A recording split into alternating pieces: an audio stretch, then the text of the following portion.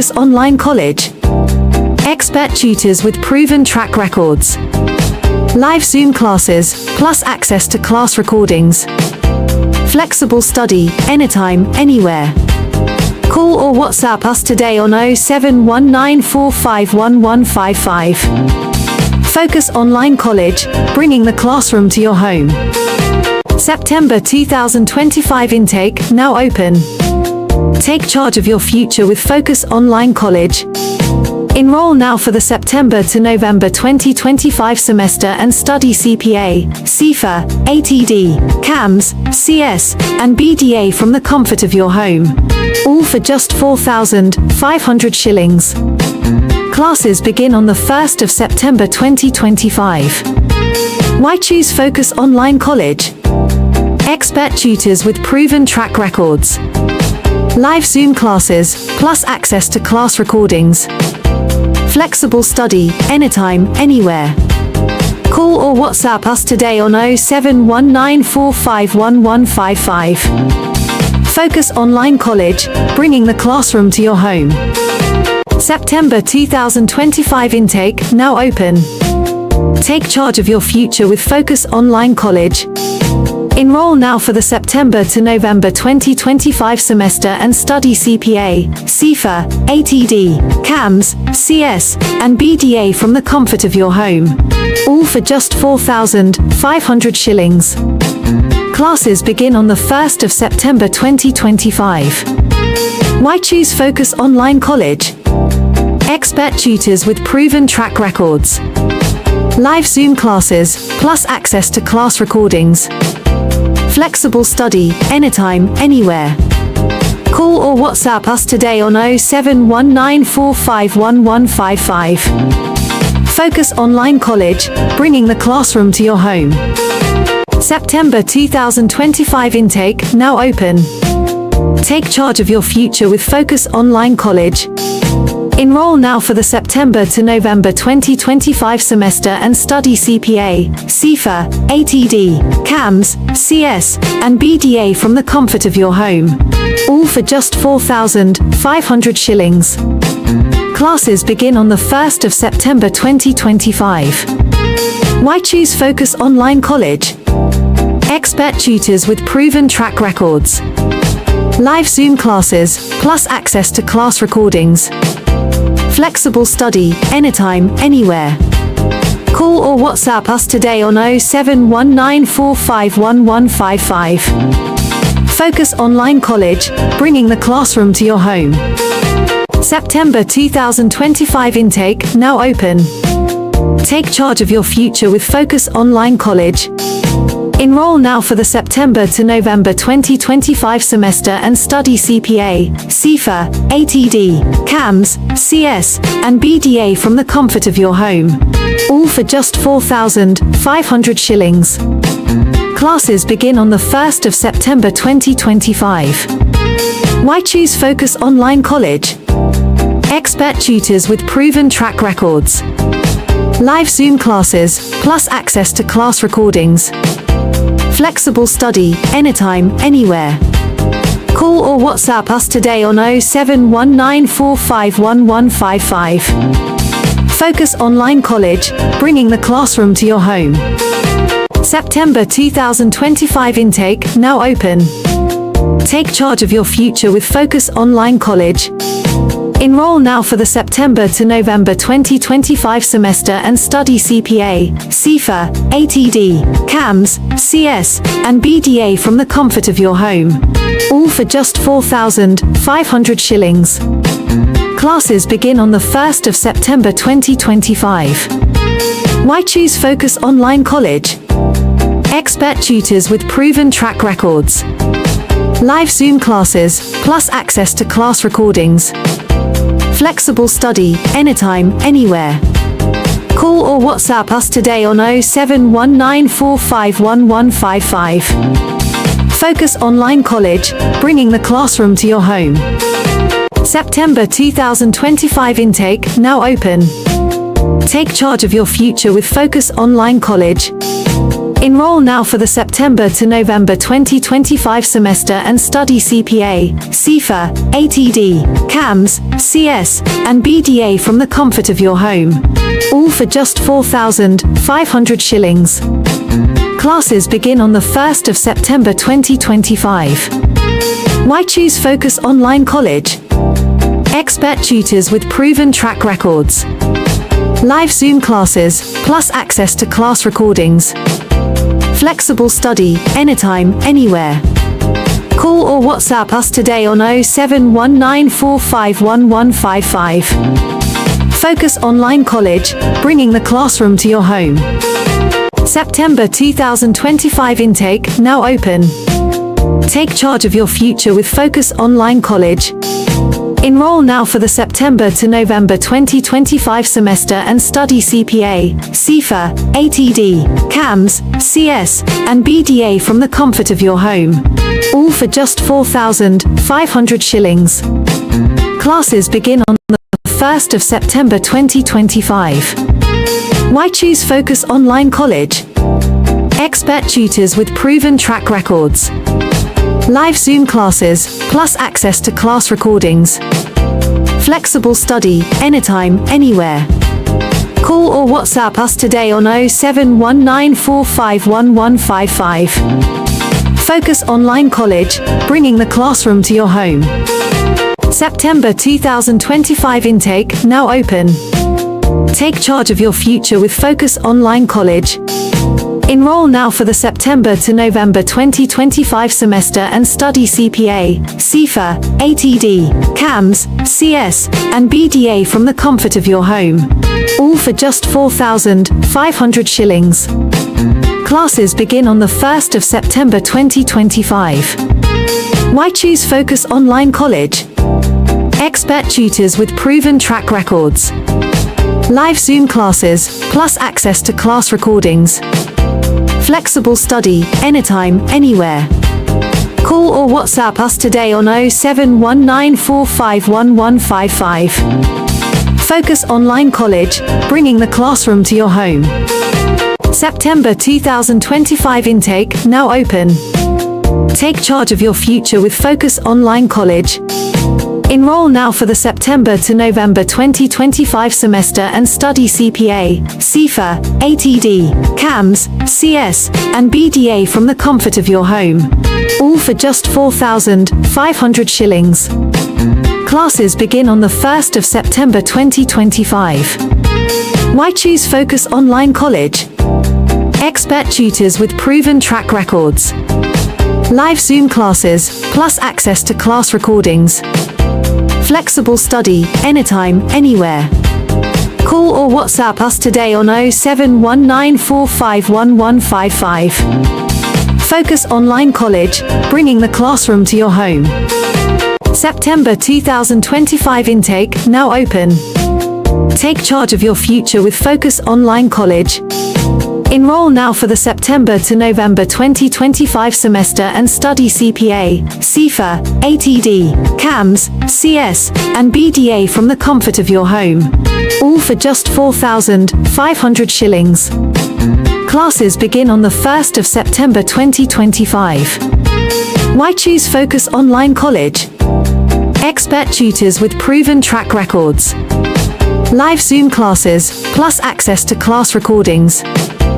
Flexible study, anytime, anywhere. Call or WhatsApp us today on 07194511155. Focus Online College, bringing the classroom to your home. September 2025 intake, now open. Take charge of your future with Focus Online College. Enroll now for the September to November 2025 semester and study CPA, CIFA, ATD, CAMS, CS, and BDA from the comfort of your home.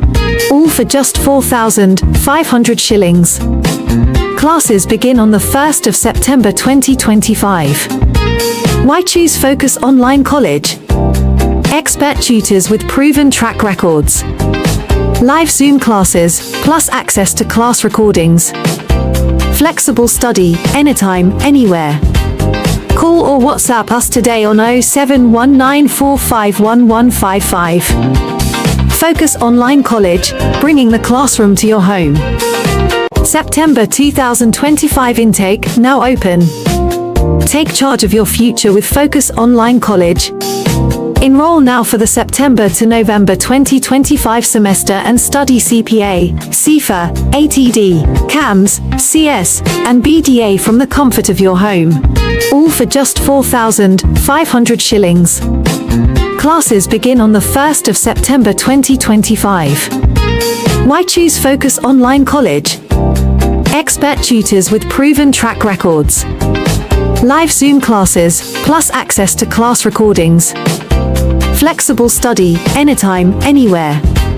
Call or WhatsApp us today on 0719451155. Focus Online College, bringing the classroom to your home. September 2025 intake now open. Take charge of your future with Focus Online College.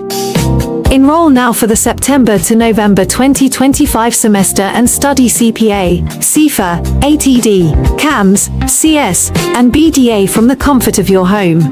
All for just 4,500 shillings. Classes begin on the 1st of September 2025. Why choose Focus Online College? Expert tutors with proven track records. Live Zoom classes, plus access to class recordings. Flexible study, anytime, anywhere. Call or WhatsApp us today on 0719451155. Focus Online College, bringing the classroom to your home. September 2025 intake now open. Take charge of your future with Focus Online College. Enroll now for the September to November 2025 semester and study CPA, CIFA, ATD, CAMS, CS, and BDA from the comfort of your home. All for just 4,500 shillings. Classes begin on the 1st of September 2025. Why choose Focus Online College? Expert tutors with proven track records. Live Zoom classes, plus access to class recordings. Flexible study, anytime, anywhere. Call or WhatsApp us today on 0719451155. Focus Online College, bringing the classroom to your home. September 2025 intake now open. Take charge of your future with Focus Online College. Enroll now for the September to November 2025 semester and study CPA, CIFA, ATD, CAMS, CS, and BDA from the comfort of your home. All for just 4,500 shillings. Classes begin on the 1st of September 2025. Why choose Focus Online College? Expert tutors with proven track records. Live Zoom classes, plus access to class recordings. Flexible study, anytime, anywhere. Call or WhatsApp us today on 0719451155. Focus Online College, bringing the classroom to your home. September 2025 intake now open. Take charge of your future with Focus Online College.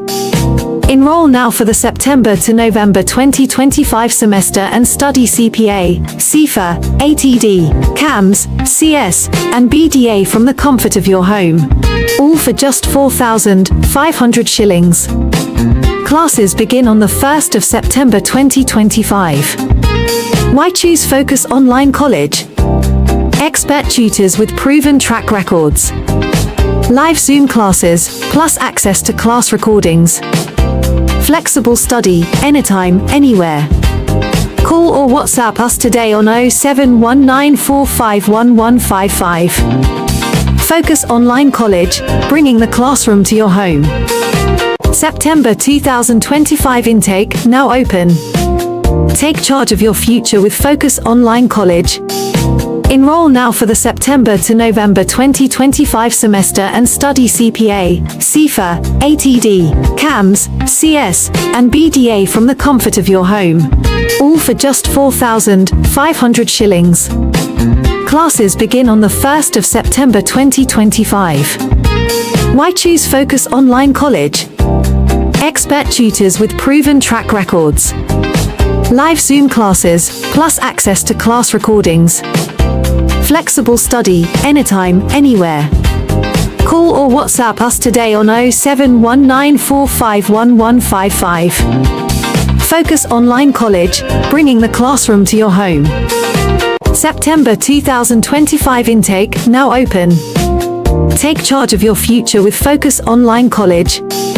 Enroll now for the September to November 2025 semester and study CPA, CIFA, ATD, CAMS, CS, and BDA from the comfort of your home. All for just 4,500 shillings. Classes begin on the 1st of September 2025. Why choose Focus Online College? Expert tutors with proven track records. Live Zoom classes, plus access to class recordings. Flexible study, anytime, anywhere. Call or WhatsApp us today on 07194511155. Focus Online College, bringing the classroom to your home. September 2025 intake, now open.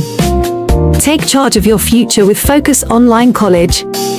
Enroll now for the September to November 2025 semester and study CPA, CIFA, ATD, CAMS, CS, and BDA from the comfort of your home.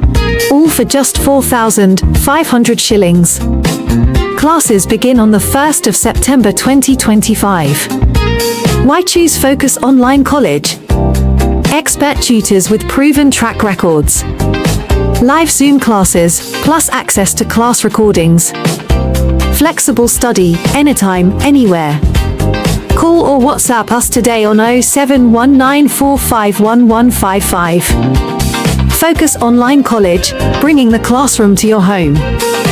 September 2025 intake, now open. Take charge of your future with Focus Online College. Enroll now for the September to November 2025 semester and study CPA, CIFA, ATD, CAMS, CS, and BDA from the comfort of your home. All for just 4,500 shillings.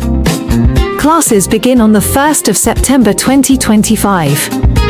Why choose Focus Online College? Expert tutors with proven track records. Live Zoom classes, plus access to class recordings. Flexible study, anytime, anywhere. Call or WhatsApp us today on 07194511155. Focus Online College, bringing the classroom to your home. September 2025 intake, now open. Take charge of your future with Focus Online College. Enroll now for the September to November 2025 semester and study CPA, CIFA, ATD, CAMS, CS, and BDA from the comfort of your home. All for just 4,500 shillings. Classes begin on the 1st of September 2025. Why choose Focus Online College? Expert tutors with proven track records. Live Zoom classes, plus access to class recordings. Flexible study, anytime, anywhere. Call or WhatsApp us today on 07194511155. Focus Online College, bringing the classroom to your home. September 2025 intake, now open. Take charge of your future with Focus Online College. Enroll now for the September to November 2025 semester and study CPA, CIFA, ATD, CAMS, CS, and BDA from the comfort of your home. All for just 4,500 shillings. Classes begin on the 1st of September 2025.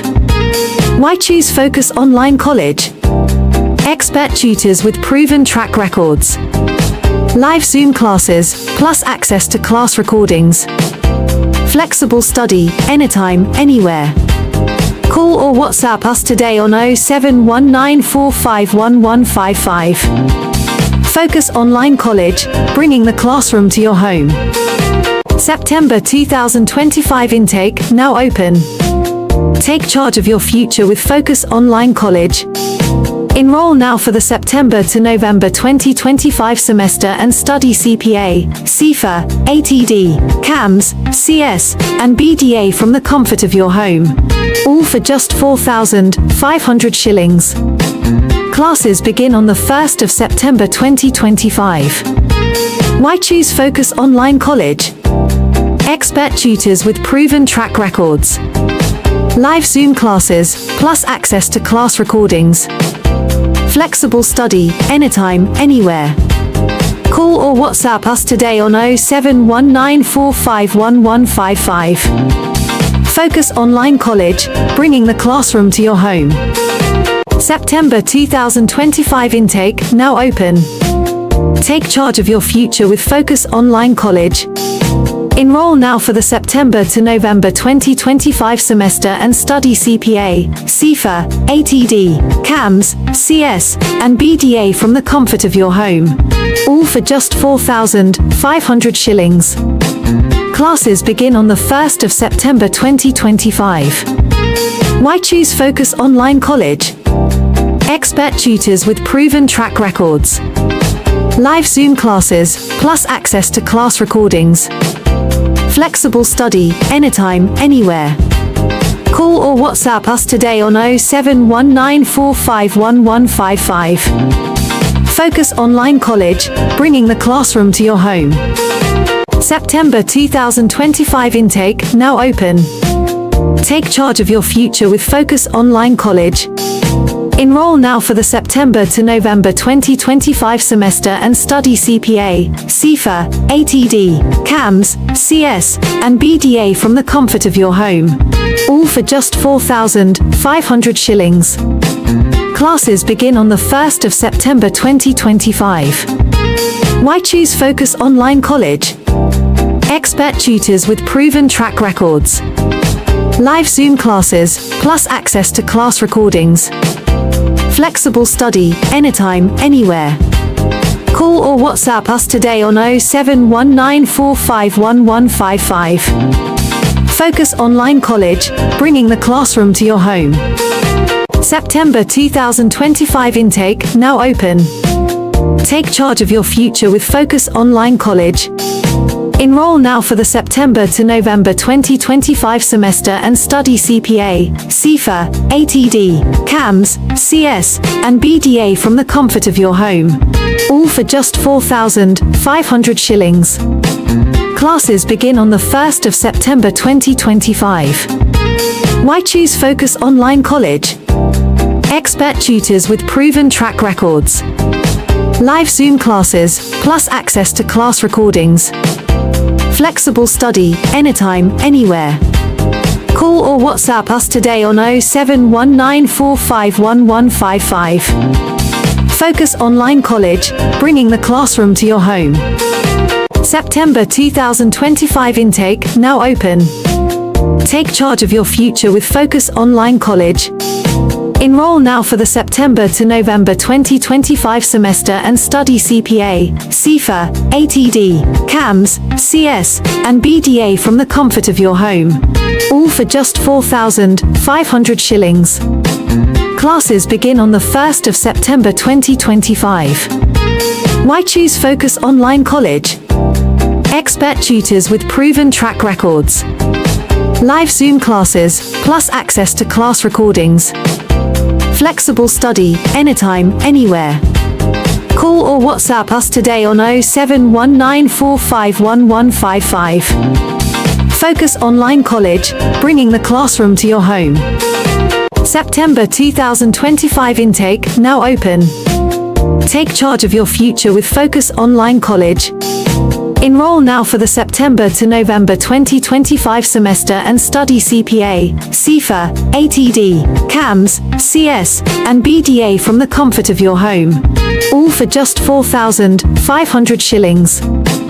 Classes begin on the 1st of September 2025. Why choose Focus Online College? Expert tutors with proven track records. Live Zoom classes, plus access to class recordings. Flexible study, anytime, anywhere. Call or WhatsApp us today on 07194511155. Focus Online College, bringing the classroom to your home. September 2025 intake now open. Take charge of your future with Focus Online College. Enroll now for the September to November 2025 semester and study CPA, CIFA, ATD, CAMS, CS, and BDA from the comfort of your home. All for just 4,500 shillings. Classes begin on the 1st of September 2025. Why choose Focus Online College? Expert tutors with proven track records. Live Zoom classes, plus access to class recordings. Flexible study, anytime, anywhere. Call or WhatsApp us today on 0719451155. Focus Online College, bringing the classroom to your home. September 2025 intake now open. Take charge of your future with Focus Online College. Enroll now for the September to November 2025 semester and study CPA, CIFA, ATD, CAMS, CS, and BDA from the comfort of your home. All for just 4,500 shillings. Classes begin on the 1st of September 2025. Why choose Focus Online College? Expert tutors with proven track records. Live Zoom classes, plus access to class recordings. Flexible study, anytime, anywhere. Call or WhatsApp us today on 0719451155. Focus Online College, bringing the classroom to your home. September 2025 intake now open. Take charge of your future with Focus Online College. Enroll now for the September to November 2025 semester and study CPA, CIFA, ATD, CAMS, CS, and BDA from the comfort of your home. All for just 4,500 shillings. Classes begin on the 1st of September 2025. Why choose Focus Online College? Expert tutors with proven track records. Live Zoom classes, plus access to class recordings. Flexible study, anytime, anywhere. Call or WhatsApp us today on 0719451155. Focus Online College, bringing the classroom to your home. September 2025 intake now open. Take charge of your future with Focus Online College. Enroll now for the September to November 2025 semester and study CPA, CIFA, ATD, CAMS, CS, and BDA from the comfort of your home. All for just 4,500 shillings. Classes begin on the 1st of September 2025. Why choose Focus Online College? Expert tutors with proven track records. Live Zoom classes, plus access to class recordings. Flexible study, anytime, anywhere. Call or WhatsApp us today on 0719451155. Focus Online College, bringing the classroom to your home. September 2025 intake now open. Take charge of your future with Focus Online College. Enroll now. Value. So this is actually the value of an asset, the value of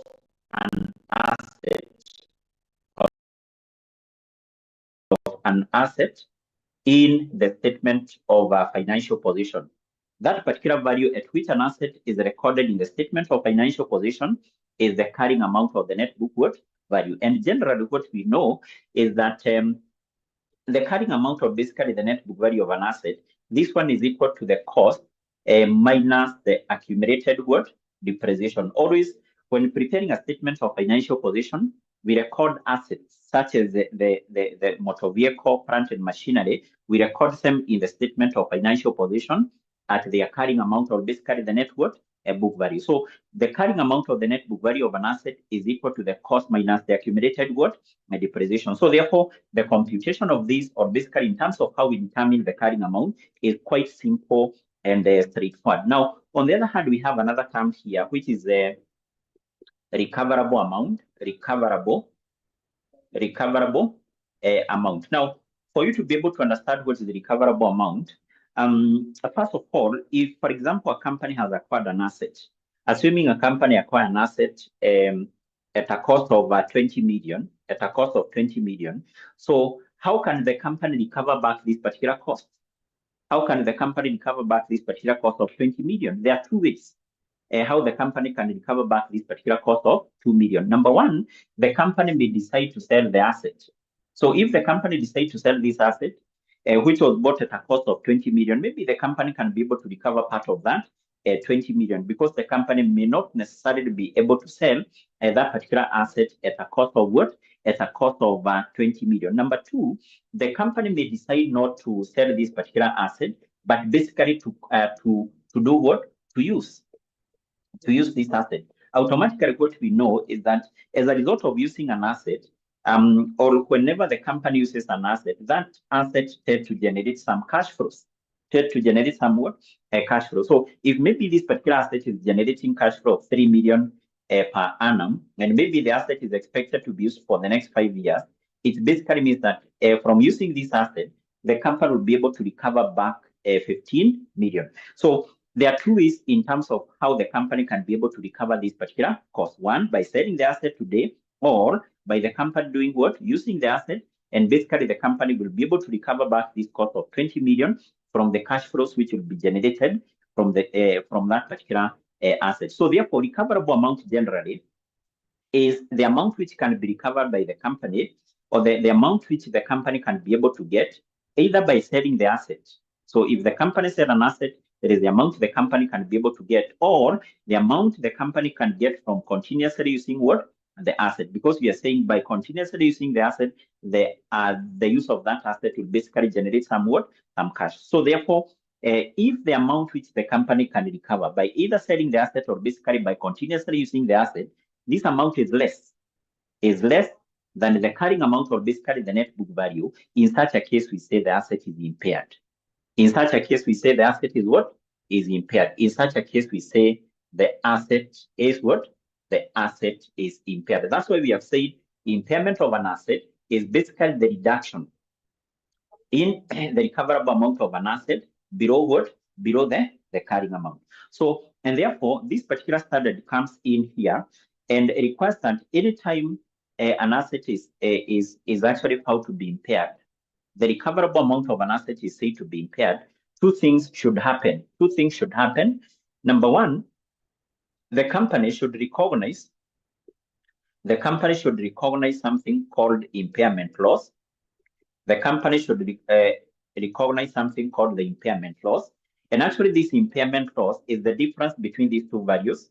So the impairment loss is computed by taking the carrying amount minus the recoverable amount. We are going to look on basically how we compute these two values in details in a detailed form. So once the asset is found to be impaired, the company needs to recognize impairment loss. Number two, if the asset is impaired, the carrying amount of the asset, which is the same with the net book value of the asset, this one should be reduced. To an amount equal to the recoverable amount. So therefore, International Accounting Standard number 36 requires that anytime an asset is found to be impaired, two things should happen. An impairment loss should be recognized by taking the difference between the carrying amount and the recoverable amount. And number two, the carrying amount of the net book value of an asset should be reduced to an amount equal to the recoverable amount. Now, here, remember, in our case, we have said that the carrying amount, this is the same with the net book value of the asset. How do we determine the net book value of the carrying amount? I've said it's quite simple. We take the cost minus the accumulated depreciation. Now, on the other hand, we have said the recoverable amount is basically an amount which can be received by the company from either selling the asset or continuously using what? Using the asset. But this particular standard, International Accounting Standard number 36, defines the recoverable amount as the higher of the two values. So we say the recoverable amount of an asset in accordance with IAS 36, this is higher of two values.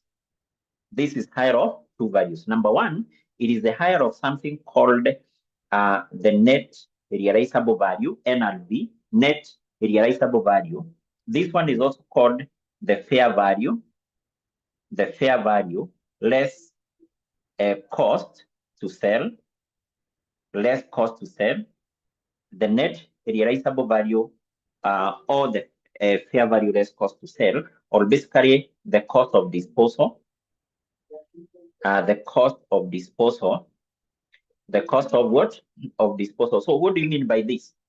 Fair value less cost to sell. So we know the fair value is the current market value of an asset. So the net realizable value, or the fair value less cost to sell or less cost of disposal, this is the amount at which the asset can be sold at currently, minus any cost which will be incurred in selling that asset. For example, in this case, you can be told, if the company decides to sell the asset today, the asset will be sold at 10 million, and maybe the company will incur some cost of 1 million in order to sell that asset. So if the company will incur a cost of 1 million in order to sell that asset, maybe to advertise, the company need to place an advert, maybe in the social media, for example, in the print media, in order to get a buyer. So the company will incur cost of advertising cost of 1 million. So that is a cost incurred by the company to sell. We refer to that as cost to sell or the cost of disposal. So to get the net realizable value, we take the amount at which the asset can be sold at minus the cost to sell or the cost of disposal. That will give us something called the net realizable value. So the net realizable value, or because remember you're saying that this is the higher of two values, the net realizable value, or number two, the value in what? The value in use. The value in what? The value in use. So what do we mean by the value in use of an asset? The value in use of an asset, this is basically equal to the present value, of the estimate, that is the present value of the estimated cash flows, the present value of estimated cash flows to be generated from the use of the asset and also from the disposal. It is the present value of the cash flows expected to be generated from the use of the asset and also from its what? From its disposal. From its what? Disposal. So automatically we have said, as a result of using an asset, the asset generates some cash flows. So, and also at the end of the useful life of the asset will be sold. There is something we refer to as terminal cash flow.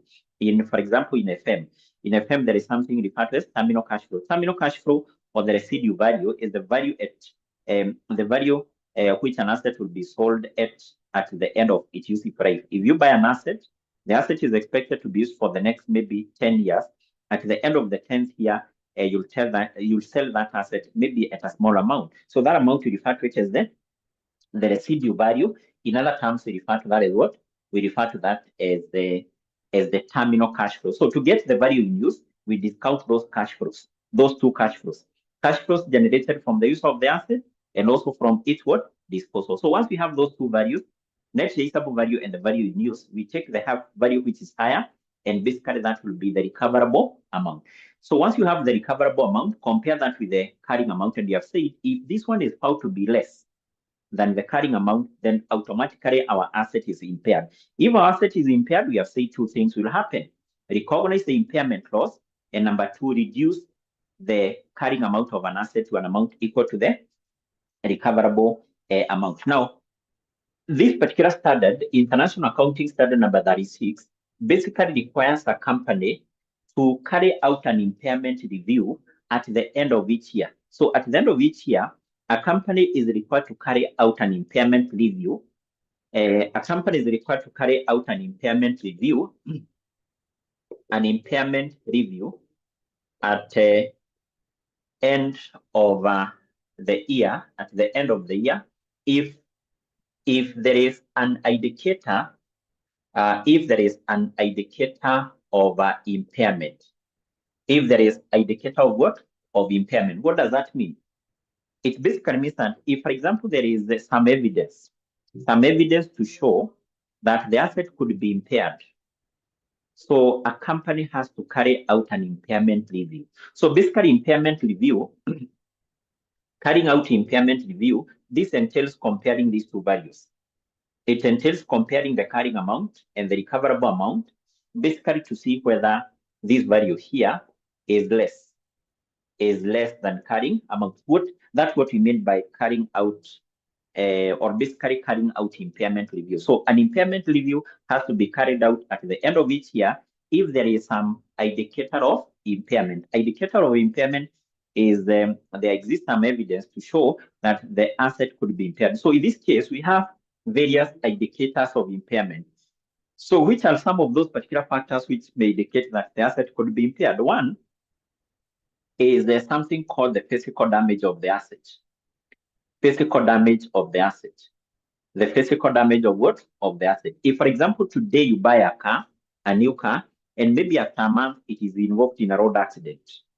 It is involved in a road accident, it is physically damaged, automatically that car, or it basically means that that car will be impaired. Because if you bought your car at maybe 2.5 or 2 million, and basically it is involved in a road accident, you have to take it for some repair and so on. Automatically, if you want to sell it, you'll sell it maybe at a lower value. So one of the factor or one of the evidence which may exist and which shows that the asset could be impaired is the physical damage of the asset. The physical damage of the asset. Number two is basically performance of the asset. Performance of the asset being lower than expected. Being lower than expected. Maybe you bought a machine, or maybe the company bought a machine or bought any other asset, but the performance of that asset is lower than what was initially expected. So number three is maybe the asset becoming idle. So the company had bought an asset, but the asset is no longer needed by the company. If the company, for example, want to sell that asset, maybe the asset can only be sold at a throwaway price. So maybe the other factor is something like advancement in technology. Advancement in technology. In what? In technology. Meaning that, for example, there is a more advanced asset in the market. So if the company decides to sell the current asset, so maybe the company can only sell it at a throwaway price because there is a more advanced asset available in the market. So therefore, these are some of the factors which may show that the asset could be impaired, of which you're saying if such evidence exists, then what is the requirement of this standard? The requirement of IS 36 is that the company has to carry out an impairment review.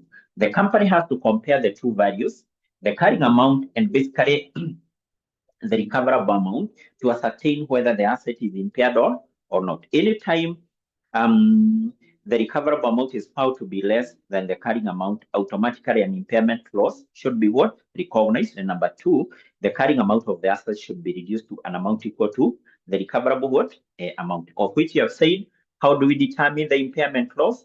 This one is equal to the carrying amount minus the recoverable amount. You have to remember that this is the same with the net book value, and actually this is equal to the cost minus the accumulated accumulated depreciation.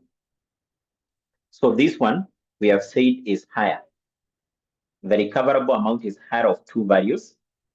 Number one, the net realizable value or the fair value less cost to sell, and then what we refer as the value in what? The value in use. The value in use. Now, how do we account for the impairment loss? So let's look on accounting treatment of impairment loss. So how do we account for this particular impairment loss? Maybe if you can be able to recall in financial reporting and analysis FR, in the topic of group accounts, specifically, you looked on how to account for the impairment loss on goodwill. So impairment loss on goodwill, you are told, is an expense, is purely an expense. But in this case, in terms of how we account for the impairment loss of an asset, it basically depends with how the asset is recorded in the statement of financial position. In other terms, it depends with the model which the company is using to account for the asset. Remember, still in FR, you looked on the various models which the company can use to account for assets as prescribed at the International Accounting Standard number 16. So there are two models. The company may use something called the cost model, or number two, the company can use the revaluation model. So under the cost model, the asset here will be recorded in the statement of financial position at their cost minus any accumulated depreciation. Minus any accumulated depreciation. So in other terms, the carrying amount of the asset here, or the net book value of the asset here, will be equal to the cost minus accumulated depreciation. So under the revaluation model, the asset will be recorded in the statement of financial position using the revalued amount. Using the revalued amount. So here the company will be revaluing the asset at the end of each year. So in terms of how we account for the impairment loss, it depends with which model the company is using. Is the company using the cost model or the revaluation model? So if the company is using the cost model here, the full amount of impairment loss, this one is an expense. This one is an expense in the income statement. This one is an expense in the income statement. This one is an expense in the income statement. This one is an expense in the income statement. Is an expense in the income statement. The full amount. So, but if the asset is accounted for using the revaluation model, so the impairment loss, and even before explaining how we account for the impairment loss here, it is important for you to note that in case the company is using this model, the company is revaluing assets at the end of each year. Usually the asset will be revalued. Usually the asset will be what? Will be revalued. And actually that gives rise to something called the revaluation reserve. If, for example, maybe the company bought a building maybe at a cost of 20 or 200 million, and maybe this building, this is the cost, but maybe the building is revalued upward, maybe to 250 million. 250 million. So how do we account for this increase in the value for the building, 50 million? So this 50 million, we take it to an account called the revaluation reserve. Revaluation reserve account 50 million. And actually this revaluation reserve, this one is a component of equity. Is a component of equity in the statement of financial position. I hope you can be able to record this in a file. So if the assets are revalued upward, so that revaluation reserve is a component of equity in the statement of financial position. So therefore, in case the assets are accounted for using the revaluation model, an impairment loss, the value of impairment loss, which is equal to the revaluation reserve, this one is charged in the revaluation reserve account. In the revaluation reserve account, I'll be able to give a small illustration so that you understand here. So impairment loss equal to the revaluation reserve will be charged to the revaluation reserve account. And then the excess impairment loss, if any, this is now what we recognize as an expense in the income in the income statement. In the income statement. Let me give a small illustration as far as this is concerned so that you understand. Assuming you have this particular building which was revalued upward with 50 million, we are saying this 50 million will be recognized as a revaluation reserve in the statement of financial position as a component of equity. But let's assume that during the current year, maybe there was some evidence which showed that this building could be impaired. And therefore, an impairment review was conducted and the building was found to be impaired, with an amount of 80 million. In other terms, there was an impairment loss of 80 million, which was recognized in relation to this building. Now, how do we account for this impairment loss of 80 million? So we are saying, number one, impairment loss, which is equal to the revaluation reserve, will be charged in the revaluation reserve account. So remember, the revaluation reserve in our case is 50 million. Is 50 million. So out of this impairment loss of 80 million, the impairment loss, which is equal to revaluation reserve, is the 50 million. So impairment loss equal to the revaluation reserve will be 50 million. And then the excess impairment loss, that is the impairment loss which is more than this revaluation reserve, is how much? Is 30 million. Is 30 what? Million. 30 million. So how do we then go ahead and basically account for this impairment loss of 80 million? So this impairment loss, number one, this 50 million, we debit it in the account called the revaluation reserve account. So we are going to reduce this revaluation reserve from 50 to 0. So by debiting that account, you see, by debiting revaluation reserve, we are reducing this from 50 to 0. So debit the revaluation reserve with 50 million, and then the excess impairment loss, this one, that is now going to be recognized as an expense in the income statement. So this 30 will be taken to the income statement as an expense, 30 million. And then we credit which account? Which account do we credit? We credit the asset account. In this case specifically, because we are dealing with the buildings, we credit the buildings account. We credit the buildings account with 50 million. So why are we crediting the buildings account? Remember what I've said. Anytime the asset is found to be impaired, we have said we reduce its carrying amount to an amount equal to the recoverable amount. That's why we credit the asset account, so that we reduce its carrying amount to an amount equal to the recoverable amount. So that's basically how we account for this particular impairment error. So therefore, just a quick recap. What you have said here is that impairment of assets, or actually an asset is said to be impaired, whereby the recoverable amount of the asset is found to be less than carrying amount. We have been able to define those two terms. What is carrying amount? It is the same with the net book value. It is the value at which an asset is recorded in the statement of financial position, usually the cost minus accumulated and depreciation. Then recoverable amount, we have said, is the higher of two values, net realizable value and the value in what?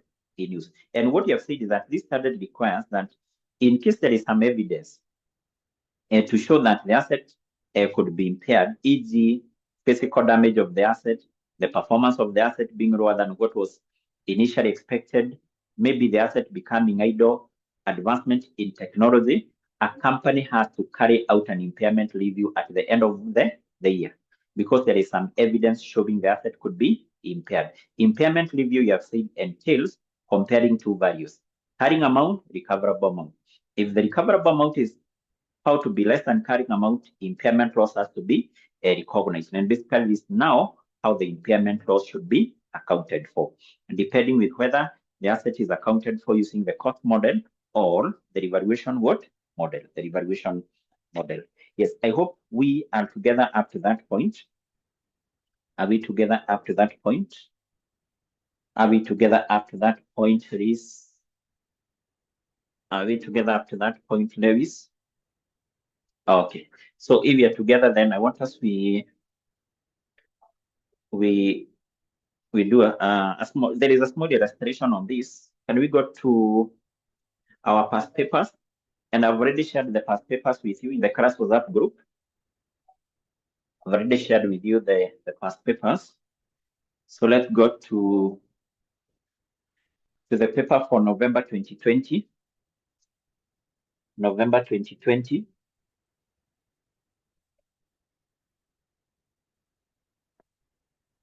November 2020. November 2020.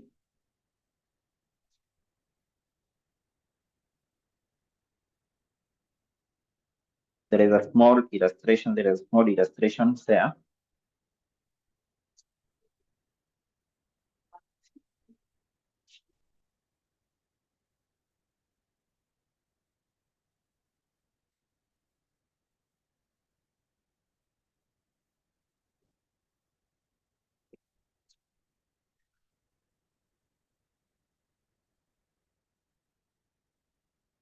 November 2020, question 1C. Let's go to that question there.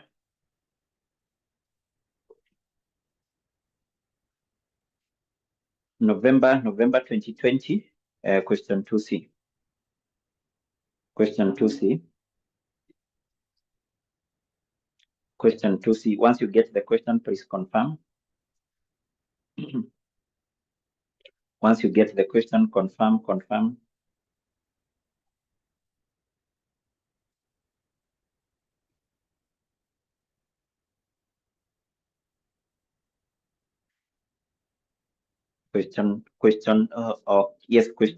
2, question 1, sorry, question 1C, question 1C, question 1C, question 1C,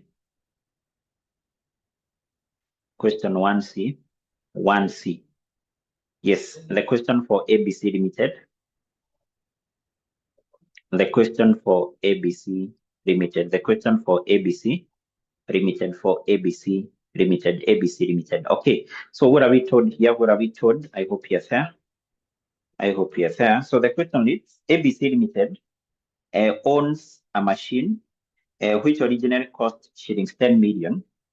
The accumulated depreciation associated with the machine is shillings 2.5 as at 31st of December 2019.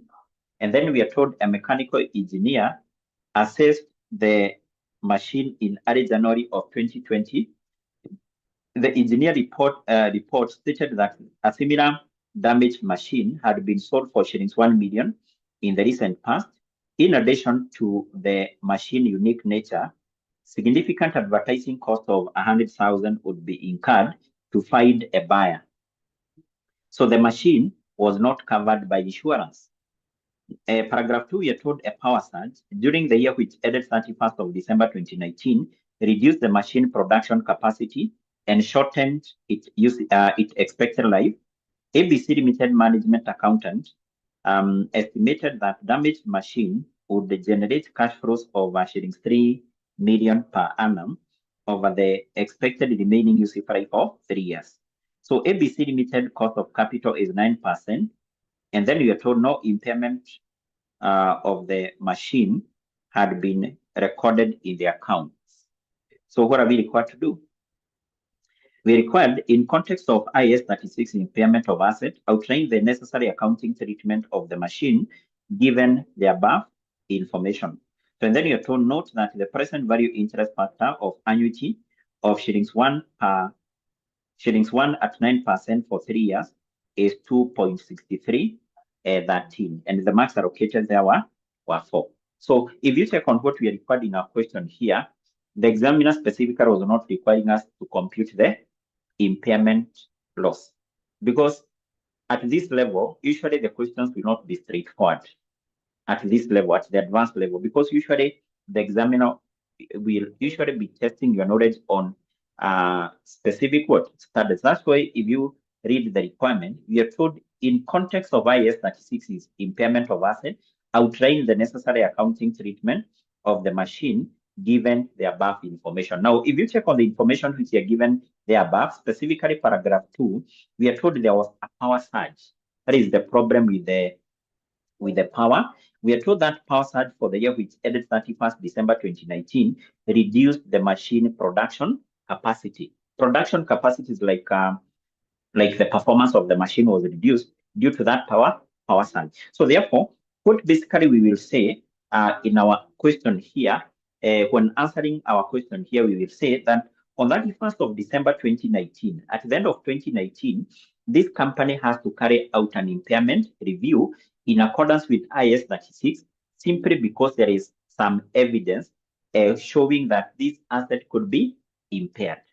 And then what we will do, we will go ahead and support that with computation. Remember, whenever a company is carrying out an impairment review, a company compares two values, the carrying amount and the recoverable amount. We will determine those two values, the carrying amount and the carrying amount and the recoverable amount. We compare them, and basically we see whether this machine was impaired or not. That's right? Yes, but first of all, you must explain what the company needs to do at the end of 2019. So basically, we will say that on 31st of December 2019, ABC Limited must carry out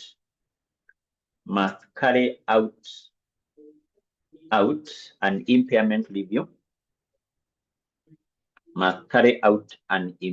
review. Review must carry out impairment review in accordance with the IAS 36, in accordance with IAS 36, since there is the since there is the there is what there is the or since what since there is some evidence, since there is evidence to do what, to show the machine could be impaired. The machine could be what? Could be impaired. The machine could be what? Impaired. So the company will carry out the impairment review in accordance with IAS 36, since there is evidence to show the machine could be impaired. The machine could be what? Impaired. And actually, we can say that this entails comparing the carrying amount. Maybe you can write that in full, the carrying amount and the recoverable what? The recoverable amount and the recoverable amount. So what I want us to do, I want us to carry out that impairment review. We compare these two values and we see, is our machine impaired or not? So I want us to start by determining the carrying amount here. We start by determining the carrying amount. The carrying amount, remember the carrying amount is the same with the net book value. And when are we determining this particular net book value? This one is determined on 31st of December 2019. This one is determined on 31st of December 2019. 31st of December 2019. So how do we determine this one? This one is equal to the cost minus the accumulated what? Depreciation. Cost minus the accumulated depreciation. So therefore, can we go back to the information which are given on our question here, specifically in paragraph 1? In paragraph 1, can you tell me the cost? What is the cost of this machine? What is the cost of this machine? Yes, the cost of this machine, in paragraph 1, we are told is 10 million. So that is the cost, 10 million. 10 million. In the same paragraph 1, I think sentence 2, we also given the accumulated depreciation of the machine at the end of 2019. At the end of 2019, the accumulated depreciation is given as what? As 2.5. So therefore, the carrying amount of the net book value, this one will be shilling 7.5. Shilling 7 point what? Shilling 7.5. That is the carrying amount. That is the net book value. So having that, we need to proceed and basically we determine the carrying, the recoverable amount here. So let's proceed and we determine the recoverable amount. Equally, we are determining the recoverable amount on the same date, the end of 2019, the end of 2019. The end of 2019, the end of 2019. So remember, how do we determine this? We have said that the recoverable amount, this one is basically the higher. This is the higher of two values. This is the higher of two values. Which are those two values? Number one, the net realizable value. The net realizable value, in other terms, we have referred to this as the fair value, less cost to sell. In other terms, this one can also be referred to as fair value less cost of disposal. Less cost of disposal. And we are given this particular information somewhere within paragraph 2. Can we go back? Not paragraph 2, actually paragraph 1. In paragraph 1, we are told, actually sentence number 3. In sentence number 3, we are told, a mechanical engineer assessed the machine in early January of 2020, and then you're told the engineer report stated that a similar damaged machine had been sold for 1 million in the recent past. In addition to the machine unique nature, significant advertising cost of 100,000 would be incurred in order to find the buyer. And then you're told the machine was not insured, was not covered by insurance. Remember, this particular machine here, this machine which was owned by our company, it was damaged due to that problem with the power. There was shortage in power and our machine was partially damaged. Now, what you are told as per that information is that if the company decides to sell this machine, take into account it was damaged, the company can only sell it at 1 million. So that 1 million, the amount at which the asset can be sold at is the fair value. But you're told, because this is a unique machine, the company must advertise. The company must place an advert in order to get a buyer. To place that advert, it will cost the company 100,000. What is that 100,000? 100,000 is the cost to sell. So therefore, the net traceable value or the fair value less cost to sell, this one would be a million minus the cost to sell of 100,000, and this will give us 900,000. That will give us 900,000.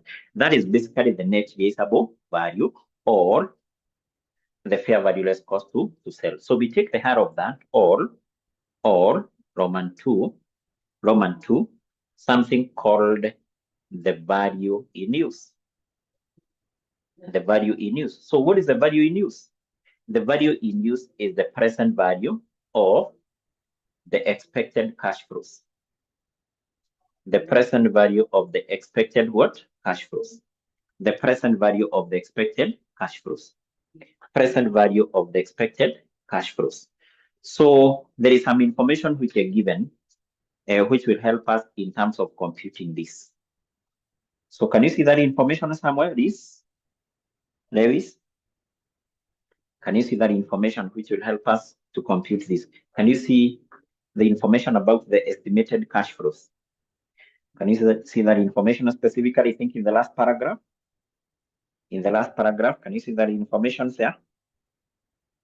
Yes, there is somewhere in paragraph 2, sentence number 2, we are told ABC Limited Management Accountant estimated that damaged machine will generate cash flows of 3 million per annum over the remaining useful life of 3 years. So this machine, though it is damaged, the company estimates that it will still be used in the next 3 years, and it will generate annual cash flows of 3 million.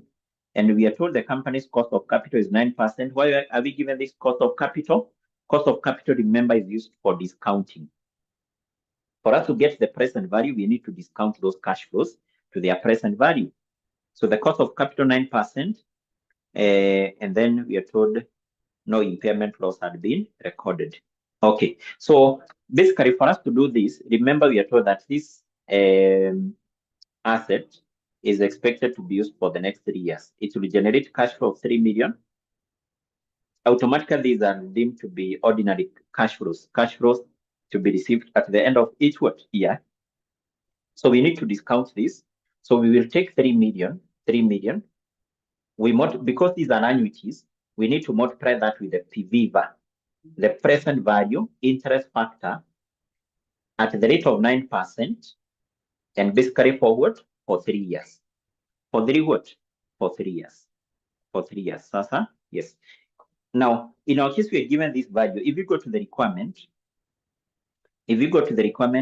below the requirement, you are told note the present value interest factor of annuity of 1 shillings at 9% for 3 years is 2.6313. So in our case, we already have this value. But in case it was not given, usually in a part of the examiner will not give you those present value interest factor tables. Will not be given those tables. So you have to remember the formula for computing this. The formula for computing the PVVA is 1 minus 1 plus R. We raise that to power negative n all over R. That is basically how we compute this. So remember, our R is 9%. Our N is what? Is 3. So if you work out this, 1 minus 1.09 raised to power negative 3 divided by R, 0.09. So this now should give you 2.6313. Basically what you're given in the requirement. Can you confirm that? Can you confirm whether that is the value you're going to get? Liz, Lewis, confirm whether that is the value you'll get. Is that the value you'll get? 1.09, 1.09. We raise that to what? Negative 3 minus 1 divided by 0.09. Yes, actually that one should be, that is, this one should be 50. Yes, my paper I think is not clear, but that one is 2.53 what? 13. Yes. So that's basically how we work out that in case this one was not given. So we have 3 million times 2.53, 13. So this will give us what? This will give us what?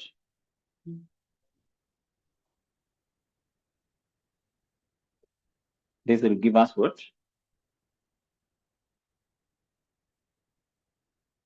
What are we going to have here? What are we going to have here?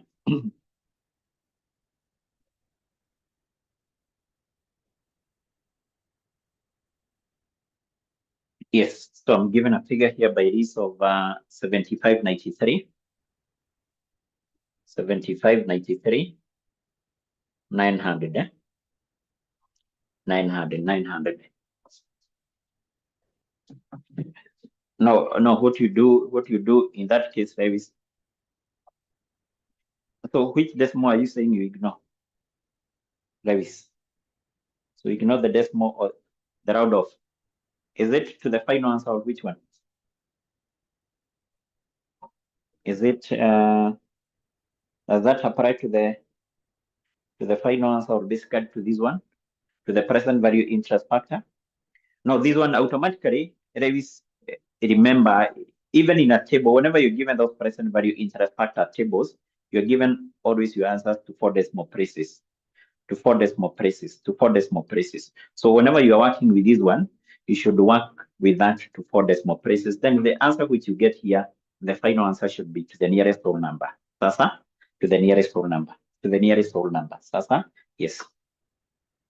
Now, having that, I think we can come up with the recoverable amount. Remember, we want to determine the recoverable amount. We are saying is the higher of these two values. So out of these two values, this one and this one, we take the value which is higher. The value which is higher is this one. So we can say that the recoverable amount,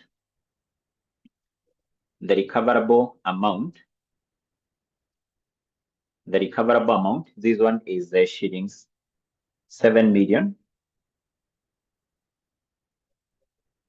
This is the recoverable amount. This is the recoverable what? Amount. So now what we need to do now is to determine whether our machine is impaired or not. Remember, we have said we need to compare two values. We need to compare the recoverable amount with what? With the carrying amount. And actually, in this case, we have said an asset will be said to be impaired if this one, the recoverable amount is less than the carrying amount. So remember, we already have the carrying amount, this one, 7.5. We have the recoverable amount, this one, 7,593,900. So we need to basically compare those two values, and we determine whether this one is less. Is this less than the carrying amount? Is this less than this? Yes or no? Recoverable amount, is it less than this? No, it is not. So this one is not less than this. So it's not less. It's not less. So if it is not less, then what do we need to say here? What would be our answer? So if the recoverable amount is not less than the carrying amount, then we conclude that our asset is not impaired. And if it is not impaired, no impairment loss will be recognized. So therefore, we will say that the machine is not impaired. The machine is not impaired,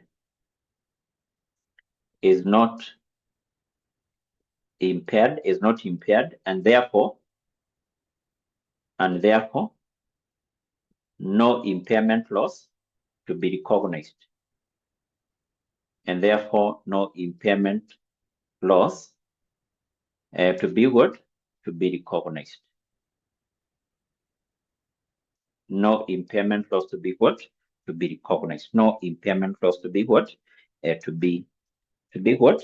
To be recognized. To be what? To be recognized. So basically, that is it. That what was required as far as that small question is concerned. It was testing the candidate knowledge on the application of IAS 36. IAS 36. Yes. So that is it. That basically what was required there. I want us we basically take a short break, and then once we come back, I want us to look on how we determine the impairment loss. We determine the impairment loss of something called the cash generating units. The cash generating units, that is CGU. The cash generating asset or what? Or the CGU. So let's just take a short break of just 10 minutes. We come back and then we look on this. So let's come back at exactly 9:20 so that we continue this.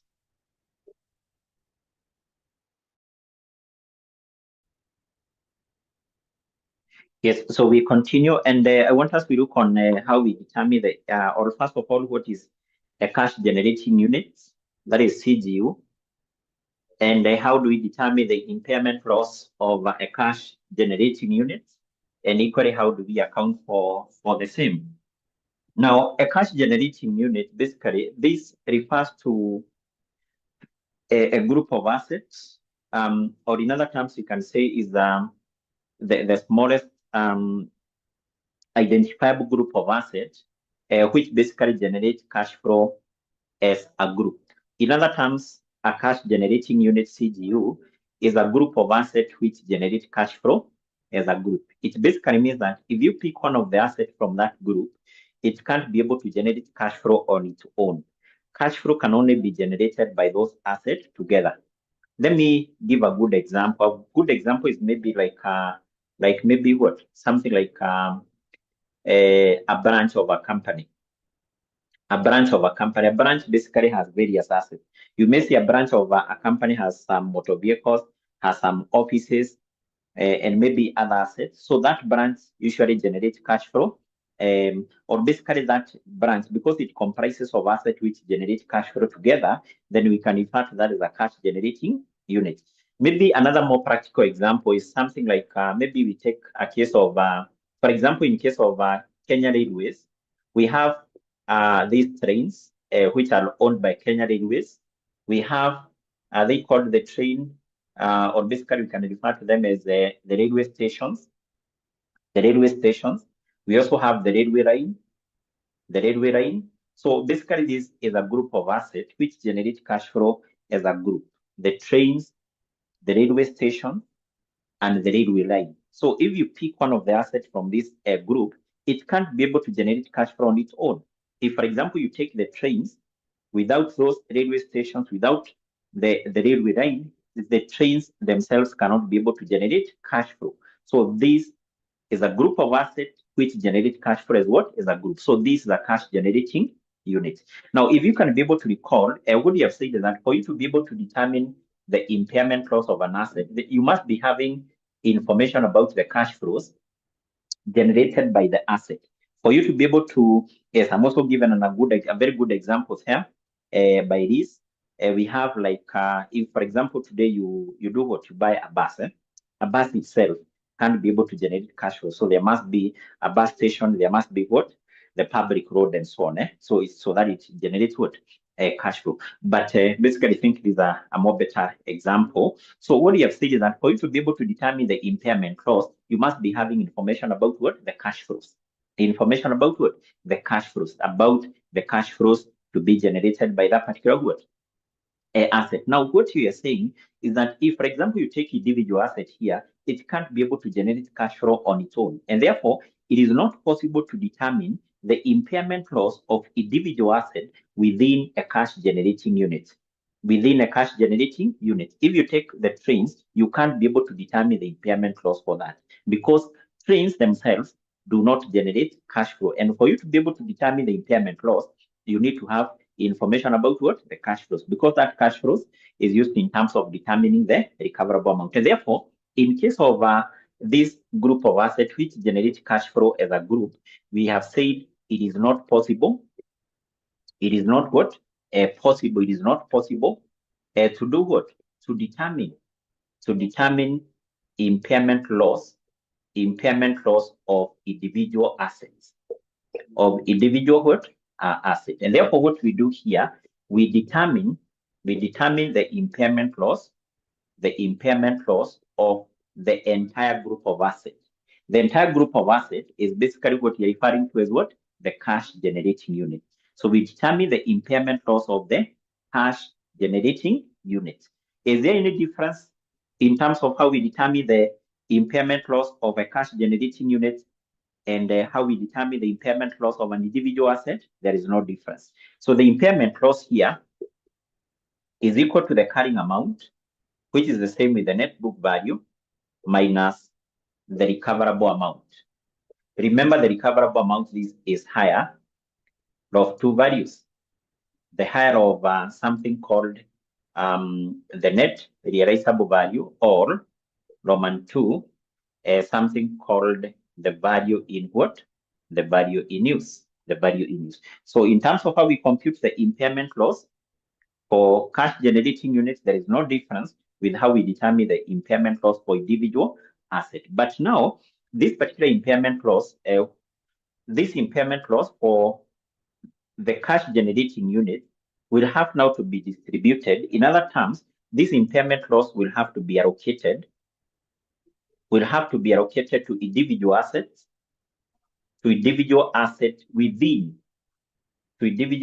within the cash generating units. Within the cash generating what? Unit. So if, for example, we determine an impairment loss of this cash generating unit having three assets, impairment loss maybe of 100 million. So we come and we allocate that impairment loss to these three what? Assets. To these three assets. But when allocating that impairment loss to the individual asset within the cash generating unit, we follow this order. This is the order to be followed. Number one, we allocate impairment loss to those assets which are obviously impaired. To the assets which are obviously impaired. So when we talk about assets which are obviously impaired, these are those particular assets whose net realizable value, or basically whose fair value is zero. So what does that mean? That the asset is obviously impaired. So this is basically an asset. If the company decides to sell that cash generating units, that asset will not fetch any amount of money because the asset is either fully damaged or maybe the asset is fully impaired. So the current market value of such an asset is zero. So that asset is obviously impaired. So first of all, allocate impairment loss to those assets which are obviously impaired. Number two, allocate impairment loss to the goodwill. If that cash generating unit has goodwill, remember is an intangible asset. Allocate the impairment loss number two to goodwill, and number three to other assets. On a pro rata basis. On a pro rata what? Basis. On a pro rata what? Basis. So you allocate the impairment loss to the other assets on a pro rata basis. On a pro rata basis means that when allocating now the impairment loss to the other asset within that cash generating unit, we allocate that impairment loss based on the year,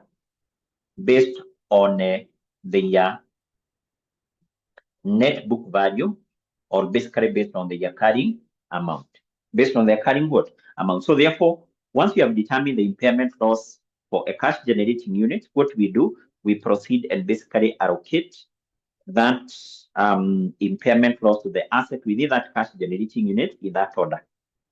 First of all, to the asset obviously impaired, goodwill, and finally to the other asset on a pro rata basis. On a pro rata basis. And I think with that knowledge, we can equally look on another illustration from the past papers.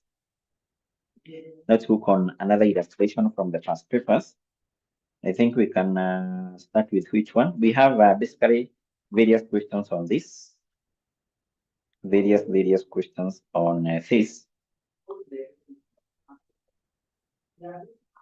Let's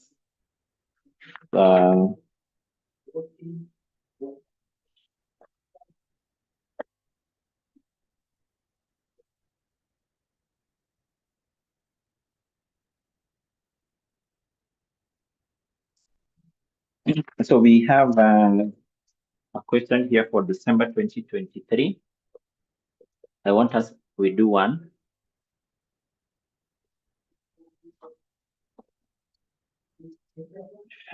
Basically, which is the question 3C.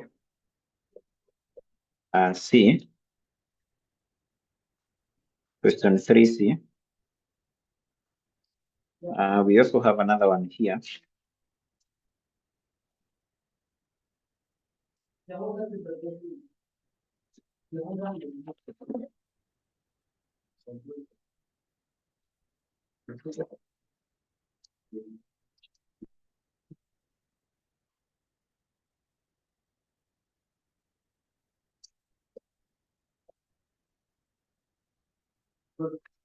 Yes, so we also have this one, August 2023. But if you check on the handout which I've shared with you, all these questions are there. If you check on the handout which I've shared with you, all those questions are there. All those questions are there. So we have question 2A. Question 2A. Question 2A. And I think we're going to do this one because of time. Yes, so let's go look on this one. But it's equally, there is another one. If you check on the handout, I think I've included out 4 questions. Let's look on this one. August 2023. August 2023. August of 2023.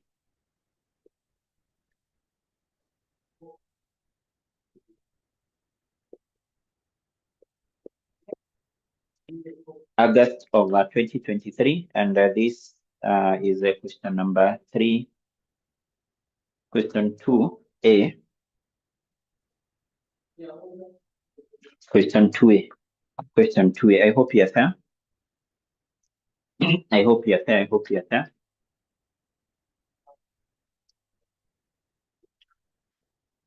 Yes, are you there?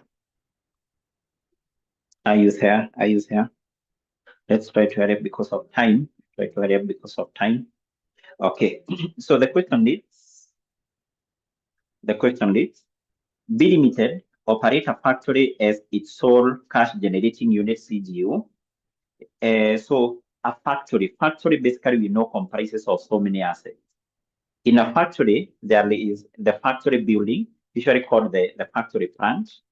We have the machines within that factory. We also have computers. We may also have like goodwill within that, or basically goodwill, which is an intangible asset, and maybe those small tractors. Can we define? Yes, tractors for transportation. Maybe some items are to be transported from point A to point B within the factory. So we have those small tractors. All those are assets which comprises of that cash generating, or within that cash generating unit.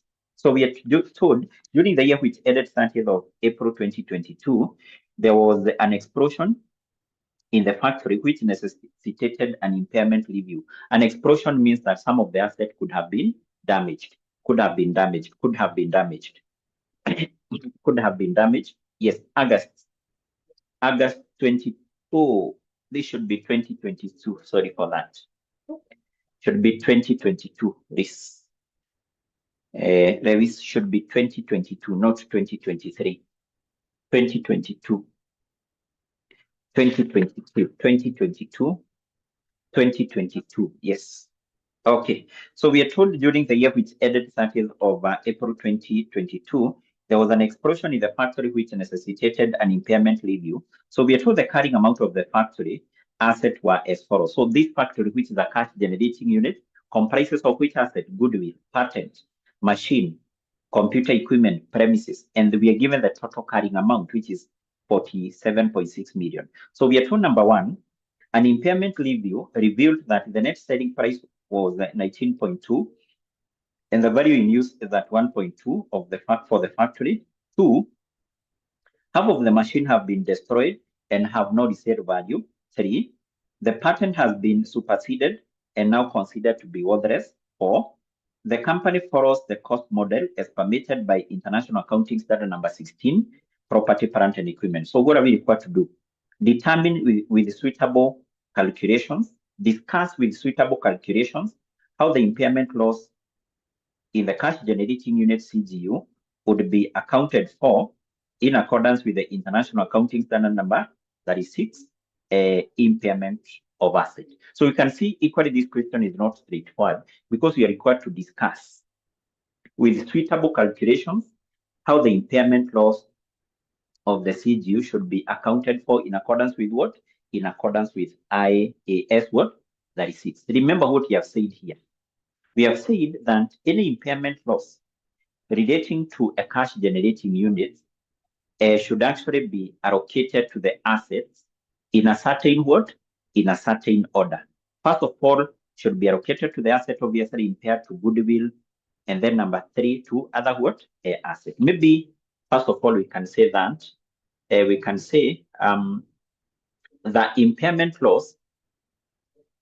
impairment loss on CGU, that is on cash generating units, should be allocated to the assets,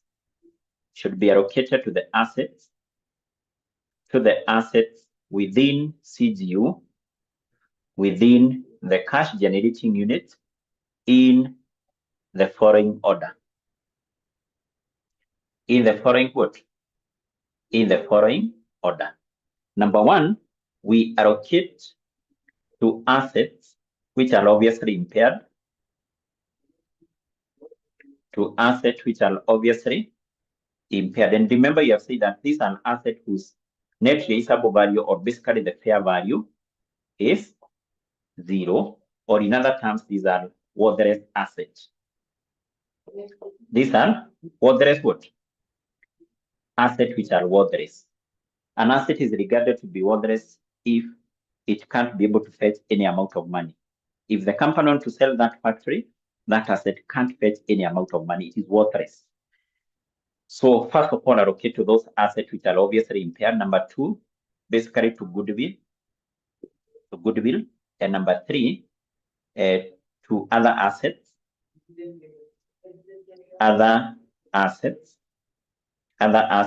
on a pro rata basis. To other assets on a pro rata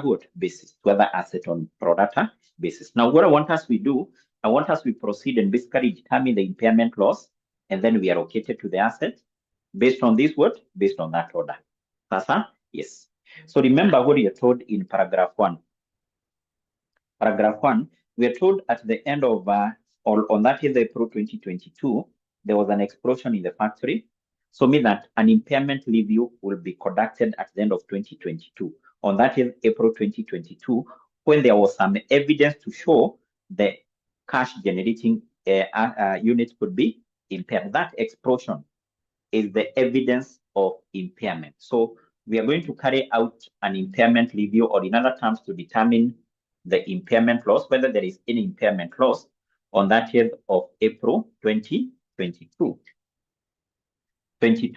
So we must have the formula of computing what? The impairment loss. And we have said to compute this impairment loss, there is no difference with how we have computed the impairment loss of an individual asset. So we take the carrying amount minus the recoverable amount, So now in our case, we already have this value here. We already have the carrying amount. If you go back to the information we have below paragraph 1, Below paragraph 1, we are given the carrying amount. And remember here, we are taking the carrying amount of not of individual assets, but we are taking the carrying amount of the cash generating unit, this group of assets. So the total carrying amount is the one which is given as 47,600,000. And remember, those values are in what? In thousand of shillings. So the carrying amount is that 47.6. So then we need to have this, the recoverable amount. The recoverable what? Amount. Now the recoverable amount, this one, we have said is higher of two values. So here we take the higher of two values. This is higher law. Number one, the net realizable value. The net realizable value. And I think there is something which are given in the additional information number 1. Can we go to the additional information number 1? We are told an impairment review revealed a net selling price. What is a net selling price? Net selling price is the same with the net realizable value, because the net selling price, this is the amount at which an asset can be sold at minus the cost which will be incurred in selling that asset. Minus the cost which will be incurred in selling that asset. If you sell an asset at 2 million and you have incurred a selling cost of 200,000, so 1.8 is the net selling price. So therefore, this one is given as what? In note number 1, this one is given as 19.2. 19.2. So we take that, or Roman 2, the value in use. So the value in use is also given in number 1. The value in use is given as what? 31.2. 31.2. So what we need to do is we determine this one. And basically it will be the higher of these two. The higher of these two is this one. So we will say that the recoverable amount is 31.2. 31.2 million. 31.2 what? Million. Now, having that, we need to proceed and basically determine whether this cash generating unit is impaired or not. So we compare two values, the recoverable amount with what? With the carrying amount, of which you have said an asset or even a cash generating unit would be deemed to be impaired if this is less than carrying amount. So what is the carrying amount? Carrying amount is this one, 47.6 M. The recoverable amount is what you have here, 31.2 M. So is this one less than the carrying amount? Is this less than this? Yes. So in our case, you can see that this one is less than that. So if that is the case, we automatically need to compute the impairment loss. There is some impairment loss to be recognized. So the impairment loss, we apply this formula. We take the carrying amount, which is this one, 47,600,000, minus the recoverable amount, this one, that's 1.2. That's 1.2. So how much will be our impairment loss here? How much will be our impairment loss? How much will be the impairment loss? How much will be the impairment loss?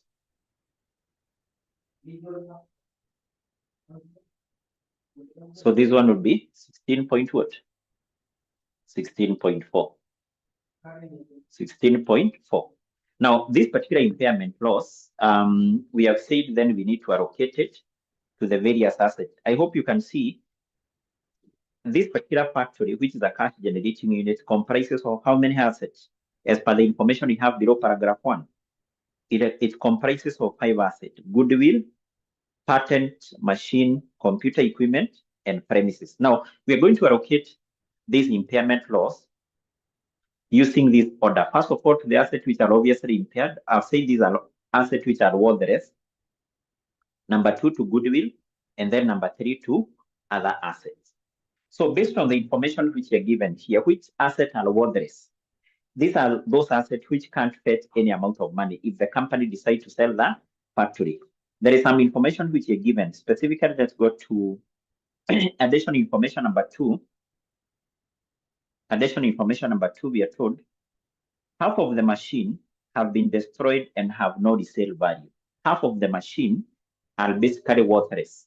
They are destroyed, they have no resale value. First of all, we are okay to the assets which are obviously impaired. So which assets are obviously impaired? Assets obviously impaired. So this was supposed to be impaired. Impaired. These are basically worthless assets. Worthless assets. So one of it is half of the machine. So we can talk of a machine, not all of them, but basically half. So if you check on the value which we have, the machines which we have below paragraph 2, the machine have a value of 4 million. Half of that is 2 million. Is 2 million. So the amount of impairment loss we are going to allocate to that machine should be 2 million, because once we have allocated an impairment loss to an asset, we reduce its value. Impairment loss, just like depreciation, reduces the value, but you can't reduce the value of an asset below 0. So because half of the machine have a value of 2 million, you can only allocate impairment loss.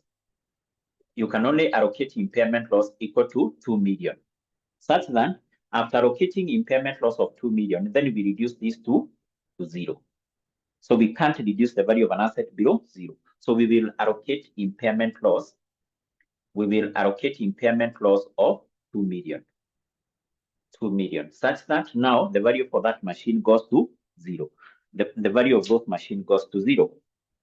So do we have any other asset which is worthless? Yes. Number 3, we are told the patent have been superseded and are now considered worthless. So patent, we know these are the patent rights. These are innovations used in the factory to produce various products. So so someone is saying you repeat. I'm saying we are told half of the machine are destroyed. They have no resale value. Have no resale what? Value. That's what we are saying. So basically we are saying half of the machine will be having a carrying amount of 2 million. Will be having a carrying amount of 2 million. So now the amount, how much amount of impairment loss are we going to allocate to this machine? We can only allocate an impairment loss equal to their value. So their value is 2 million. We allocate impairment loss of 2 million because I've said impairment loss of an asset, just like depreciation, reduces the value of the asset. So once we allocate impairment loss of 2 million, we will reduce this carrying amount with 2 million. We reduce it to 0. We can't allocate an impairment loss exceeding the carrying amount. We can only allocate impairment loss of equal to the carrying amount, such that after allocating that impairment loss, the value of that asset goes to 0. Sasa? Yes, because they are considered to be what? They are considered to be worthless. That's why we are reducing their value to 0. We are reducing their value to 0. We are not taking the whole machine, we are only taking half, as per the information we have in note number 2. As per the information we have in note number 2, half of the machine. We are not taking all the machines, we are taking half. As per the information we have below paragraph 1, the machine have a carrying amount of 2 million or 4 million. Half of that is 2 million. That's yes. So the other machines are not worthless. They are not destroyed. Are we together, please? On that. So we are only considering half of the machine, not all of them. We are only considering half of the machine, not all of them. Half of the machine have a value of 2 million. We allocate impairment loss equal to 2 million, so that we reduce the value to what? We reduce the value to 0. Sasa? Yes. So let's go to note number 3 now. In note number 3, we are told the patent are superseded, are considered to be worthless. So patent As per the information we have below paragraph 1, they have a value of 3.6. So how much amount of impairment loss are we going to allocate to patent? We are going to allocate an impairment loss equal to 3.6. And it's always important here when allocating or when determining the amount of impairment loss to be allocated to assets, you must always remember how much is your impairment loss. Our impairment loss is 16.4. To the first asset machine, we have allocated 2 million. We have some impairment loss remaining of around 14.4 million.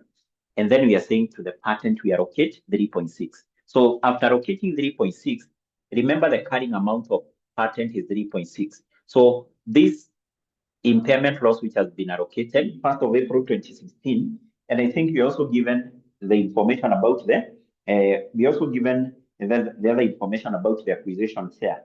Automatically, this now will be the parent is a subsidiary. Then, can we go to note number 2? In note number 2, we are told W Limited sold the entire. Okay, before we go to that, note number 2, in note number 3, we are told W Limited owned 90% of the equity shares in F since the incorporation. So this company here, that is W Limited, owned 90% of the shares issued by who? By F, since F was incorporated. We are not given the specific date when F was incorporated, but automatically that cannot be during the current year. So if it is during the current year, we must be given information about that. And I think in that point number 3, we are told in the other sentence, no goodwill which arose on this acquisition.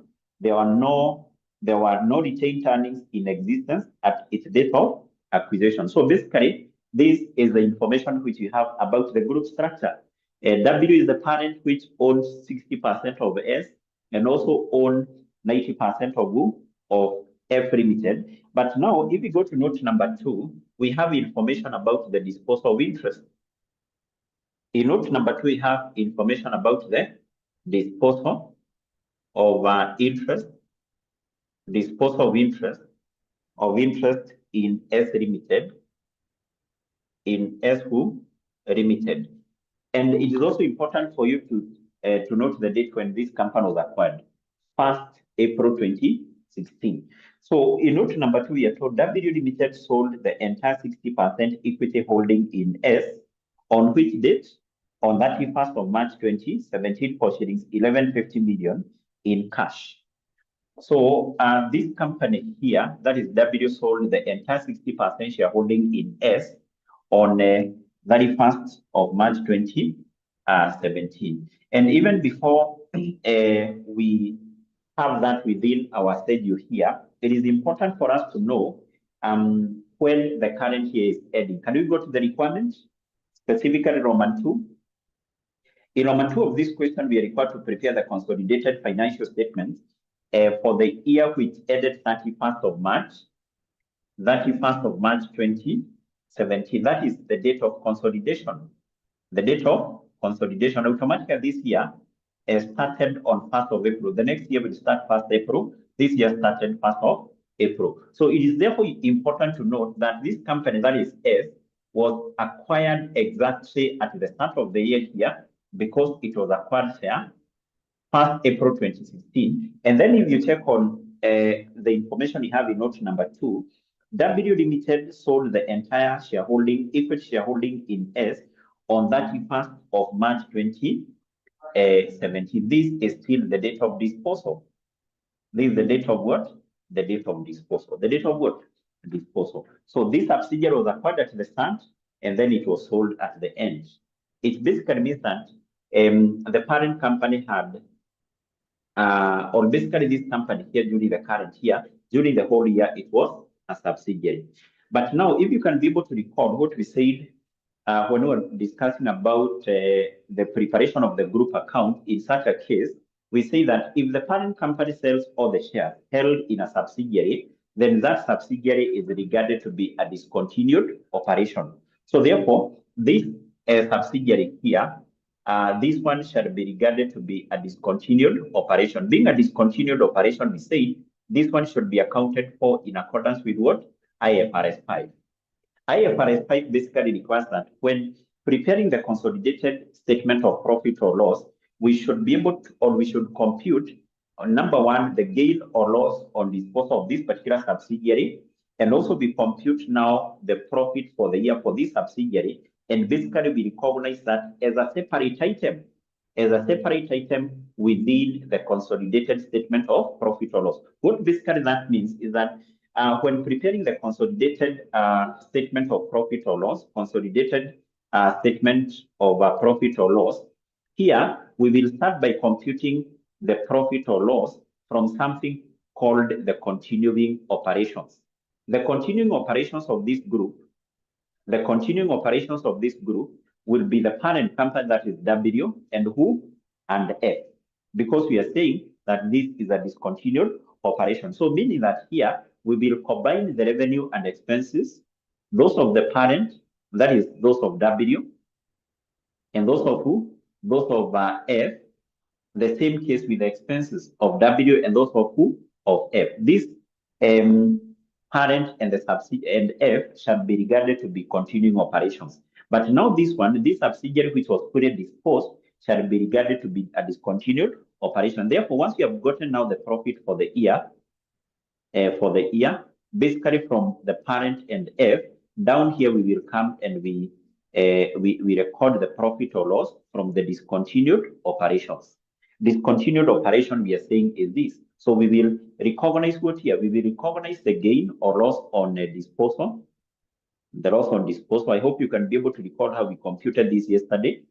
If it is a gain, we recognize it as a positive. If a loss, we recognize it as a negative. And then from there, we will also recognize the profit for the year.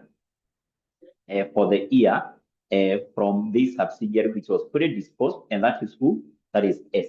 That is what? S. So therefore, it is important to note that anytime the parent company has fully disposed, has fully sold all the shares held in a subsidiary, that subsidiary is a discontinued operation, and actually a discontinued operation should be accounted for in accordance with what? IFRS 5. Sasa, yes, a discontinued operation we say is a component of an entity which has been discontinued. If, for example, a company has a number of branches, the company may close down one of the branch. It is a discontinued operation. If the parent company has a number of subsidiaries, the parent company may fully sell all the shares held in a subsidiary. So that subsidiary which has been fully disposed is a discontinued what? Operation. Yes. So now having said what I want us to do, I want us to come up with basically a sketch of, or basically a skeleton of what you require to prepare in Roman 2, and then we will be able to go back. We will go back to Roman 1. We compute the gain or loss arising from the disposal of what? Of interest. So let's start by computing, or basically coming up with a sketch of what is required in Roman 2 of that particular question here. Roman 2 of that question.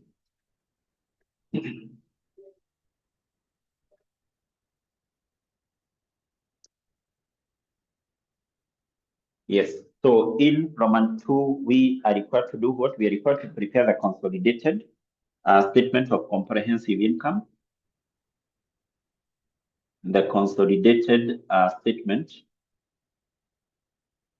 of comprehensive incomes, which is for the year.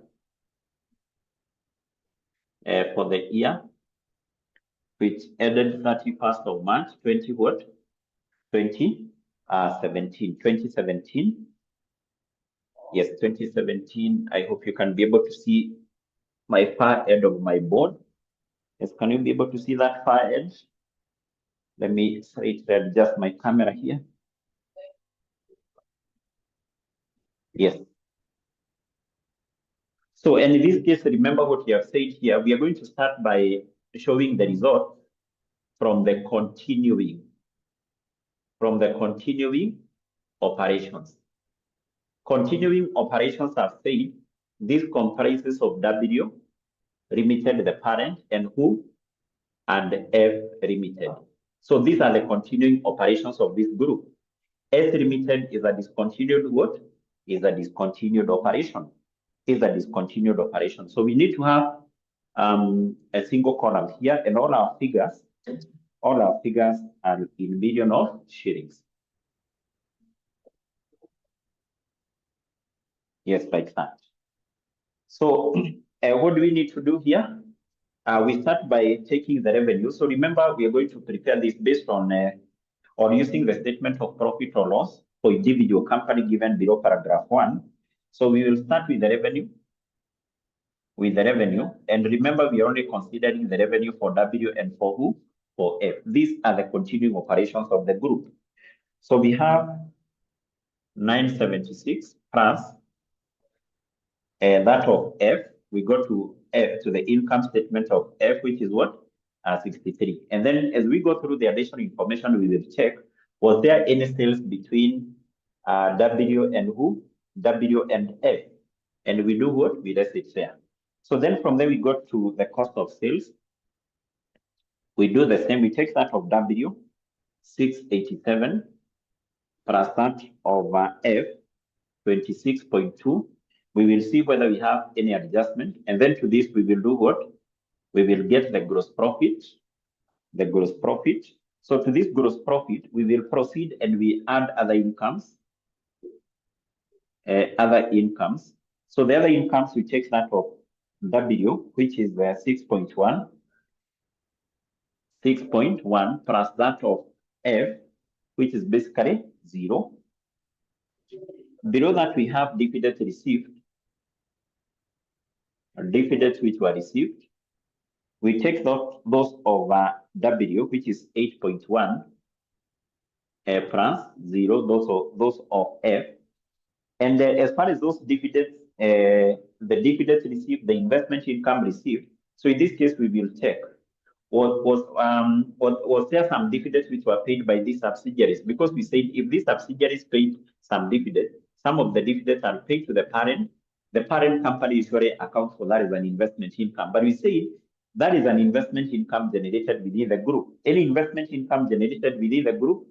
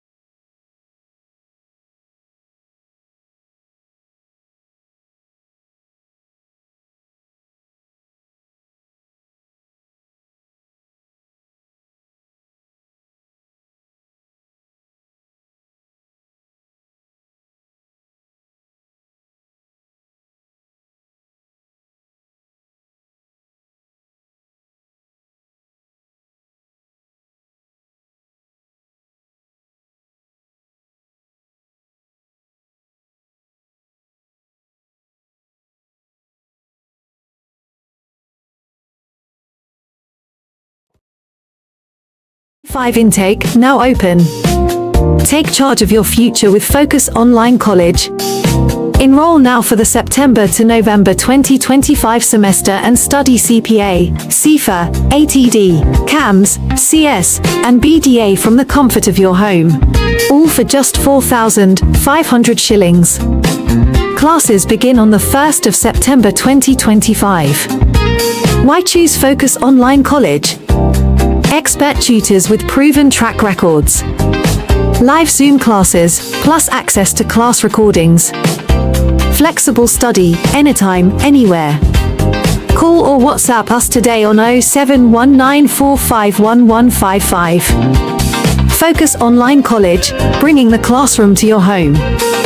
September 2025 intake now open. Take charge of your future with Focus Online College.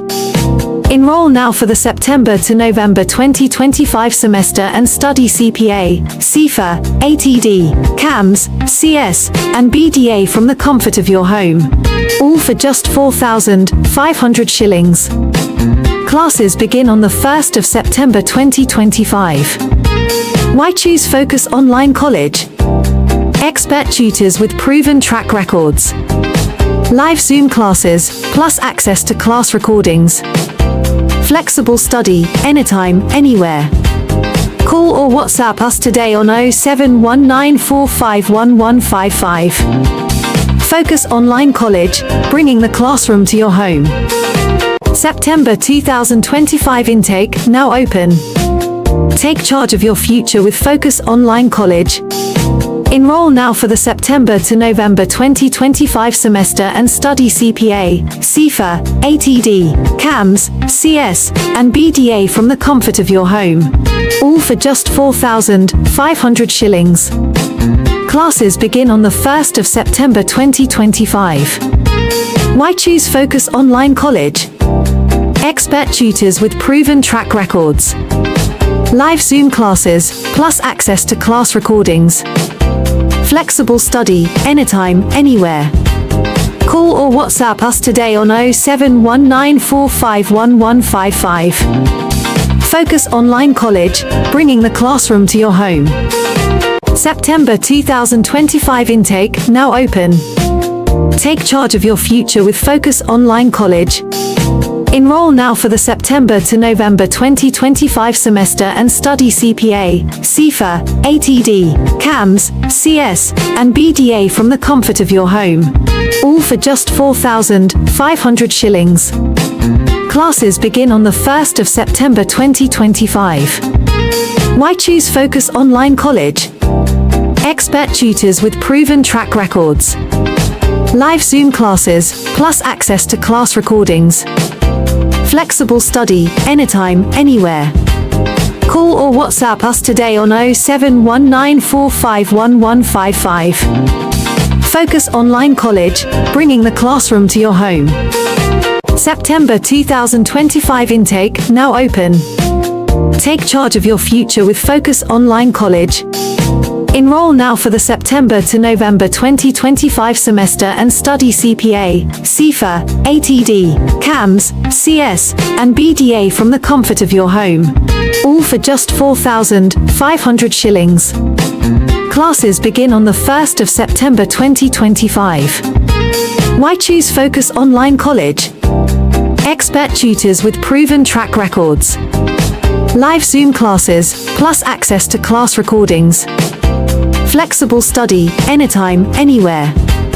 Call or WhatsApp us today on 0719451155. Focus Online College, bringing the classroom to your home. September 2025 intake now open.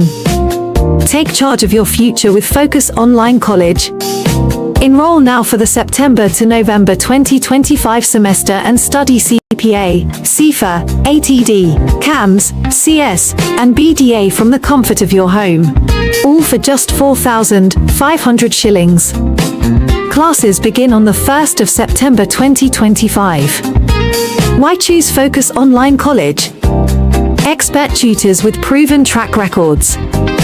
Live Zoom classes, plus access to class recordings. Flexible study, anytime, anywhere. Call or WhatsApp us today on 07194511155. Focus Online College, bringing the classroom to your home. September 2025 intake now open. Take charge of your future with Focus Online College. Enroll now for the September to November 2025 semester and study CPA, CIFA, ATD, CAMS, CS, and BDA from the comfort of your home. All for just 4,500 shillings. Classes begin on the 1st of September 2025. Why choose Focus Online College? Expert tutors with proven track records. Live Zoom classes, plus access to class recordings. Flexible study, anytime, anywhere. Call or WhatsApp us today on 07194511155. Focus Online College, bringing the classroom to your home. September 2025 intake now open. Take charge of your future with Focus Online College. Enroll now for the September to November 2025 semester and study CPA, CIFA, ATD, CAMS, CS, and BDA from the comfort of your home. All for just 4,500 shillings. Classes begin on the 1st of September 2025. Why choose Focus Online College? Expert tutors with proven track records. Live Zoom classes, plus access to class recordings. Flexible study, anytime, anywhere. Call or WhatsApp us today on 07194511155. Focus Online College, bringing the classroom to your home. September 2025 intake now open. Take charge of your future with Focus Online College. Enroll now for the September to November 2025 semester and study CPA, CIFA, ATD, CAMS, CS, and BDA from the comfort of your home. All for just 4,500 shillings. Classes begin on the 1st of September 2025. Why choose Focus Online College? Expert tutors with proven track records. Live Zoom classes, plus access to class recordings. Flexible study, anytime, anywhere. Call or WhatsApp us today on 07194511155. Focus Online College, bringing the classroom to your home. September 2025 intake now open. Take charge of your future with Focus Online College. Enroll now for the September to November 2025 semester and study CPA, CIFA, ATD, CAMS, CS, and BDA from the comfort of your home. All for just 4,500 shillings. Classes begin on the 1st of September 2025. Why choose Focus Online College? Expert tutors with proven track records. Live Zoom classes, plus access to class recordings. Flexible study, anytime, anywhere. Call or WhatsApp us today on 07194511155. Focus Online College, bringing the classroom to your home. September 2025 intake now open. Take charge of your future with Focus Online College. Enroll now for the September to November 2025 semester and study CPA, CIFA, ATD, CAMS, CS, and BDA from the comfort of your home. All for just 4,500 shillings. Classes begin on the 1st of September 2025. Why choose Focus Online College? Expert tutors with proven track records. Live Zoom classes, plus access to class recordings. Flexible study, anytime, anywhere. Call or WhatsApp us today on 07194511155. Focus Online College, bringing the classroom to your home. September 2025 intake now open. Take charge of your future with Focus Online College. Enroll now for the September to November 2025 semester and study CPA, CIFA, ATD, CAMS, CS, and BDA from the comfort of your home. All for just 4,500 shillings. Classes begin on the 1st of September 2025. Why choose Focus Online College? Expert tutors with proven track records. Live Zoom classes, plus access to class recordings. Flexible study, anytime, anywhere. Call or WhatsApp us today on 0719451155. Focus Online College, bringing the classroom to your home. September 2025 intake, now open. Take charge of your future with Focus Online College. Enroll now for the September to November 2025 semester and study CPA, CIFA, ATD, CAMS, CS, and BDA from the comfort of your home. All for just 4,500 shillings. Classes begin on the 1st of September 2025. Why choose Focus Online College? Expert tutors with proven track records. Live Zoom classes, plus access to class recordings. Flexible study, anytime, anywhere. Call or WhatsApp us today on 0719451155. Focus Online College, bringing the classroom to your home. September 2025 intake, now open. Take charge of your future with Focus Online College. Enroll now for the September to November 2025 semester and study CPA, CIFA, ATD, CAMS, CS, and BDA from the comfort of your home. All for just 4,500 shillings. Classes begin on the 1st of September 2025. Why choose Focus Online College? Expert tutors with proven track records. Live Zoom classes, plus access to class recordings. Flexible study, anytime, anywhere. Call or WhatsApp us today on 0719451155. Focus Online College, bringing the classroom to your home. September 2025 intake, now open. Take charge of your future with Focus Online College. Enroll now for the September to November 2025 semester and study CPA, CIFA, ATD, CAMS, CS, and BDA from the comfort of your home. All for just 4,500 shillings. Classes begin on the 1st of September 2025. Why choose Focus Online College? Expert tutors with proven track records. Live Zoom classes, plus access to class recordings. Flexible study, anytime, anywhere. Call or WhatsApp us today on 0719451155. Focus Online College, bringing the classroom to your home. September 2025 intake, now open. Take charge of your future with Focus Online College. Enroll now for the September to November 2025 semester and study CPA, CIFA, ATD, CAMS, CS, and BDA from the comfort of your home. All for just 4,500 shillings. Classes begin on the 1st of September 2025. Why choose Focus Online College? Expert tutors with proven track records. Live Zoom classes, plus access to class recordings. Flexible study, anytime, anywhere.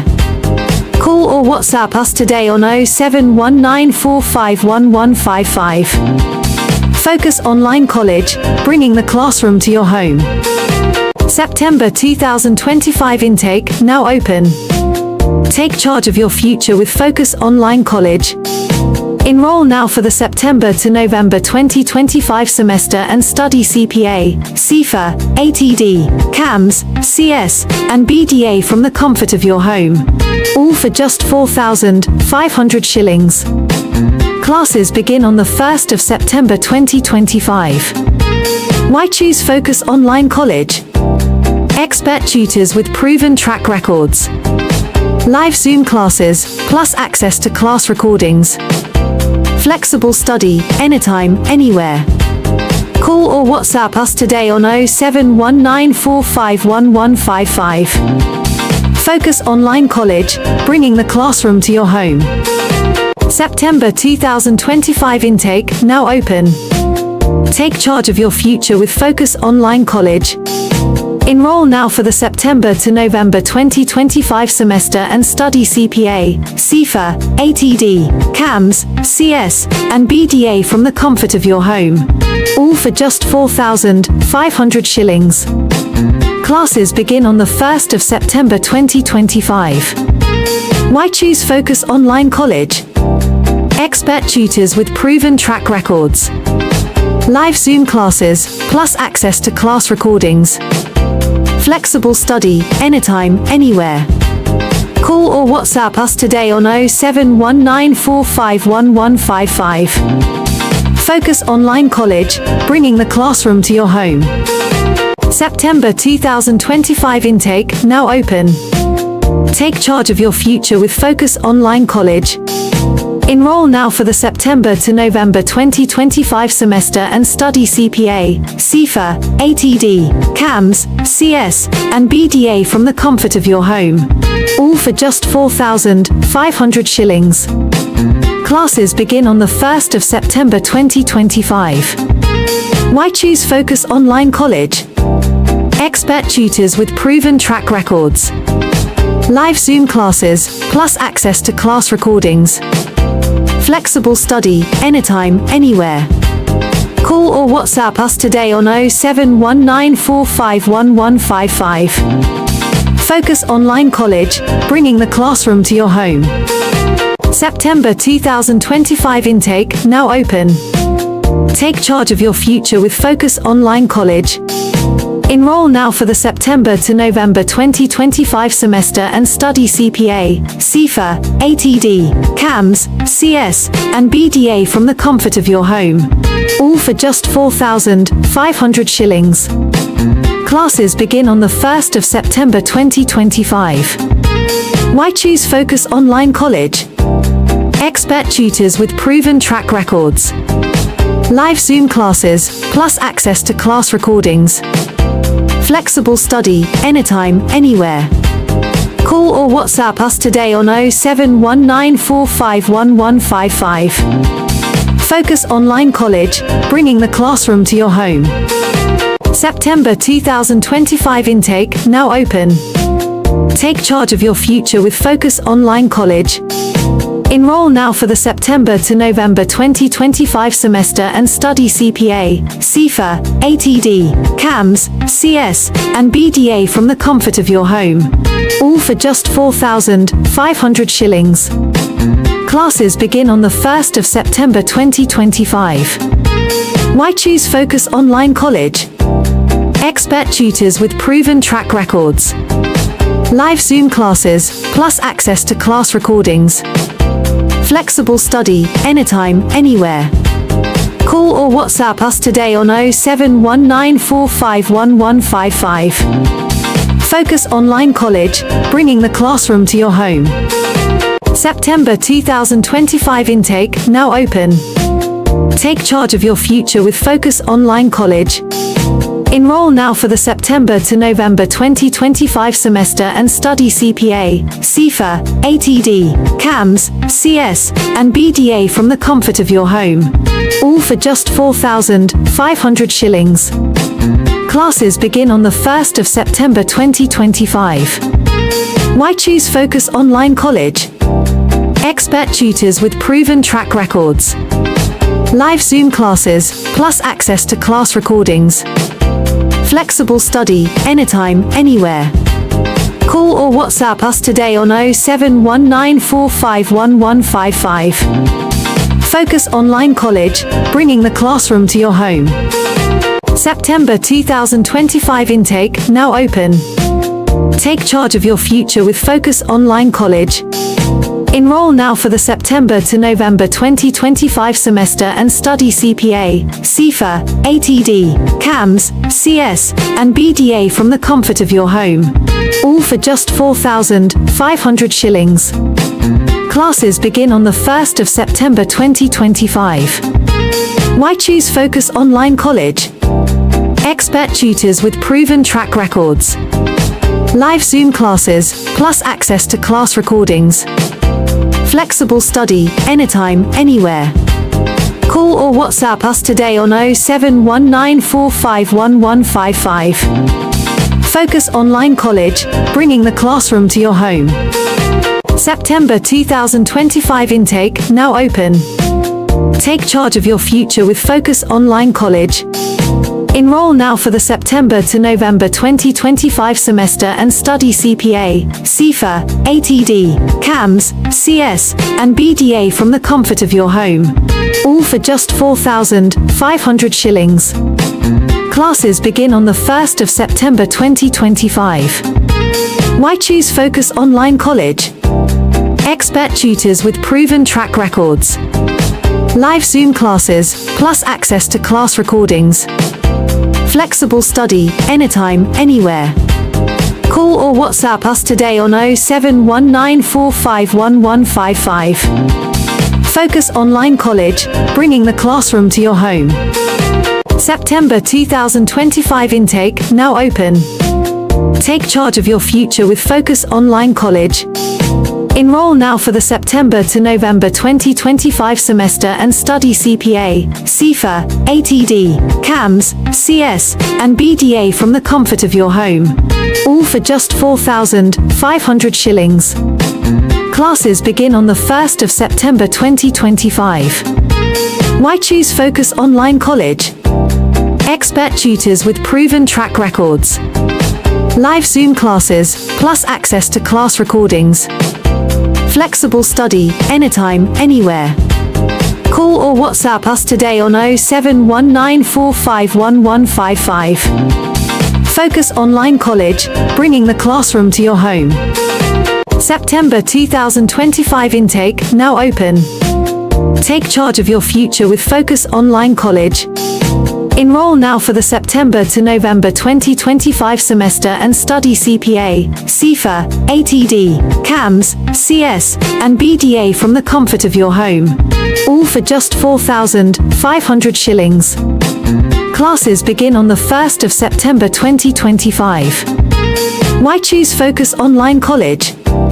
Expert tutors with proven track records. Live Zoom classes, plus access to class recordings. Flexible study, anytime, anywhere. Call or WhatsApp us today on 0719451155. Focus Online College, bringing the classroom to your home.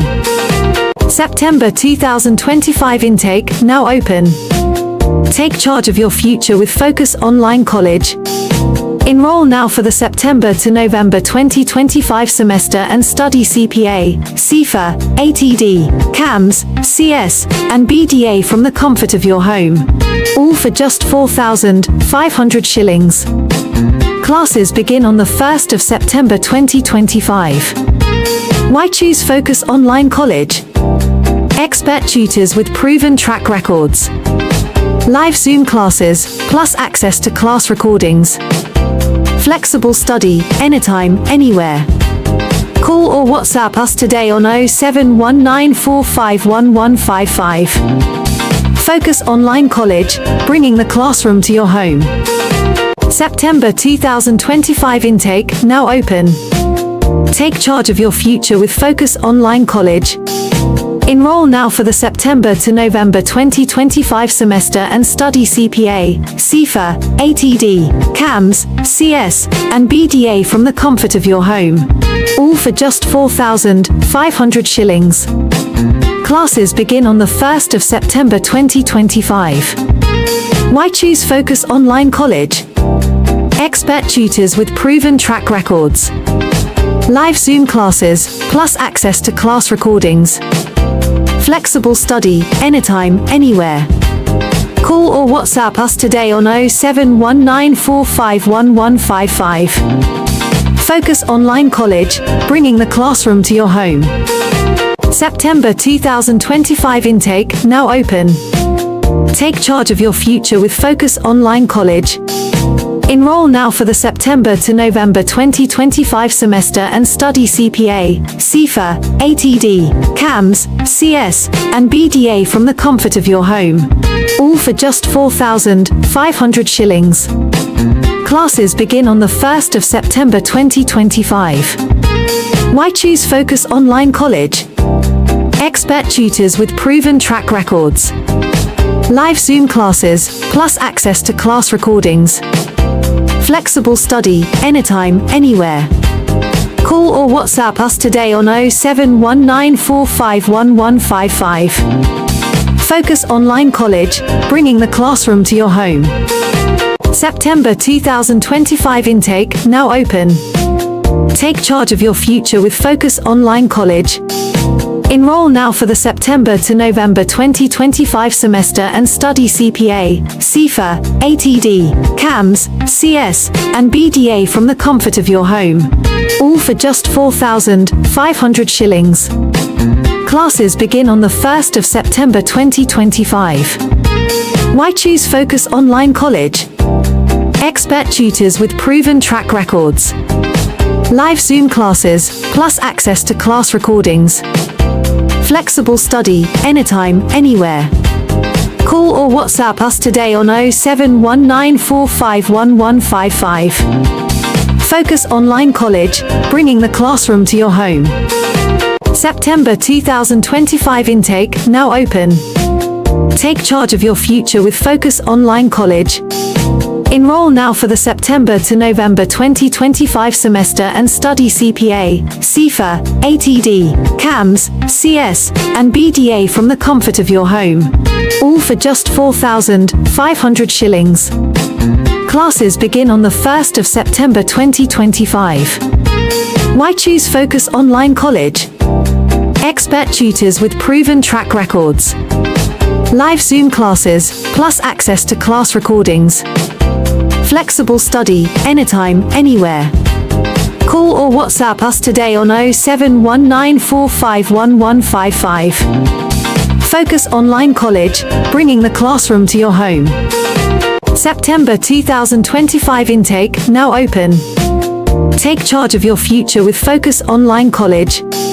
Enroll now for the September to November 2025 semester and study CPA, CIFA, ATD, CAMS, CS, and BDA from the comfort of your home. All for just 4,500 shillings. Classes begin on the 1st of September 2025. Why choose Focus Online College? Expert tutors with proven track records. Live Zoom classes, plus access to class recordings.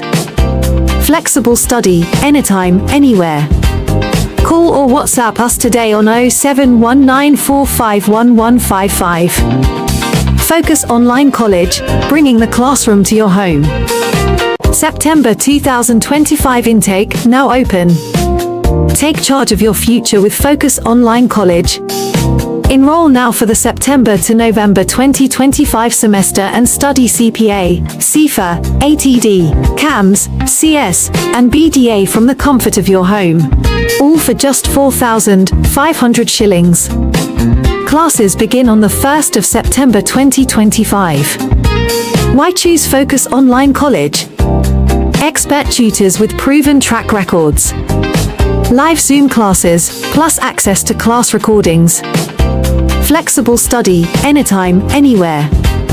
Call or WhatsApp us today on 0719451155. Focus Online College, bringing the classroom to your home. September 2025 intake, now open.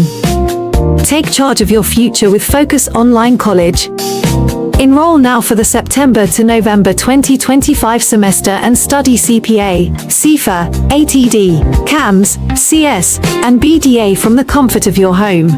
All for just 4,500 shillings. Classes begin on the 1st of September 2025. Why choose Focus Online College? Expert tutors with proven track records. Live Zoom classes, plus access to class recordings. Flexible study, anytime, anywhere. Call or WhatsApp us today on 0719451155. Focus Online College, bringing the classroom to your home. September 2025 intake, now open. Take charge of your future with Focus Online College. Enroll now for the September to November 2025 semester and study CPA, CIFA, ATD, CAMS, CS, and BDA from the comfort of your home. All for just 4,500 shillings. Classes begin on the 1st of September 2025. Why choose Focus Online College?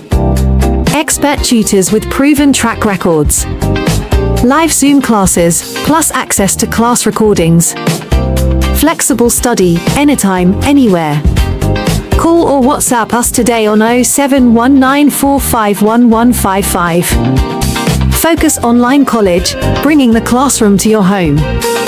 September 2025 intake, now open. Take charge of your future with Focus Online College. Enroll now for the September to November 2025 semester and study CPA, CIFA, ATD, CAMS, CS, and BDA from the comfort of your home. All for just 4,500 shillings. Classes begin on the 1st of September 2025. Why choose Focus Online College? Expert tutors with proven track records. Live Zoom classes, plus access to class recordings. Flexible study, anytime, anywhere. Call or WhatsApp us today on 0719451155. Focus Online College, bringing the classroom to your home. September 2025 intake, now open. Take charge of your future with Focus Online College. Enroll now for the September to November 2025 semester and study CPA, CIFA, ATD, CAMS, CS, and BDA from the comfort of your home. All for just 4,500 shillings. Classes begin on the 1st of September 2025. Why choose Focus Online College? Expert tutors with proven track records. Live Zoom classes, plus access to class recordings. Flexible study, anytime, anywhere. Call or WhatsApp us today on 0719451155. Focus Online College, bringing the classroom to your home. September 2025 intake, now open. Take charge of your future with Focus Online College. Enroll now for the September to November 2025 semester and study CPA, CIFA, ATD, CAMS, CS, and BDA from the comfort of your home. All for just 4,500 shillings. Classes begin on the 1st of September 2025. Why choose Focus Online College? Expert tutors with proven track records. Live Zoom classes, plus access to class recordings. Flexible study, anytime, anywhere. Call or WhatsApp us today on 0719451155. Focus Online College, bringing the classroom to your home. September 2025 intake, now open. Take charge of your future with Focus Online College. Enroll now for the September to November 2025 semester and study CPA, CIFA, ATD, CAMS, CS, and BDA from the comfort of your home. All for just 4,500 shillings. Classes begin on the 1st of September 2025. Why choose Focus Online College? Expert tutors with proven track records. Live Zoom classes, plus access to class recordings. Flexible study, anytime, anywhere. Call or WhatsApp us today on 0719451155. Focus Online College, bringing the classroom to your home. September 2025 intake, now open. Take charge of your future with Focus Online College. Enroll now for the September to November 2025 semester and study CPA, CIFA, ATD, CAMS, CS, and BDA from the comfort of your home. All for just 4,500 shillings. Classes begin on the 1st of September 2025. Why choose Focus Online College? Expert tutors with proven track records. Live Zoom classes, plus access to class recordings. Flexible study, anytime, anywhere. Call or WhatsApp us today on 0719451155. Focus Online College, bringing the classroom to your home. September 2025 intake now open. Take charge of your future with Focus Online College. Enroll now for the September to November 2025 semester and study CPA, CIFA, ATD, CAMS, CS, and BDA from the comfort of your home. All for just 4,500 shillings. Classes begin on the 1st of September 2025. Why choose Focus Online College? Expert tutors with proven track records. Live Zoom classes, plus access to class recordings. Flexible study, anytime, anywhere. Call or WhatsApp us today on 0719451155. Focus Online College, bringing the classroom to your home. September 2025 intake now open. Take charge of your future with Focus Online College. Enroll now for the September to November 2025 semester and study CPA, CIFA, ATD, CAMS, CS, and BDA from the comfort of your home. All for just 4,500 shillings. Classes begin on the 1st of September 2025. Why choose Focus Online College? Expert tutors with proven track records. Live Zoom classes, plus access to class recordings. Flexible study, anytime, anywhere. Call or WhatsApp us today on 0719451155. Focus Online College, bringing the classroom to your home. September 2025 intake now open. Take charge of your future with Focus Online College. Enroll now for the September to November 2025 semester and study CPA, CIFA, ATD, CAMS, CS, and BDA from the comfort of your home. All for just 4,500 shillings. Classes begin on the 1st of September 2025. Why choose Focus Online College? Expert tutors with proven track records. Live Zoom classes, plus access to class recordings. Flexible study, anytime, anywhere. Call or WhatsApp us today on 0719451155. Focus Online College, bringing the classroom to your home. September 2025 intake now open. Take charge of your future with Focus Online College. Enroll now for the September to November 2025 semester and study CPA, CIFA, ATD, CAMS, CS, and BDA from the comfort of your home. All for just 4,500 shillings. Classes begin on the 1st of September 2025. Why choose Focus Online College? Expert tutors with proven track records. Live Zoom classes, plus access to class recordings. Flexible study, anytime, anywhere. Call or WhatsApp us today on 0719451155. Focus Online College, bringing the classroom to your home. September 2025 intake now open. Take charge of your future with Focus Online College. Enroll now for the September to November 2025 semester and study CPA, CIFA, ATD, CAMS, CS, and BDA from the comfort of your home.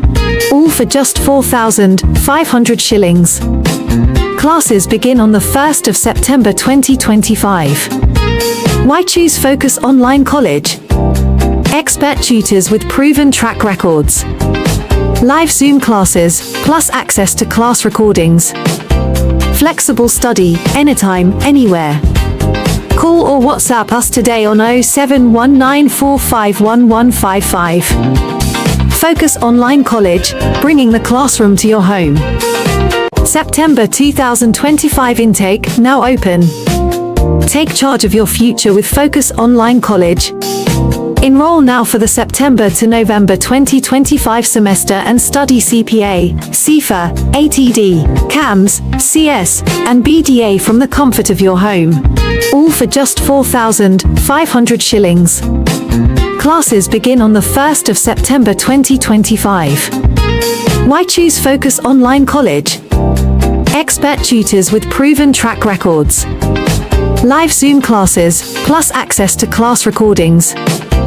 Flexible study, anytime, anywhere.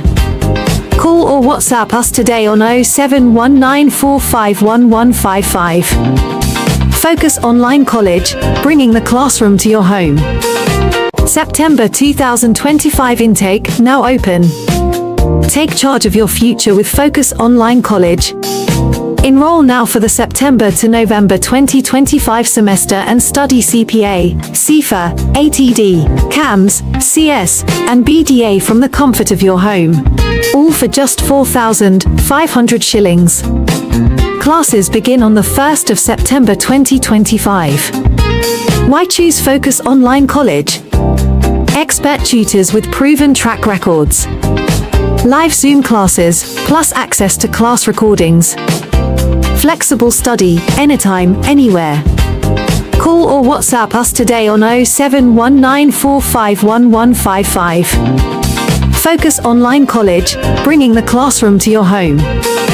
September 2025 intake now open. Take charge of your future with Focus Online College. Enroll now for the September to November 2025 semester and study CPA, CIFA, ATD, CAMS, CS, and BDA from the comfort of your home. All for just 4,500 shillings. Classes begin on the 1st of September 2025. Why choose Focus Online College? Expert tutors with proven track records. Live Zoom classes, plus access to class recordings. Flexible study, anytime, anywhere. Call or WhatsApp us today on 0719451155. Focus Online College, bringing the classroom to your home. September 2025 intake now open. Take charge of your future with Focus Online College. Enroll now for the September to November 2025 semester and study CPA, CIFA, ATD, CAMS, CS, and BDA from the comfort of your home. All for just 4,500 shillings. Classes begin on the 1st of September 2025. Why choose Focus Online College? Expert tutors with proven track records. Live Zoom classes, plus access to class recordings. Flexible study, anytime, anywhere. Call or WhatsApp us today on 0719451155. Focus Online College, bringing the classroom to your home. September 2025 intake now open. Take charge of your future with Focus Online College. Enroll now for the September to November 2025 semester and study CPA, CIFA, ATD, CAMS, CS, and BDA from the comfort of your home. All for just 4,500 shillings. Classes begin on the 1st of September 2025. Why choose Focus Online College? Expert tutors with proven track records. Live Zoom classes, plus access to class recordings. Flexible study, anytime, anywhere. Call or WhatsApp us today on 0719451155. Focus Online College, bringing the classroom to your home. September 2025 intake now open. Take charge of your future with Focus Online College. Enroll now for the September to November 2025 semester and study CPA, CIFA, ATD, CAMS, CS, and BDA from the comfort of your home. All for just 4,500 shillings. Classes begin on the 1st of September 2025. Why choose Focus Online College? Expert tutors with proven track records. Live Zoom classes, plus access to class recordings. Flexible study, anytime, anywhere. Call or WhatsApp us today on 0719451155. Focus Online College, bringing the classroom to your home. September 2025 intake now open.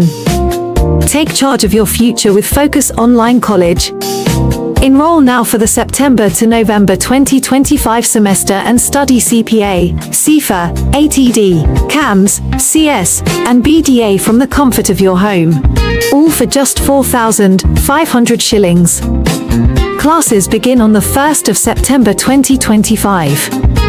Why choose Focus Online College? Expert tutors with proven track records. Live Zoom classes, plus access to class recordings. Flexible study, anytime, anywhere.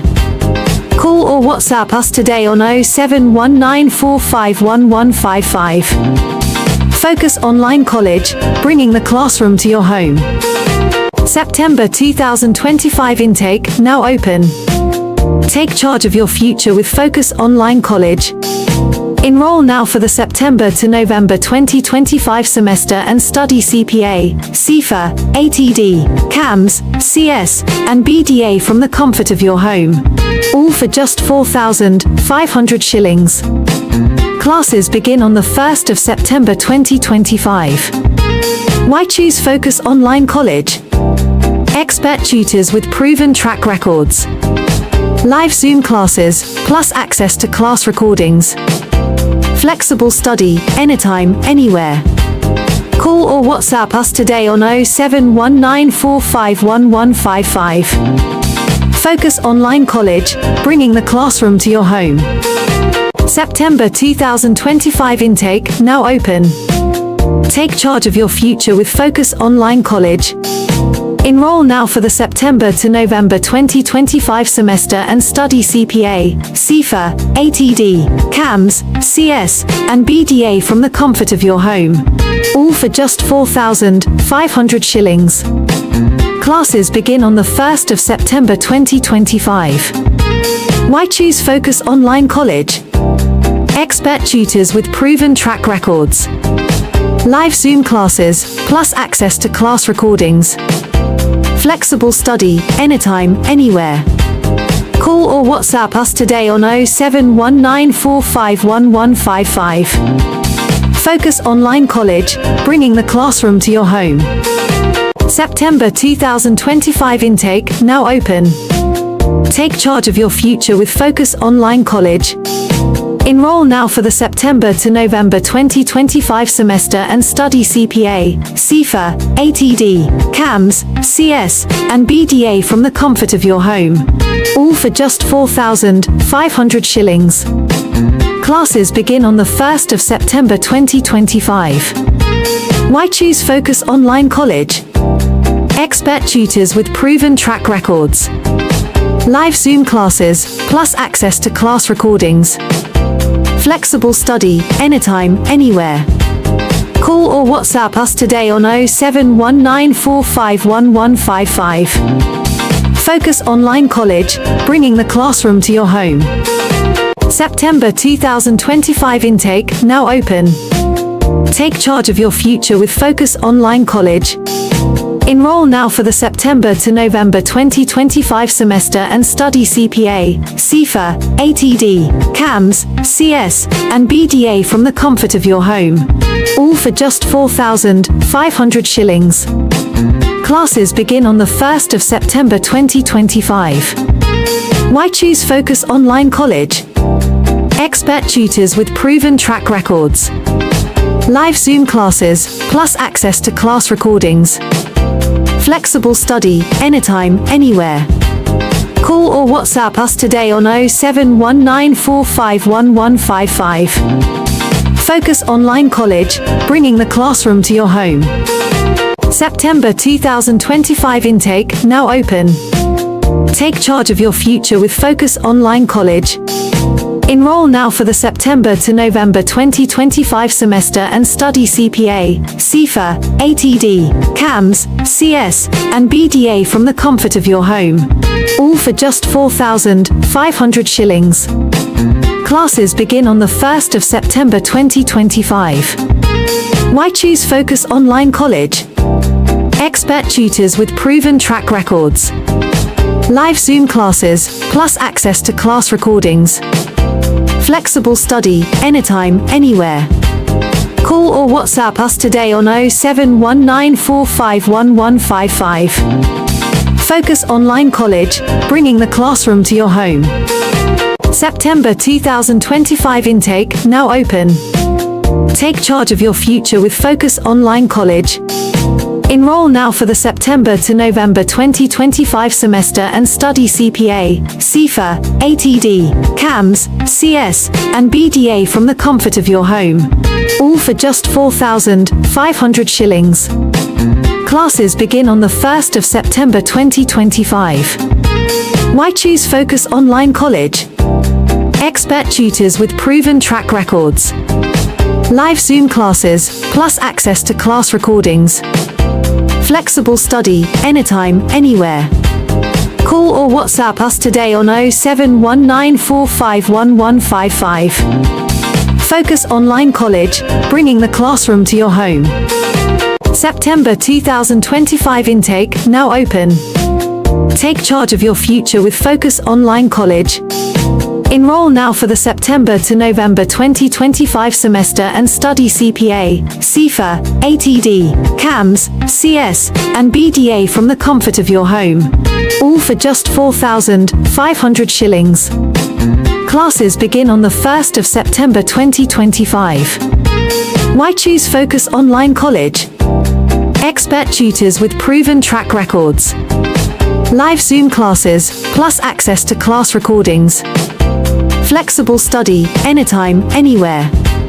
Call or WhatsApp us today on 0719451155. Focus Online College, bringing the classroom to your home. September 2025 intake now open. Take charge of your future with Focus Online College. Enroll now for the September to November 2025 semester and study CPA, CIFA, ATD, CAMS, CS, and BDA from the comfort of your home. All for just 4,500 shillings. Classes begin on the 1st of September 2025. Why choose Focus Online College? Expert tutors with proven track records. Live Zoom classes, plus access to class recordings. Flexible study, anytime, anywhere. Call or WhatsApp us today on 0719451155. Focus Online College, bringing the classroom to your home. September 2025 intake now open. Take charge of your future with Focus Online College. Enroll now for the September to November 2025 semester and study CPA, CIFA, ATD, CAMS, CS, and BDA from the comfort of your home. All for just 4,500 shillings. Classes begin on the 1st of September 2025. Why choose Focus Online College? Expert tutors with proven track records. Live Zoom classes, plus access to class recordings. Flexible study, anytime, anywhere. Call or WhatsApp us today on 0719451155. Focus Online College, bringing the classroom to your home. September 2025 intake now open. Take charge of your future with Focus Online College. Enroll now for the September to November 2025 semester and study CPA, CIFA, ATD, CAMS, CS, and BDA from the comfort of your home. All for just 4,500 shillings. Classes begin on the 1st of September 2025. Why choose Focus Online College? Expert tutors with proven track records. Live Zoom classes, plus access to class recordings. Flexible study, anytime, anywhere. Call or WhatsApp us today on 0719451155. Focus Online College, bringing the classroom to your home. September 2025 intake now open. Take charge of your future with Focus Online College. Enroll now for the September to November 2025 semester and study CPA, CIFA, ATD, CAMS, CS, and BDA from the comfort of your home. All for just 4,500 shillings. Classes begin on the 1st of September 2025. Why choose Focus Online College? Expert tutors with proven track records. Live Zoom classes, plus access to class recordings. Flexible study, anytime, anywhere. Call or WhatsApp us today on 07194511155. Focus Online College, bringing the classroom to your home. September 2025 intake now open. Take charge of your future with Focus Online College. Enroll now for the September to November 2025 semester and study CPA, CIFA, ATD, CAMS, CS, and BDA from the comfort of your home. All for just 4,500 shillings. Classes begin on the 1st of September 2025. Why choose Focus Online College? Expert tutors with proven track records. Live Zoom classes, plus access to class recordings. Flexible study, anytime, anywhere. Call or WhatsApp us today on 07194511155. Focus Online College, bringing the classroom to your home. September 2025 intake now open. Take charge of your future with Focus Online College. Enroll now for the September to November 2025 semester and study CPA, CIFA, ATD, CAMS, CS, and BDA from the comfort of your home. All for just 4,500 shillings. Classes begin on the 1st of September 2025. Why choose Focus Online College? Expert tutors with proven track records. Live Zoom classes, plus access to class recordings. Flexible study, anytime, anywhere. Call or WhatsApp us today on 07194511155. Focus Online College, bringing the classroom to your home. September 2025 intake now open. Take charge of your future with Focus Online College. Enroll now for the September to November 2025 semester and study CPA, CIFA, ATD, CAMS, CS, and BDA from the comfort of your home. All for just 4,500 shillings. Classes begin on the 1st of September 2025. Why choose Focus Online College? Expert tutors with proven track records. Live Zoom classes, plus access to class recordings. Flexible study, anytime, anywhere. Call or WhatsApp us today on 07194511155. Focus Online College, bringing the classroom to your home. September 2025 intake now open. Take charge of your future with Focus Online College. Enroll now for the September to November 2025 semester and study CPA, CIFA, ATD, CAMS, CS, and BDA from the comfort of your home. All for just 4,500 shillings. Classes begin on the 1st of September 2025. Why choose Focus Online College? Expert tutors with proven track records. Live Zoom classes, plus access to class recordings. Flexible study, anytime, anywhere. Call or WhatsApp us today on 07194511155. Focus Online College, bringing the classroom to your home. September 2025 intake now open. Take charge of your future with Focus Online College.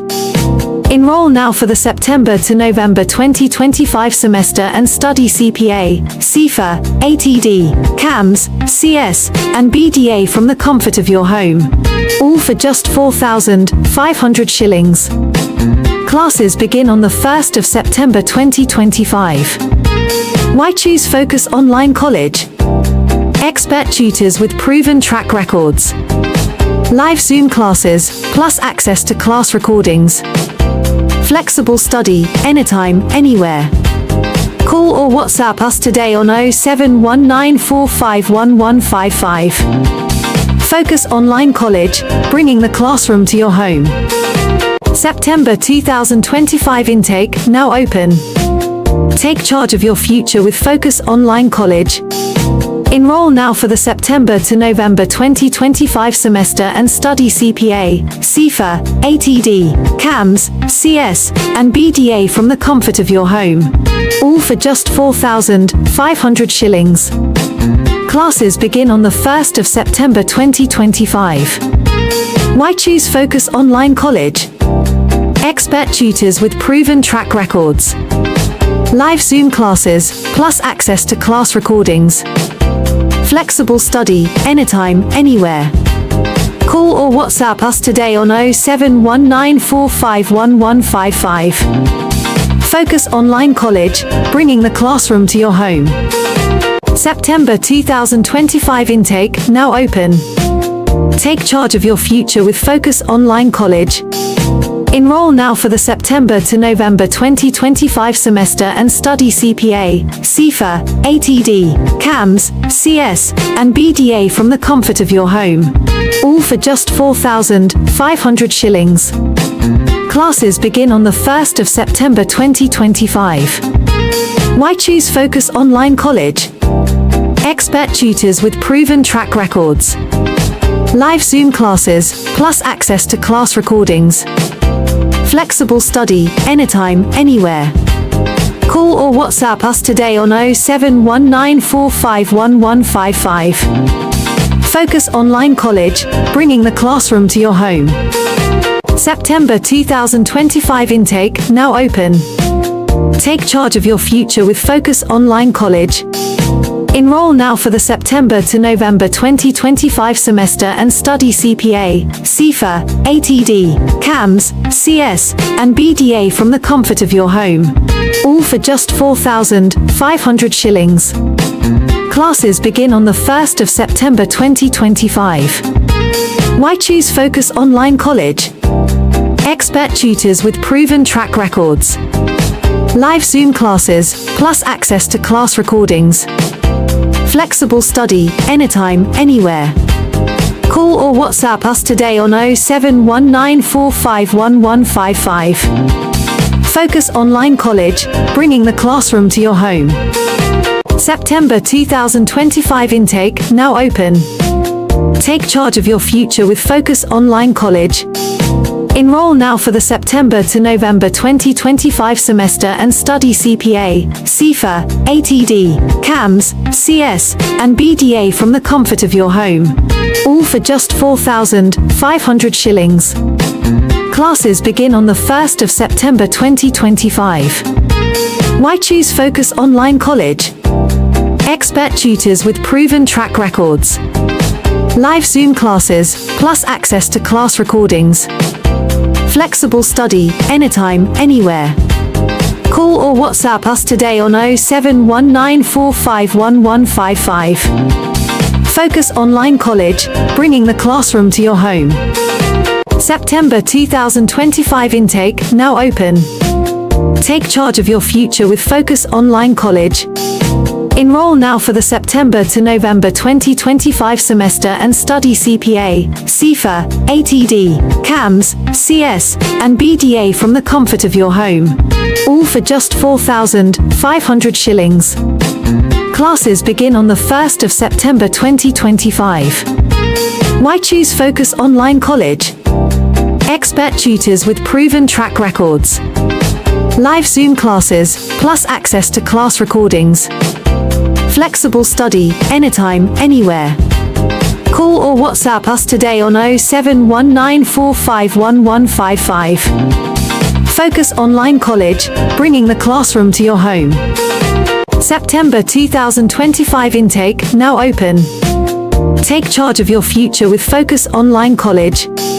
Enroll now for the September to November 2025 semester and study CPA, CIFA, ATD, CAMS, CS, and BDA from the comfort of your home. All for just 4,500 shillings. Classes begin on the 1st of September 2025. Why choose Focus Online College? Expert tutors with proven track records. Live Zoom classes, plus access to class recordings. Flexible study, anytime, anywhere. Call or WhatsApp us today on 0719451155. Focus Online College, bringing the classroom to your home. September 2025 intake now open. Take charge of your future with Focus Online College. Enroll now for the September to November 2025 semester and study CPA, CIFA, ATD, CAMS, CS, and BDA from the comfort of your home. All for just 4,500 shillings. Classes begin on the 1st of September 2025. Why choose Focus Online College? Expert tutors with proven track records. Live Zoom classes, plus access to class recordings. Flexible study, anytime, anywhere. Call or WhatsApp us today on 0719451155. Focus Online College, bringing the classroom to your home. September 2025 intake now open. Take charge of your future with Focus Online College. Enroll now for the September to November 2025 semester and study CPA, CIFA, ATD, CAMS, CS, and BDA from the comfort of your home. All for just 4,500 shillings. Classes begin on the 1st of September 2025. Why choose Focus Online College? Expert tutors with proven track records. Live Zoom classes, plus access to class recordings. Flexible study, anytime, anywhere. Call or WhatsApp us today on 0719451155. Focus Online College, bringing the classroom to your home. September 2025 intake now open. Take charge of your future with Focus Online College. Enroll now for the September to November 2025 semester and study CPA, CIFA, ATD, CAMS, CS, and BDA from the comfort of your home. All for just 4,500 shillings. Classes begin on the 1st of September 2025. Why choose Focus Online College? Expert tutors with proven track records. Live Zoom classes, plus access to class recordings. Flexible study, anytime, anywhere. Call or WhatsApp us today on 0719451155. Focus Online College, bringing the classroom to your home. September 2025 intake now open. Take charge of your future with Focus Online College. Enroll now for the September to November 2025 semester and study CPA, CIFA, ATD, CAMS, CS, and BDA from the comfort of your home. All for just 4,500 shillings. Classes begin on the 1st of September 2025. Why choose Focus Online College? Expert tutors with proven track records. Live Zoom classes, plus access to class recordings. Flexible study, anytime, anywhere. Call or WhatsApp us today on 0719451155. Focus Online College, bringing the classroom to your home. September 2025 intake now open. Take charge of your future with Focus Online College. Enroll now for the September to November 2025 semester and study. Limited issued 36 million ordinary shares at a full market price. Number 3, we are told on 1st September 2023, the company made 143 bonus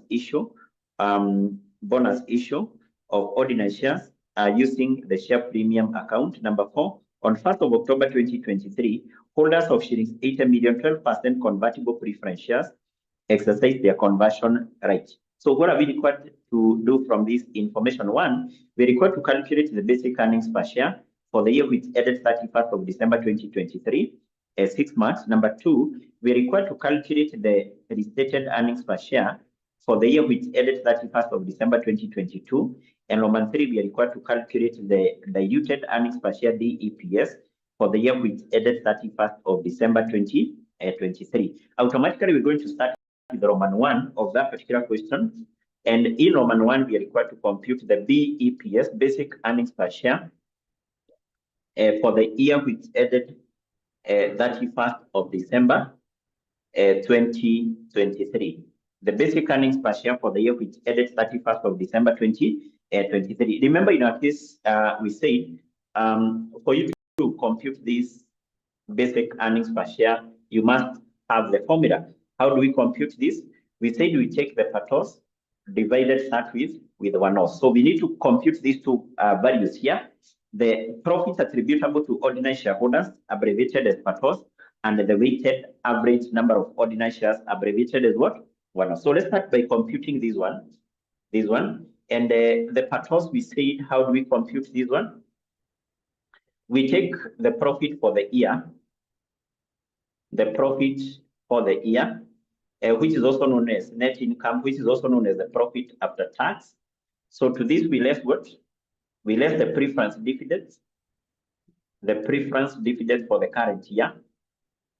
In case we are computing the earnings per share for a group of companies, we left what? To this, we left the profit attributable to the non-controlling interest to the NCI. And also to this, we said we add any loss from discontinued operation, loss from the discontinued operations, loss from discontinued operation. That's basically how we compute that profit attributable to ordinary shareholders. So I want us to just plug in those figures, having that format of computing the PATOS. Now, where do we have the profit after tax for this year, for the year 2023? That information, we have it within paragraph 1 of the question. Within paragraph 1, I think in paragraph 1, the last sentence. Can we go to the last sentence of paragraph 1? We are told 𝐻𝐶 Limited profit after tax from the continuing operations for the year which ended 31st of December 2023 amounted to 201,600,000, and for the year which ended 31st of December 2022 was 97.2. So in our case, we are given this profit for the year, or the profit after tax for 2023, as an amount of 600,000, and basically I thought that this particular profit is from the continuing operation. So being the profit from the continuing operation, it basically means that there is no profit, or basically there is no loss from the discontinued operation which has been included here. This particular profit of 201,600,000 does not include any profit or loss from discontinued operation. And basically it means that in our case here, this adjustment will not be included here because we are given the profit after tax from the continuing operations. Remember, in this case, I said a discontinued operation is a component of an entity which has been discontinued. For example, a company had a number of branches, but because one of the branches has been making losses, it has been closed down. It is a discontinued operation. In case of a parent company may be having various subsidiaries, and because one of the subsidiaries is making losses, that subsidiary has been disposed, has been sold by the parent company. It is a discontinued operation. So we said in computation of both the basic and also diluted earnings per share, we totally exclude any profit or loss from discontinued operation. We only use the profit or loss from the continuing operation. So meaning that in this case, we don't have any loss because this pure profit from continuing operations. Then in this case, we need to check whether this company had issued preference shares. Well, there are some preference shares which were issued. But also there is something which you said is very, very important, and you must remember that throughout. In case the company had issued preference shares, and the preference shares issued by the company, they are redeemable, we said never make a mistake of deducting their dividends here, because we said redeemable preference shares, this to the company is like a debt capital, because these are preference shares once issued by the company has to redeem them back. So this is like a debt capital. And therefore, we say the dividends in relation to the redeemable preference shares, those dividends are basically classified as part of the finance cost, And therefore, in arriving at this particular profit, which we have here, all expenses, including the finance cost, have been what? Deducted. So in case the preference shares issued by the company are redeemable, don't less their dividends there. Yes. Now, in our question in paragraph 1, specifically sentence 1, we are told on 1st January 2023, which is basically at the start of the current year, 𝐻𝐶 Limited had initial 43.2 million ordinary shares of 𝐿10 par value and 12% convertible redeemable preference shares of 𝐿10 par value. Now, who can tell us? Are we going to less the preference dividends for those preference shares here? Yes or no? Are we going to less the dividends for those preference shares here? Are we going to less them here? Are we going to less them here? Yes or no? Automatically no. Automatically no. Reason being, those preference shares, you can see they are redeemable. They are what? Redeemable. So if they are redeemable, their dividends were included as part of the finance cost. Finance cost, we know, is an expense, which is one of the expenses which has already been deducted in arriving at that word profit. So in that case, we will not less those particular those dividends there. Then in this case, we are not dealing with a group of companies. This is a single company. So meaning that here equally we don't have any profit attributable to the NCI. We don't have profit attributable to the NCI. So the PATOS, the profit attributable to ordinary shareholders, therefore, remain the same, 201,600,000. So we already have the PATOS. Then we need to move and compute the one-offs. The one-offs. The weighted average number of ordinary shares. How do we compute this one? We say to compute this, we take into account the ordinary shares which had been issued at the start. Automatically, this year started on 1st of January 2023 and basically ended on 31st of December 2023. So how many ordinary shares had been issued by the company at the start? And then we add the other shares which were issued during that year. So therefore, we start with the shares which had been issued, the number of ordinary shares which had been issued at the start of the year. And basically, we refer to this as the balance brought down. The balance brought down. So the shares which were issued, the ordinary shares which were issued by the company at the start of the year, we have this within paragraph 1. Within paragraph 1, sentence 1, we are told on 1st January 2023, Tunza Limited had in issue 43.2 million ordinary shares of shillings 10. These are the shares which, in other terms, had been issued by the company at the start of the year, 43.2 million. And it's very, very important for you to check whatever you're given here, whether this is the share capital or whether these are the number of shares. If you check 43.2, these are ordinary shares. But if, for example, you're told the company had a share capital of 43.2, shilling 43.2, then take into account we have the word shilling. Automatically, this would not be the shares, but this would be the value of the shares. To determine the number of shares, you take this amount, you divide that with the par value of 10. But in our case, you can see 43.2 are the number of shares. And the number of shares. Because this is basically another area whereby the examiner will try to catch you. Instead of giving you the number of shares issued, he will give you the share capital. Shillings, like in this case, you are told shillings 43.2, which would not be the shares, but the share capital. For you to get the shares, divide that with the par value. So we are done with that. And then the transactions which took place during the current year for the issue of shares, that is something which is given in the additional information. Note 1, note 2, 3, and 4. So can we go to note number 1? In note number 1, you're told on 1st of April 2023, the company invited the current ordinary shareholders to subscribe for a right issue on the basis of 2 shares for every 3 shares held at concessionary price of shillings 15, shillings 15, when the market price on the combined basis was shillings 20. So basically, we are told on 1st of April 2023, the company invited the current shareholders to subscribe for something called the right issue. I hope you can see this particular concept of right issue. This is something we have come across in all questions. This is the 3rd question we are doing, and all the questions we have done, we have come across that concept of the right issue. Because I say this is one of the concepts majority of the students will get it wrong. That's why you can see it is tested in almost all questions for earnings per share. Now, what we say is that a right issue is basically whereby the company issue additional shares to the existing shareholders of the company, but basically at a price below the market price. Therefore, we say these shares which were issued during the right issue, one, we have to split them into 2 components: shares issued at full market price and the bonus element. Then from there, or basically for us to be able to do that, we have to compute 2 items: how many shares were issued during the right issue, and we also compute a price which is known as the theoretical exit price. So can we compute those 2 items? I want us to compute those two items. One, we start by computing how many shares were issued by the company during the right issue. and then we compute the theoretical X-rate price. So for us to be able to compute the shares which were issued during the rights issue, we have to go back to note 1, and you're told the company invited the current shareholders to subscribe for the rights issue on the basis of 2 new shares, the basis of 2 new shares, for every 3 shares which were held.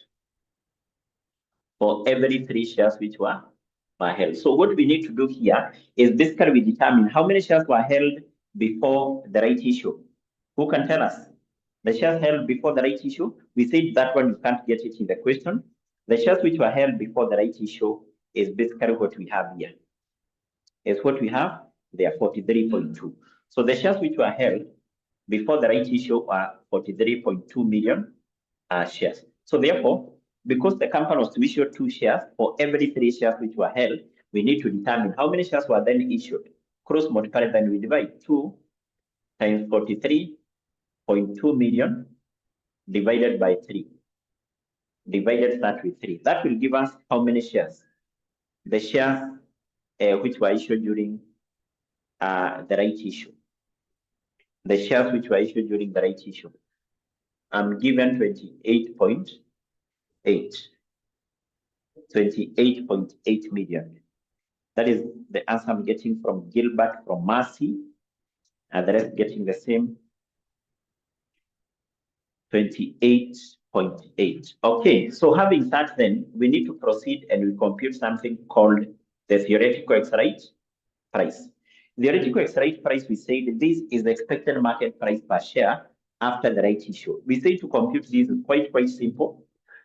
We need first of all to determine how many shares were issued during the, how many shares had been issued before the right issue, and what was the market price per share before the right issue.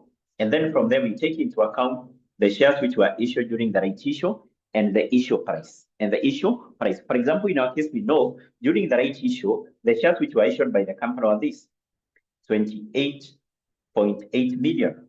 So these are the shares which were issued, and each share was to be issued at a price of what? During the right issue, each share was to be issued at a price of what? As per note number 1.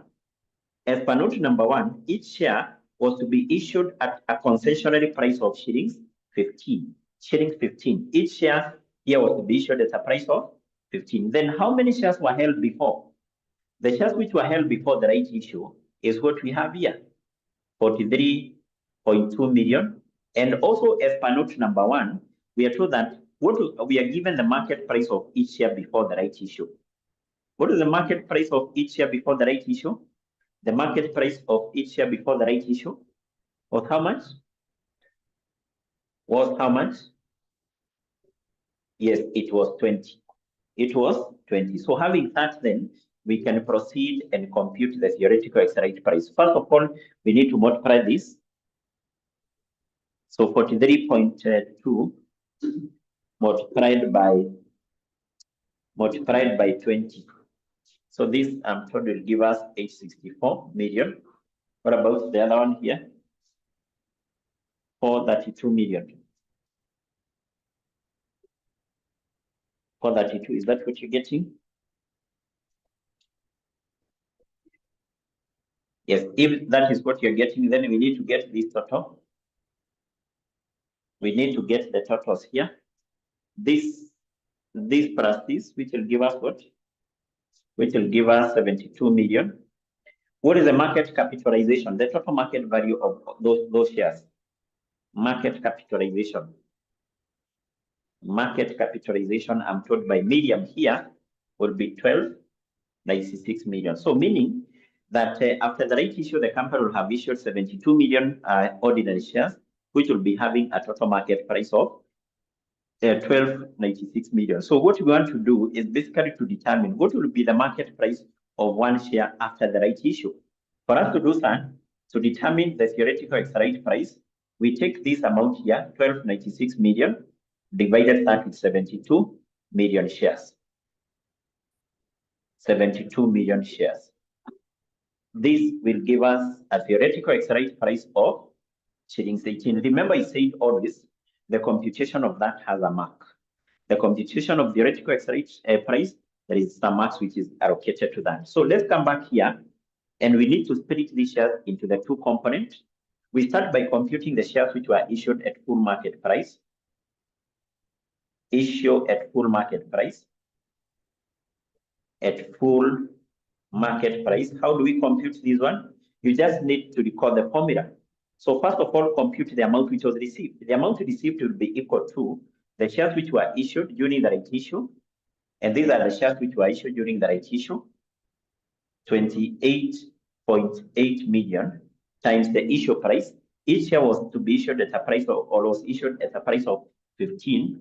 And then we divide that with the theoretical exercise price, which you have computed there, 18. And then we say these shares always are weighted on time basis. We multiply them with the proportion of time they were held. These shares were held from April to December. So remember the year is ending December. So here we are only excluding how many months? 3. We're excluding January, February, and March. So the remaining months are 9. So meaning that these shares were held for 9 months out of 12. So then from there we compute the bonus element. The bonus element. So bonus element, the shares which were issued free of charge. How do we compute this one? We take the total shares which were issued during the right issue, 28. On November 2016, our question November 2016, we had it as November 2016, question 5C. November 2016, question 5C. November 2016, question 5C. November 2016, question 5C. Somebody send the papers to the group. Somebody to send the paper to the group. Has the paper been sent to the group? November 2016 on insurance, taxation of insurance. November 2016, question 5C. If we have, then we respond with a yes. If we have, then we respond with a yes. If we have, then we respond with a yes. November 2016. November 2016. Perfect, if it's been sent. Perfect. Let me open the paper. Let me open.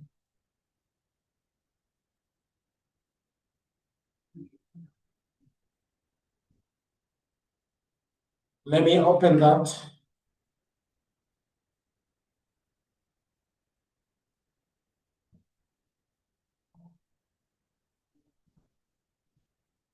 So November 2016, as we open that paper,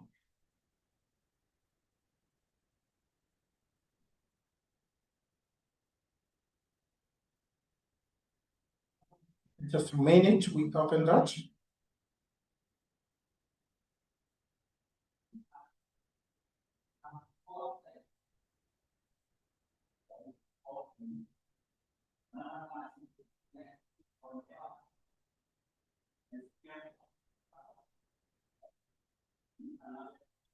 So if you're there, we proceed to the question.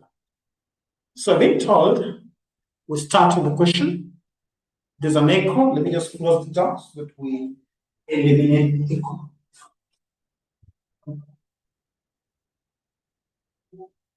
So being told, Msanifu Insurance Limited is a resident insurance firm, carrying out both general and life insurance business. The following information relates to the insurance company for the year ended 31st December 2015. So we have the investment income, that is for the general insurance, that is 13,780,000, rounded to 1,000. So we have 13,780.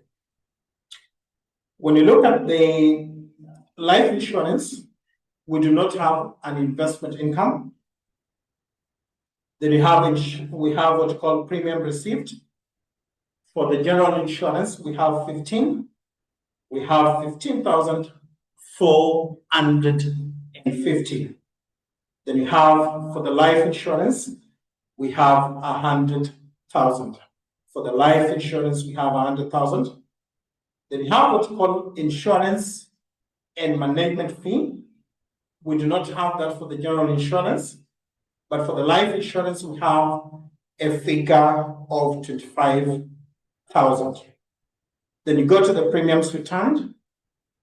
We got the premiums returned. How do you treat premiums received? The figures for the premiums received. How do you treat premiums received? How would you treat premiums received? How do you treat premiums received? What did you say about the premiums received? That is a taxable. For the insurance company, that is a taxable income. What about when you talk premiums returned? After adjusting, yes. Premiums returned, how does it affect premiums returned? It reduces the premiums received for the year. Then we have the next, what we call the reinsurance commission received. Reinsurance commission received. How do you treat the reinsurance commission received? How do we treat the reinsurance commission received? That's a taxable income. Thank you, Sharon. So then we go to the premium. We have what we call premiums paid.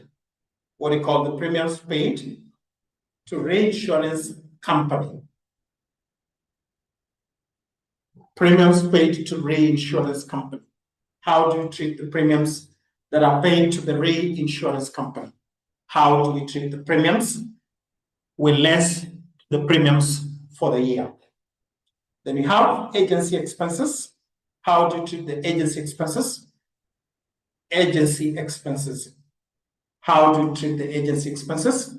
That is allowable expense. Then you have the next, management expenses. How do you treat the management expenses?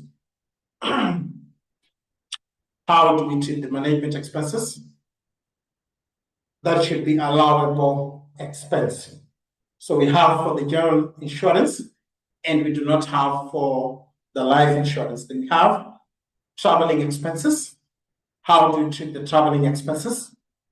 Traveling expenses is basically what you call allowable expenses. Traveling expenses is what you call allowable expenses. Then you have what you call advertising. What do you call advertising? Advertising, how do we treat advertising? Advertising is allowable expenses. However, we have advertising that is capital in nature. When you talk about advertising that is capital in nature, for example, billboard, signposts, are non-allowable. However, advertising that is revenue in nature, we know, for example, making advertisement on radio, making advertisement on TV, those should be allowable expense. Uko reacting to that point. Is that okay, Uko? So then we have the next, what we call general expenses. How do you treat the general expenses? General expenses are allowable expenses. Then you have what you call the bad debt. Bad debt, and into bracket, they are told as specific. So when the term of the bad debts are specific, then that should be allowable expense. That should be allowable expense. Then you have the next, what we call income. Incomes from exercising what we call the subrogation right. Incomes from exercising what we call the subrogation rights. That's a taxable income. Incomes from exercising other taxable income. Thank you, Safaris. Then you have recoveries for reinsurance. Recoveries for insurance. Recoveries for insurance. Recoveries for insurance. Where do you adjust the recoveries for insurance? Recoveries for insurance. No, recoveries adjusters that adjust the claims. It's reduction of the claim altogether. Recoveries that will adjust the claims. Together, that will adjust the claims. So then we proceed to the additional information. Number one is a fixed deposit account. Number one, we're told that the investment income, we had the investment income being a total of 13. Investment income being a total of 13. 13,780. But out of this 13,780, the examiner tells us that out of that 13,780, then there's 720, 780, that is fixed deposit. Fixed deposit. Then you have the next. Next is what I call the 3,000. We call it qualifying company. Next is what we call the qualifying company. Then we have what we call the rental income. Next is the rental income. So which ones are investment incomes that are subjected? Qualifying company and you total net. Investment incomes that are subjected to further taxation. We look at those three. Which ones will be subjected to further taxation? Dividends. Really, will dividends be subjected to further taxation? So we have the rental. We know that this is subjected. We say to further taxation.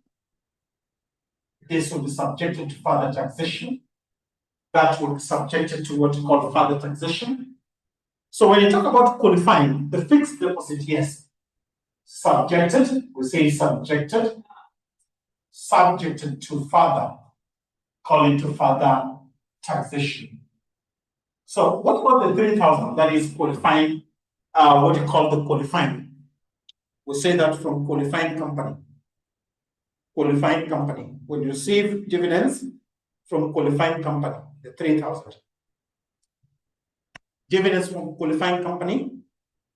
So for the qualifying company, we understand that the withholding tax is final. The withholding tax is final. So do not subject. We know that do not subject. We say that do not subject. We say to further taxation. To further taxation. Do not subject to the further taxation. Together.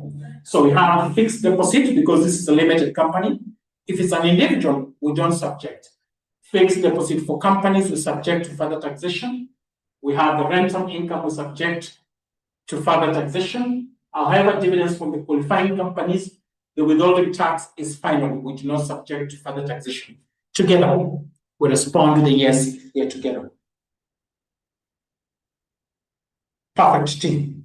So additional information number 2, the examiner tells us general expenses include, so we have this, we can call it working 1.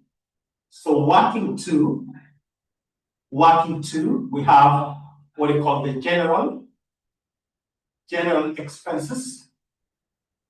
We have the general expenses. What is the general expenses? General expenses include the figure for the general expenses. General expenses.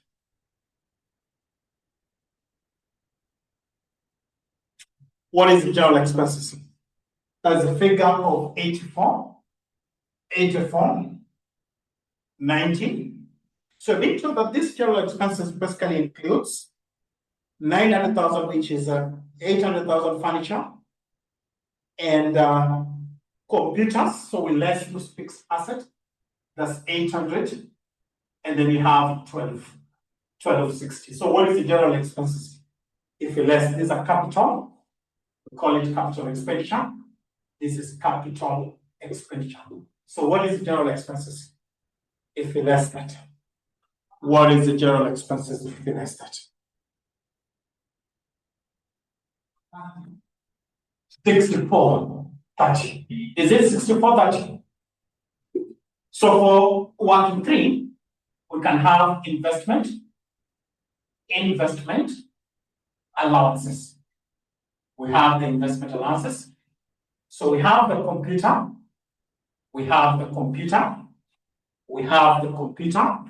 Computer is a figure of 800,000 claim. What is the rate of claim for the computers? We claim the investment allowance at 25%. So what is the investment allowance for computer?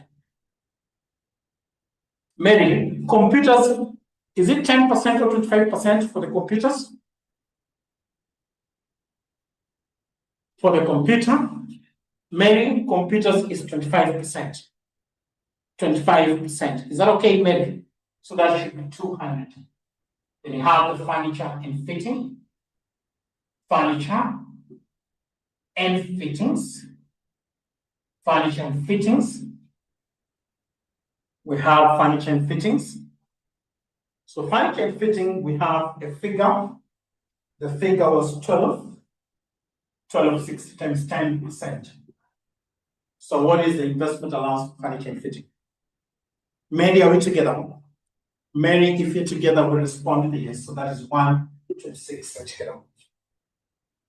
So then we're being told that reserves for an expired risk. We can have it here. Reserves, we call it reserves for what we call unexpired risks. Reserves for an expired risk. The reserves for an expired risk. January, we have January 2015, it was a figure of 3240. The DEC 2015, we have a figure of 62. Remember, we rounded 2000. So what is happening? When you compare those, what is happening? Reserve for an expired risk. So there is what you call an increase. So we have an increase in what you call reserves for what you call unexpired risk. So increase in what you call reserve for an expired risk, we have 62 minus 3240. So what is the figure? Reserve for an expired risk. Reserves for what you call unexpired risk. So that's an increase because at the beginning we have 3240, at the end we have 62. So what is the increase? How do you treat the increase? Maybe, how do you treat increase in reserves for an expired risk? This is allowable expenses. We call it allowable expenses together. We call it allowable expense. Then we proceed to the next. We are being told that claims during the year ended 31st, 2015 was 7.6. How do you treat claims at the end? How do you treat claims at the end? How to treat claims at the end? We add it, that's an accrual. We add it to the claims paid. We add it to the claims paid altogether. What about claims? We say claims paid as at the end. How do we treat it? Claims paid during the year amounted to 76. We are going to use it, we add them together. That is claim paid, we are going to add. So then you're being told that life insurance had a monetary value of 300 million. That's, we can just do the working. That is for the life insurance. The working for the life insurance. So I've been told that the life insurance fund balance was valued at 300 million as of 31st December 2015. 25% of this fund balance was recommended to be transferred for the benefit of the shareholders. So how much is for the benefit of the shareholder? Say for the benefit is for the benefit of what you call the shareholders. For the benefits of the shareholders. This is under life insurance. So say 25%, 300 million in 2000, that's 300,000. So what is the figure? What is the figure? What is the figure? So that should be 75. That should be 75. That should be a figure of 75. So we have claims outstanding for general business. So claims outstanding, we can do our working claims. Just call it working claim for the year. For the year. So how much was paid for the claims for the year? How much was paid? We have 76. Then we have accrual at the end. At the end is 6. Carried on, outstanding, that's accrual. Then minus at the beginning, that is 54 brought down. That is at the beginning, and I said what we call the recoveries, what we call recoveries. We call it recoveries on reinsurance. So minus 150. So what is the claim for the year? What is the claim for the year? So give me claims for the year. So get for me the working for the claims for the year. Provide the claims for the year. Outstanding, that's accrual at the end.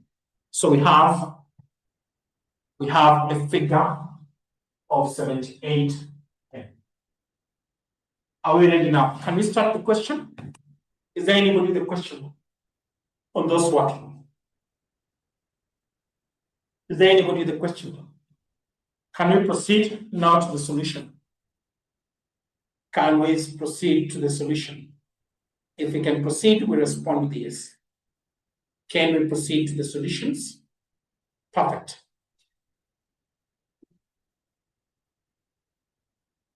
I want to mention a number of points that we talked about.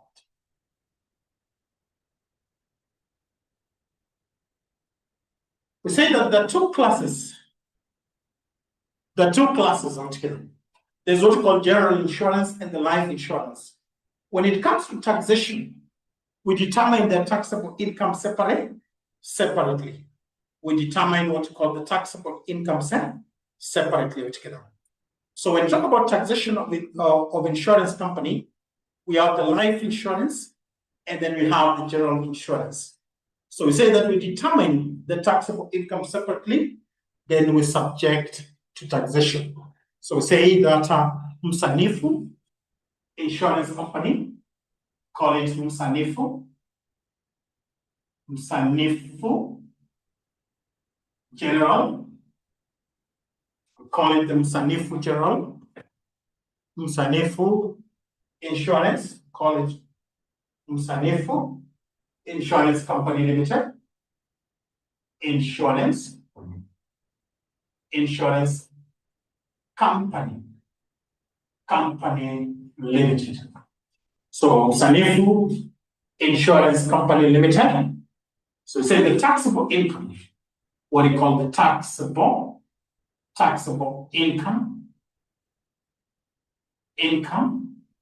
we say for 2015, taxable income for 2015. So we start with the general insurance. General insurance. Start with the general insurance. So we have the premiums. We get the premiums for the year. The premiums for the year. We have premiums for the year. So those are operating incomes, premiums for the year. We have what's called operating incomes. So premiums for the year, we have the premiums paid, which is 15 for 15. We less the premiums returned. The premiums returned minus 374. Minus 374. Then we have what we call premiums paid to the insurance company, which is 4680. What is the premiums for the year for that? What is the premiums for the year? Premiums for the year. I'll put together premiums in terms, premiums that are paid for the insurance company. So those adjustments basically reduces the premium for the year. So what is the premium for the year? Give me the premium for the year. What is the premium? The figure for the premium for the year. Premium for the year. So give me the premiums for the year. So say premiums paid minus premium. So that is 10. We have it as 10. 396. 10, 396. Other sources of income. Those are other sources of income. We have what you call income from exercising. What do you call income? We say from exercising. Exercising, what we call subrogation. Subrogation rights. How much is that income from exercising what we call subrogation rights? How much is that income? Income from exercising subrogation rights. How much is that? Income from exercising subrogation right. That should be 1250. That should be 1250. Then we have reinsurance commission received. Reinsurance commission. We call it receipt. The reinsurance commission received. The reinsurance commission received. We have it as 1360. We have it as 1360. We have it as what you call 1360. So then we say less what you call less allowable expenses. Less allowable expenses. The first allowable expenses that we had in this, we had what you call agency expenses.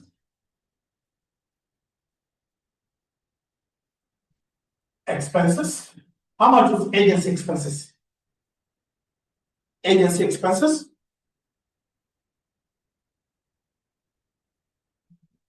What is the agency expenses? 1350.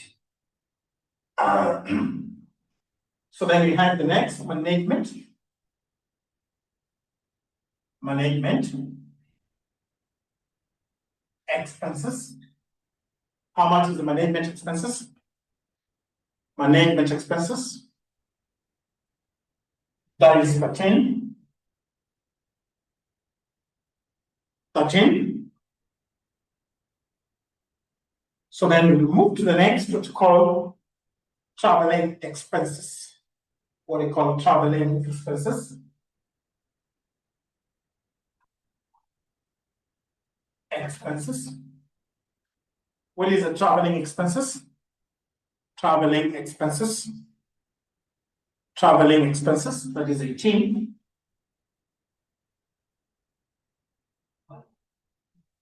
Traveling expenses that. Then we have the next is advertising. Advertising expenses. Advertising expenses. What is advertising expenses? Advertising expenses. That is 364. Then we had what we call general expenses. General expenses. We did the working. For the student, don't do working separate. You just have 8490. That is for the general expense. You less 800. You less 1260. You less 800. You less 1260. What were we getting for the general expense? What were we getting for the general expense? For the general expense. That should be 64. We had it as 6430. So then we had what it calls budget, specific budget. Specific budget. Is that allowable expense? Specific budget. How do you treat what you call the specific budget?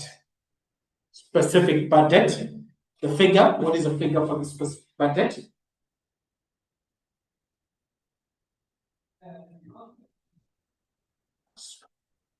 That should be 368. 368. Before we go to the claims, before we claims for the year, we can do the investment allowance. Investment, we can have the investment.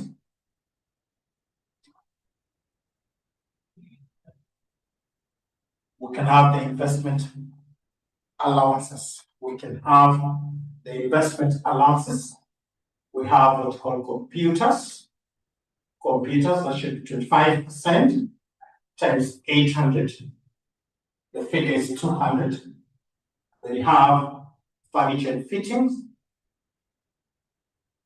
And what you call fittings, that should be 10% times furniture and fitting, that should basically be 10% times 1260. Times 1260. 10% times 1260. So what do you have? That is 126. That should be 1226. 126. Then we have claims for the year. We have the claims for the year. So claim for the year, we had the claims paid, which is 76. We had plus accrual at the end, accrual carried down, outstanding carried down. Outstanding carried down was 6, minus at the beginning, that was 5640. 5640 minus 150. So this is brought down. So what is the claim for the year? Claim for the year. What is the claim for the year? So we had 7810. We had 7810. We had 17. So what is the taxable operating income? Taxable operating income. The taxable operating income. Taxable operating income. Operating incomes, allowable expenses.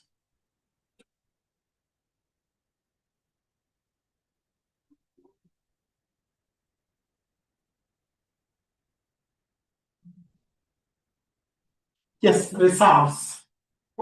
Increase in reserves, say for unexpected risks. So we can do the working there just to show. That should be 62. We have 6240 minus what you call 3240. Minus 3240. So what do you have?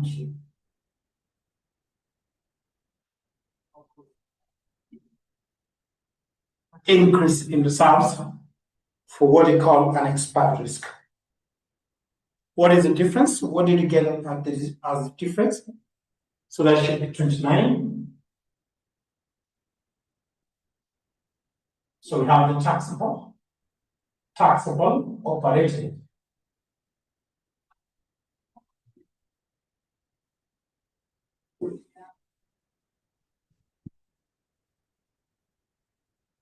So we have a negative, that is 10 to the 3. So are we getting that, all of us? Are we getting that? Are we getting that, what 𝐻𝐿 is getting? Are we getting that figure? Are we having that? Are we having that as our figure?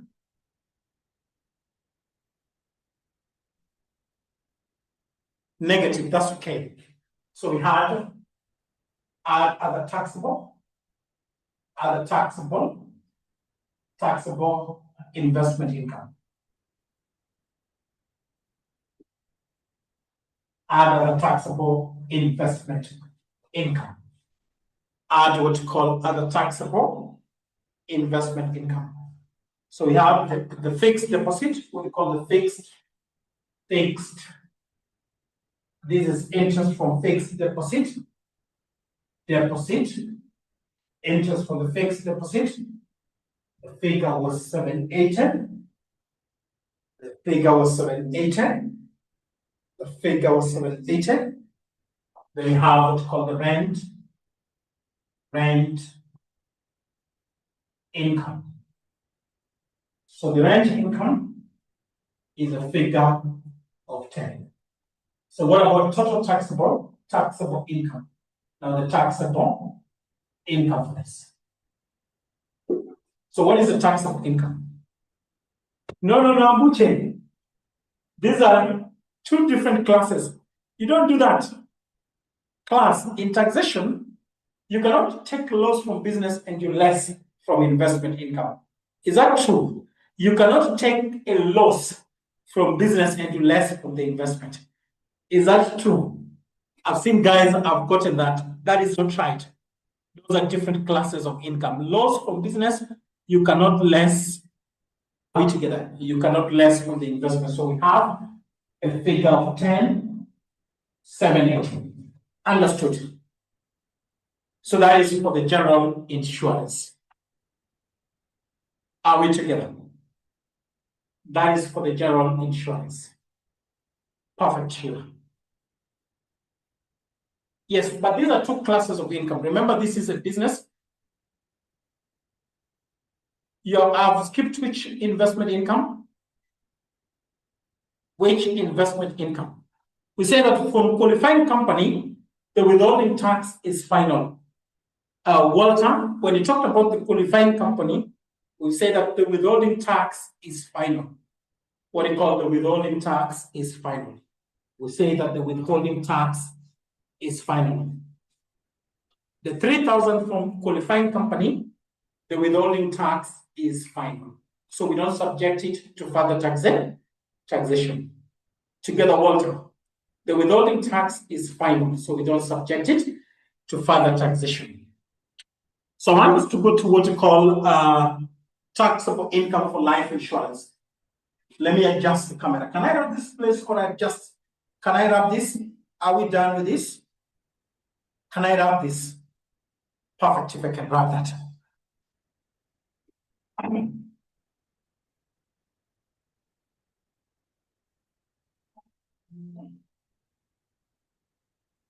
So then taxable income, we continue saying taxable.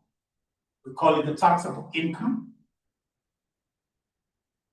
We say for the life insurance. For the life insurance. For the life insurance. Taxable income for the life insurance. Are we together? So we say amount, we call it amount. We call it recommended. By the actuary, we say for the benefit, call it for the benefit of what we call the shareholders. What is that amount? Amount recommended by actuaries for the benefit of the shareholders. How much was recommended? How much was recommended? We say that life fund valued by actuary was 300 million. So that was 25%. We have 25% times 3. We are running 2,000. We have a figure of 75. All of us are together. All of us are we together. If we are together, we respond with a yes. We are together. If we are together, we respond with a yes. If we are together, then we respond with yes. Perfect. So I want us to get the notes. There's something that I want to read about. In this particular question, we have the premiums, and then we have management fee. Open premiums and the management fee. Premiums and management fee. Premiums and management fee. Are we seeing premiums and management fee? Premiums and management fee. Premiums and the management fee. Premiums. Premiums and management fee.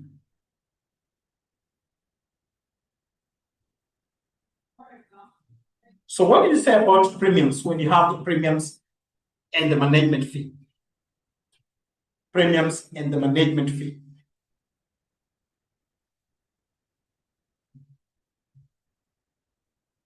What did you say about premiums and the management fee?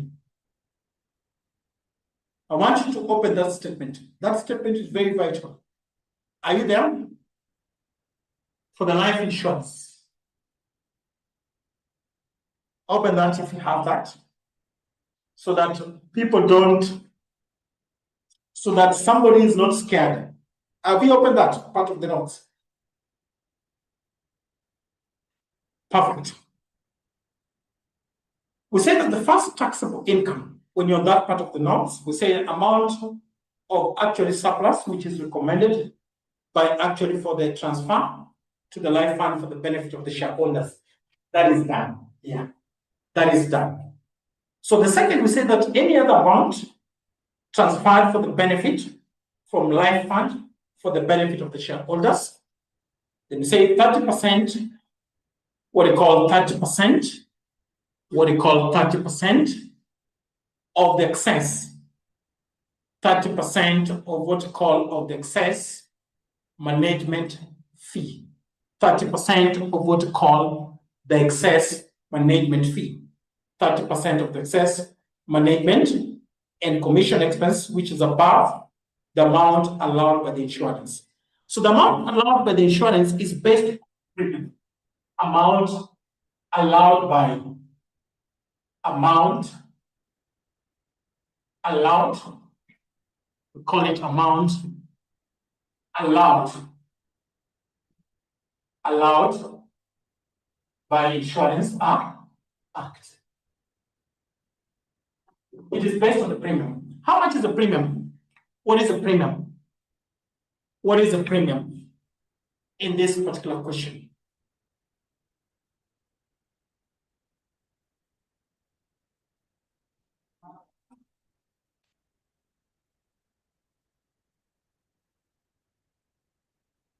$25 is the premium. Is it the premium or that's management? Premium is 100 altogether. So we have the management fee. We can have this so that we have a management. Management fee is 25.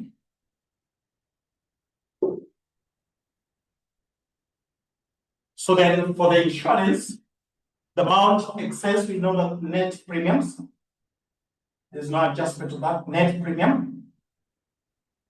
So we say that the first 5 million, we say that the first 5 million, what did you say? The first 5 million is at the rate of 25. So we say times 25. We start here, the first 5 million times 25%. Then we say the next plus the next 7.5 million.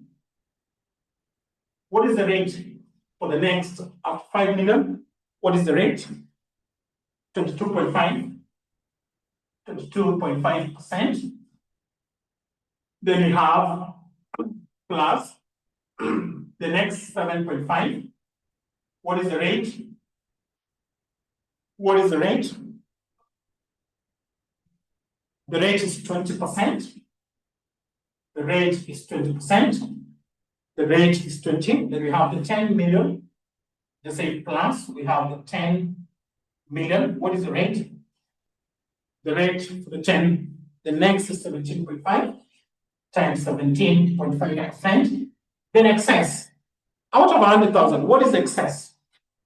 Out of 100,000, what is excess? What is excess? What is excess? What is excess? 70. There should be 70. What is the range for that? What is the range times? Times 15%. So get for me that, so that we can get the excess. So that we can get the excess.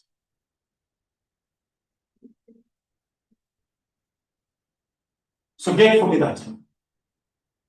The amount recommended, 5 to 5% to 2.5%, 7.5%, 7.5%, that's 20%. What is the summation if you do that?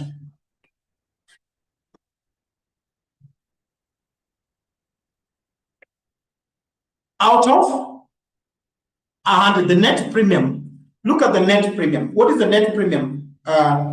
What is the net premium in that particular question? I'm saying the net premiums. We are basing that amount allowed by the insurance is based on the net premiums. And the net premiums, Robert, we have it as 100,000.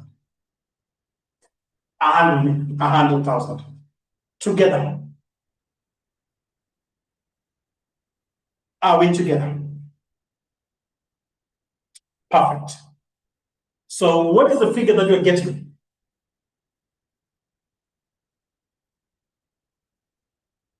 Are we getting 16? Are we getting the same?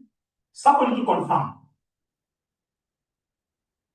Somebody to confirm. Perfect, if you're getting the same. So we want to get the excess management. The excess management fee out of the amount that is allowed by the insurance. So when you let's start. So what is the excess? What is excess? So that you get the 30% of the excess. 30% of the excess. What is excess? Out of management, the excess is 83. We have it as 83.12.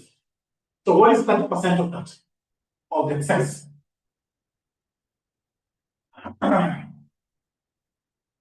What is the excess?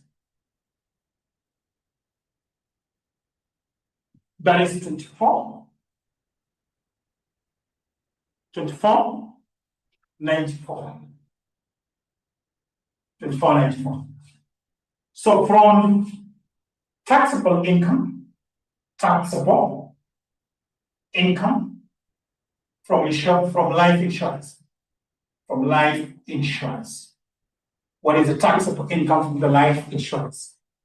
What is the taxable income from the life insurance? Taxable income from the life insurance. So add those two, taxable income from the life insurance. That should be 70, 77.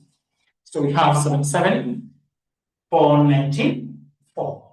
So total taxable income, we have now the total taxable income. That is what we call life insurance plus the general. Life insurance plus the general. So 10,780 plus 77 plus 77, 494. What do you have as a total taxable? So that is 77, 494. Then you have plus 10, 718.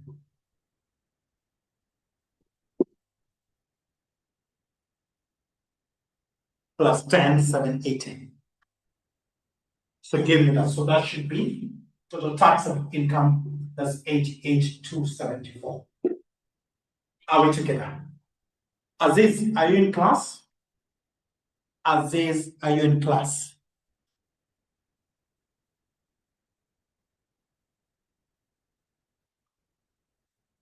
Gilbert is there. Anne is there. Keter is there. Mary is there. Miriam. Robert is there. And Teach is there. Sharon is there. Perfect. So this is the total taxable income. Is there tax payable? Are we being asked for the tax payable? Are we being asked for the tax payable? Are these asked us for the tax payable?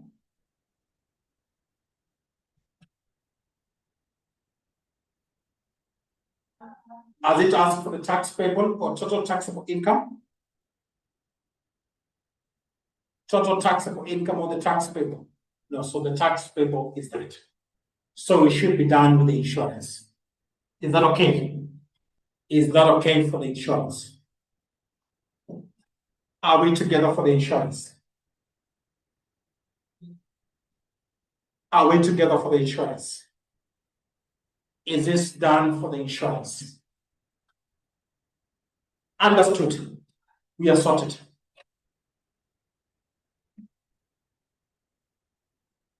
Perfect. So we can wrap that. So I want us to take a break and I want us to, I'll do suppose after petroleum. So I want us to taxation of petroleum companies. That is what I want to do. Then I come back to cooperative societies and suppose. Taxation. What we call taxation. What they call the taxation of petroleum. What they call the taxation of what they call petroleum companies. So I do this, then I'll come back to SARS. So we can have a small break, then come for that.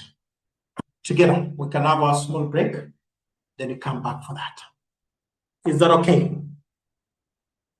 So we come back for petroleum.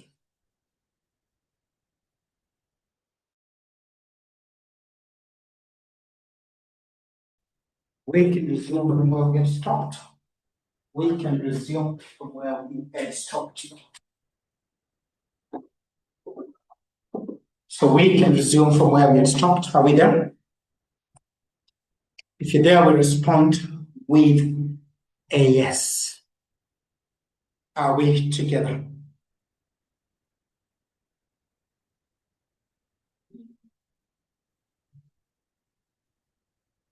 Are we together? So taxation of petroleum companies and petroleum and what's called and petroleum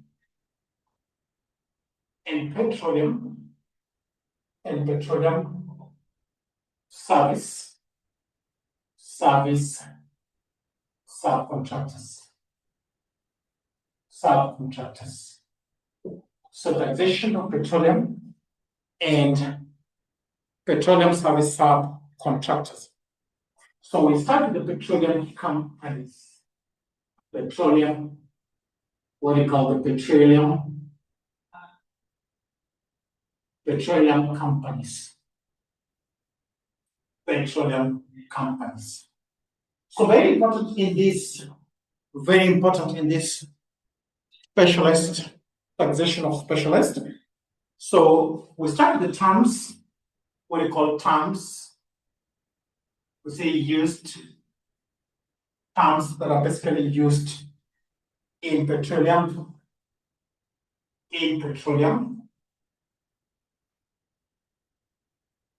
operations. Terms that are used in petroleum operation. So the first term is what we call petroleum agreement. We call it the petroleum agreement. As the first term, petroleum agreement. First time we have it what we call petroleum agreement. So when we talk about agreement, this is basically contracts that are basically between petroleum companies and what we call the government to carry out what we call petroleum operation. So we call it contracts. We call it between government and what we call petroleum companies to carry out contracts between government and petroleum companies to carry out what we call petroleum operation, what we call petroleum operations. A very common question, maybe 1 or 2 marks you can ask about those terms. Then we have what's called a contractor. Who's a contractor when you talk about a contractor? Who is a contractor when you call a contractor? So this is basically a petroleum company that has basically concluded what we call a petroleum agreement with the government. So we call it petroleum company, basically call it petroleum company. We say which, we call it the petroleum company, which has concluded, we say that which has basically concluded, petroleum agreements, which has concluded agreement with what called with the Kenyan government. With the Kenyan government. That is what we call a contractor. So then we have what we call petroleum operations. What are these types of operation when you talk about petroleum operation? What are these types of operation when you talk about petroleum operations? So when you're doing petroleum operations, what are these operations? We have extraction, exploration, we have storage, and selling of petroleum products. So see activities, these are what we call activities, we say relating, activities that say relating to what we call to exploration,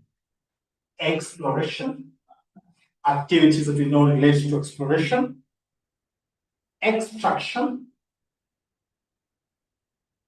exploration, we have exploration, extraction, storage, and what we call selling, or what we call petroleum, selling of the petroleum products. So that is what we call petroleum operation. Then you have what we call petroleum products. Petroleum products. What are the petroleum products? Petroleum products, examples of the petroleum products.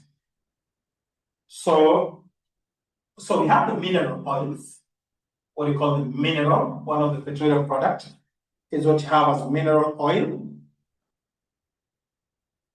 We have the crude oil, the natural gas as one of the products, natural gas, tar, etc. These are the examples of what we call, and even oil, that's the petroleum product. So then we have a petroleum. Down here we have what we call petroleum, what we call the petroleum company. We say sub-service contractor. So what is a petroleum sub-service contractor? What is a petroleum sub-service contractor? What is a petroleum sub-service contractors?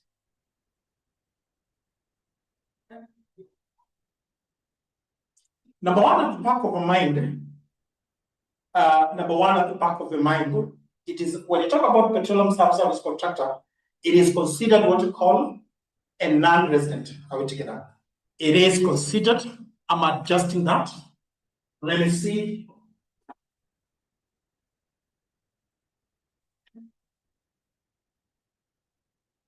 Is it okay? Are you able to see that? Robert, are we there? Okay. So number one, when you talk about subcontractor, petroleum company sub-service contractor, What do we mean? So number one, you consider it a non-resident company, but it's basically hired to carry out specialist service that the petroleum company cannot carry out. So we say that for tax purpose, number one, for tax purpose,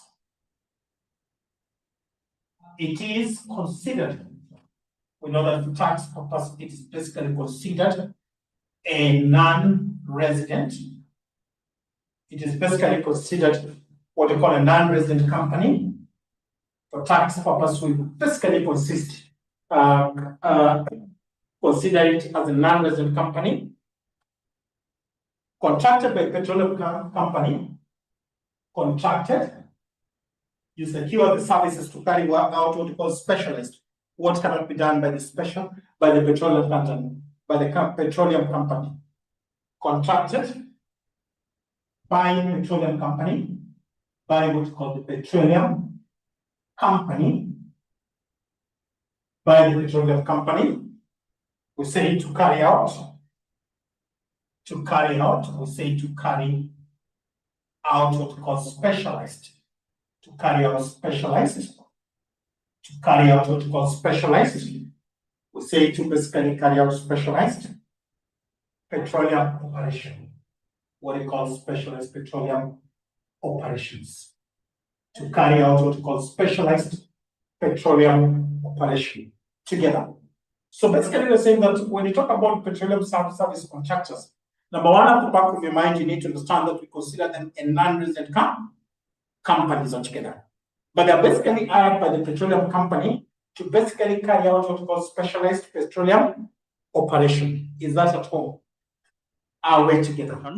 The management and also the liquidation of the company. And actually what we said is that all those particular aspects, most of them are actually governed by the provisions of the Companies Act. Because we said, if, for example, today you want to incorporate or to register your own company, you have to do that in compliance with the provisions of the Companies Act. Number two, we also say that we're going to look on issues to do with the management of the company. That's why we talked about the issues to do with the directors, because generally we said the company is supposed to be managed by the directors. And in this case, we said we are going to discuss in details the issues to do with the directors of the company. And then finally, we are going to end up by looking on the issues to do with the liquidation of the company. And actually, we said most of those particular aspects, they are governed by the provisions of the Companies Act, though we're also going to see that other issues relate now or actually are governed by something called the case rule. If you can be able to remember the case rule, this one is also known as the judicial precedent. Judicial precedent or case rule, these are a number of rules or basically principles which have been laid down by the judges after deciding a number of cases. For example, if you can be able to recall, in relation to the company's meeting, I gave you a good example of a case rule which is known as what? The rule in Sharp versus Davis. And actually we said that is one of the principles, or actually one of the rules, which basically governs the issues to do with the company's meeting. So those are a number of issues which we're going to discuss in this topic, but actually in this particular unit. But I want us to start with the first topic here to do with the nature and the classification of companies. Majorly, if you can be able to recall, I said in this topic, you're going to look on the definition of a company. And then from there, we look on, for example, the features, the characteristic of a company. And then from there, we also discuss the issues to do with the classification of companies. How do we classify the companies and so on? But in this case, we're going to start by defining what is a company. We're going to start by defining a company. So in this case, when we talk about a company, this one is actually defined to be an association of persons, an association of persons. So when we talk about association of persons, this whereby a number of individuals come together, they agree to register a company. For example, in this case, we can be able to come up, or maybe to form a group, and maybe by the end of the day, we agree to undertake a certain business. But in that case, we also agree that we are going to do that particular business in form of what? Of a company. So therefore, association of persons, this whereby we have a number of individuals who come together, they agree to undertake a certain business, But in that case, they also agree that they are going to do that particular business in form of what? Of a company. So a company is actually defined to be an association of what? Of a company, sorry, association of persons, which is basically formed and also registered in accordance with the Companies Act of 2015. Remember, in this case, we said Companies Act. This is an act of parliament. What is an act of parliament? This is something you need to recall from whatever you did in the introduction to law and governance, that Companies Act, we are saying is an act of parliament or statutory law. This is a particular law which is enacted by parliament, because we know that the government do have three arms: executive, the legislature or parliament, and then we have the judiciary. One of the main responsibility of the parliament or the legislature is basically to enact or to make laws. So therefore, those laws which are enacted by parliament, we refer to them as acts of parliament. So therefore, this is an act of parliament which was enacted by parliament, and also it became effective in the year 2015. Previously, the registration of companies and also the management of the company affairs was actually governed by something which was known as the Companies Act. Companies Act, Cap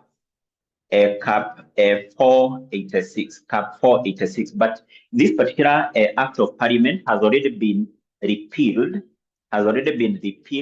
and actually replaced by Companies Act of 2015. So when talk about repealing an act, this is basically doing away with a certain act and actually replacing that act with a new act. So previously, companies were registered or were actually formed and also managed and also liquidated in accordance with the Companies Act Cap 486. But we are saying that one has already been done away with and replaced by Companies Act of 2015. So therefore, in this case, we have said a company is basically an association of persons which is basically formed and also registered in accordance with the Companies Act. If you can be able to recall in our previous session, I say that once a company has been registered by a person who is called the Registrar of Companies,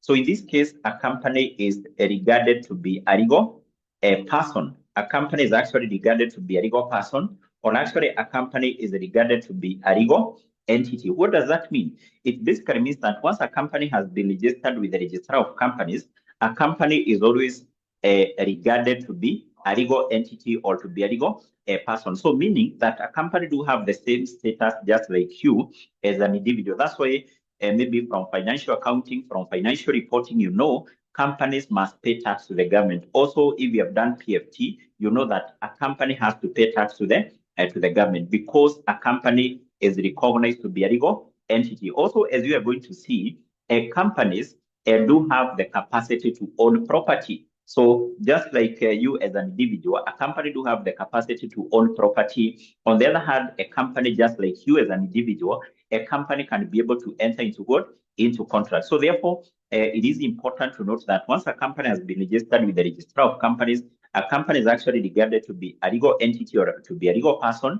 And actually, in this case, we say a company here is always deemed to be separate from its members and also from its directors, its members and also its directors. So, and that's why we say that once a company has entered into a contract, that is a contract of the company, is not a contract of members, is not a contract of directors. Number two is saying the debts of the company are not the debts of the members, are not the debts of the directors. That's why we say that if maybe at a certain point in time, the company is not in a position to pay its debt, and maybe you are a member of that company, there is no time you'll be called upon to come in and basically contribute money to do what? To pay the debt of the company. So meaning that the debt of the company are not the debt of the members, they are not the debt of who? Of the director. So therefore, a company once registered, it becomes a legal entity, separate and also distinct from its members. Also remember, there is something I've mentioned here, that as far as company law is concerned, we're going to discuss on issues to do with the formation, management, liquidation of the company. And actually, you have said that all those particular aspects they are governed by the Companies Act, and also something known as the case law, stroke judicial precedent. Stroke judicial what?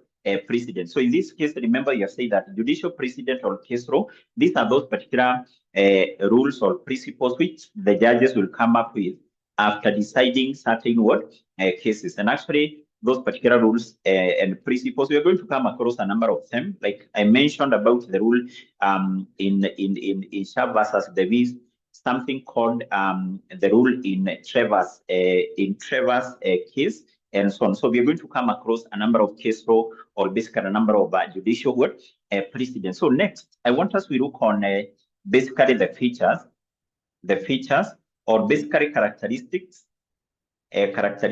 of a company.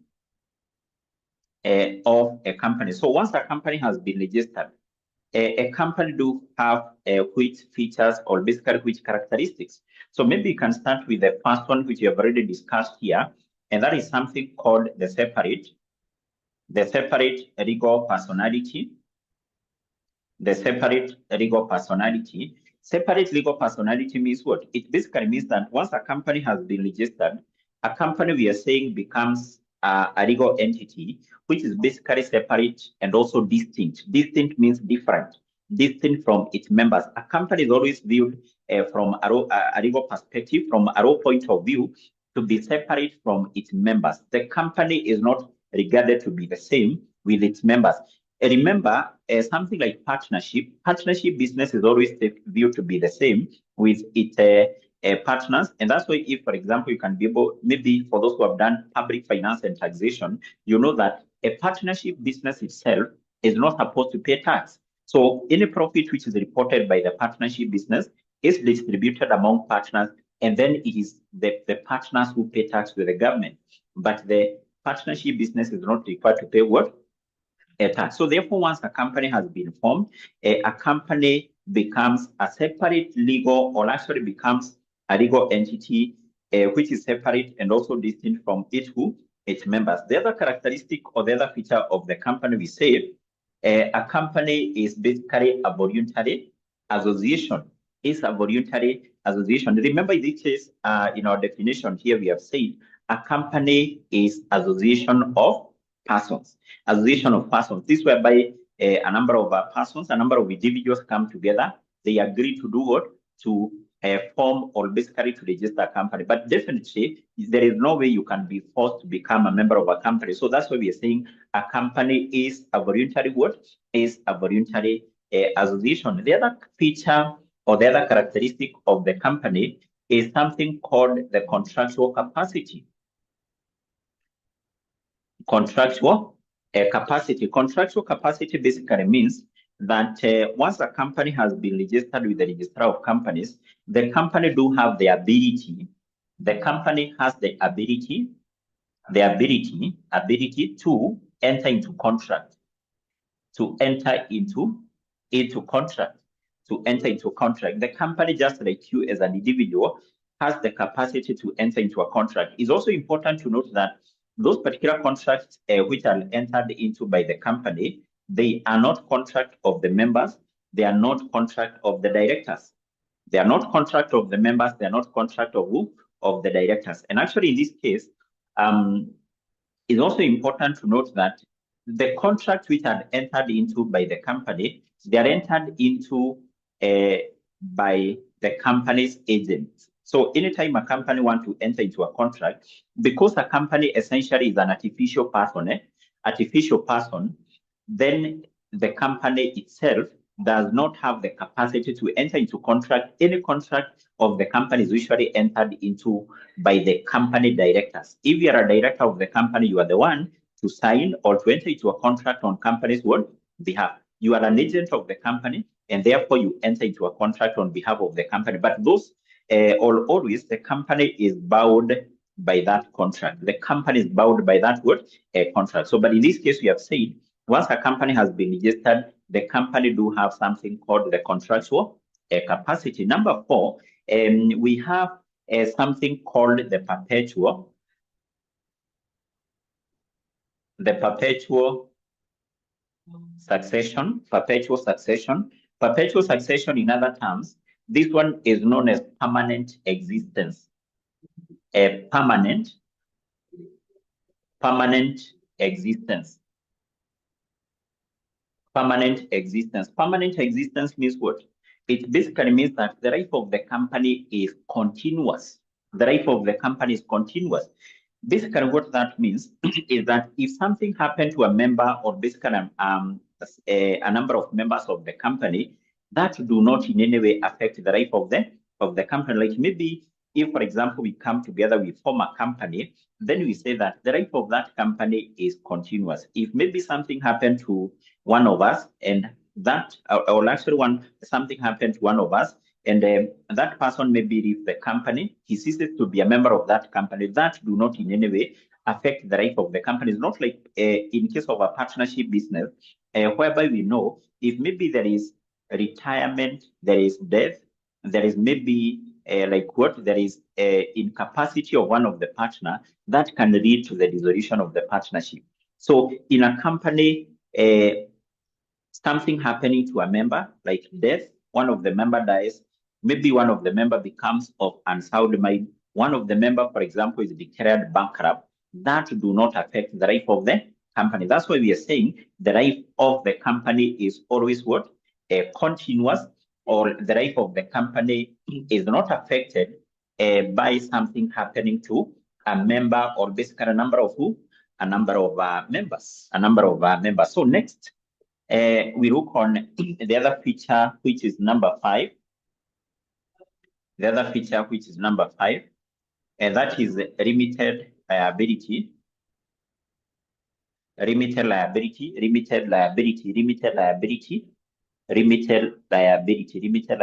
Okay. So let's continue. I want us to look on this other feature number 5, and that is basically something called the limited liability. If you can be able to recall in our previous session, I basically tried to, or I mentioned something in relation to this limited liability. Limited liability basically means that the liability of members is limited. Liability of members is what? Is limited. Liability of members is what? Is limited. That means that if, for example, you are a member of a company, and maybe that company by the end of the day is not in a position to pay its debt, then you'll not be called upon as a member to come in and you contribute money to pay the debt of the company. Why is that the case? That is the case simply because we say once a company has been registered with the registrar of companies, then in this case we say that there is something called a shell. A shell, or in other terms, a veil, which separates the company from its members and also from its directors.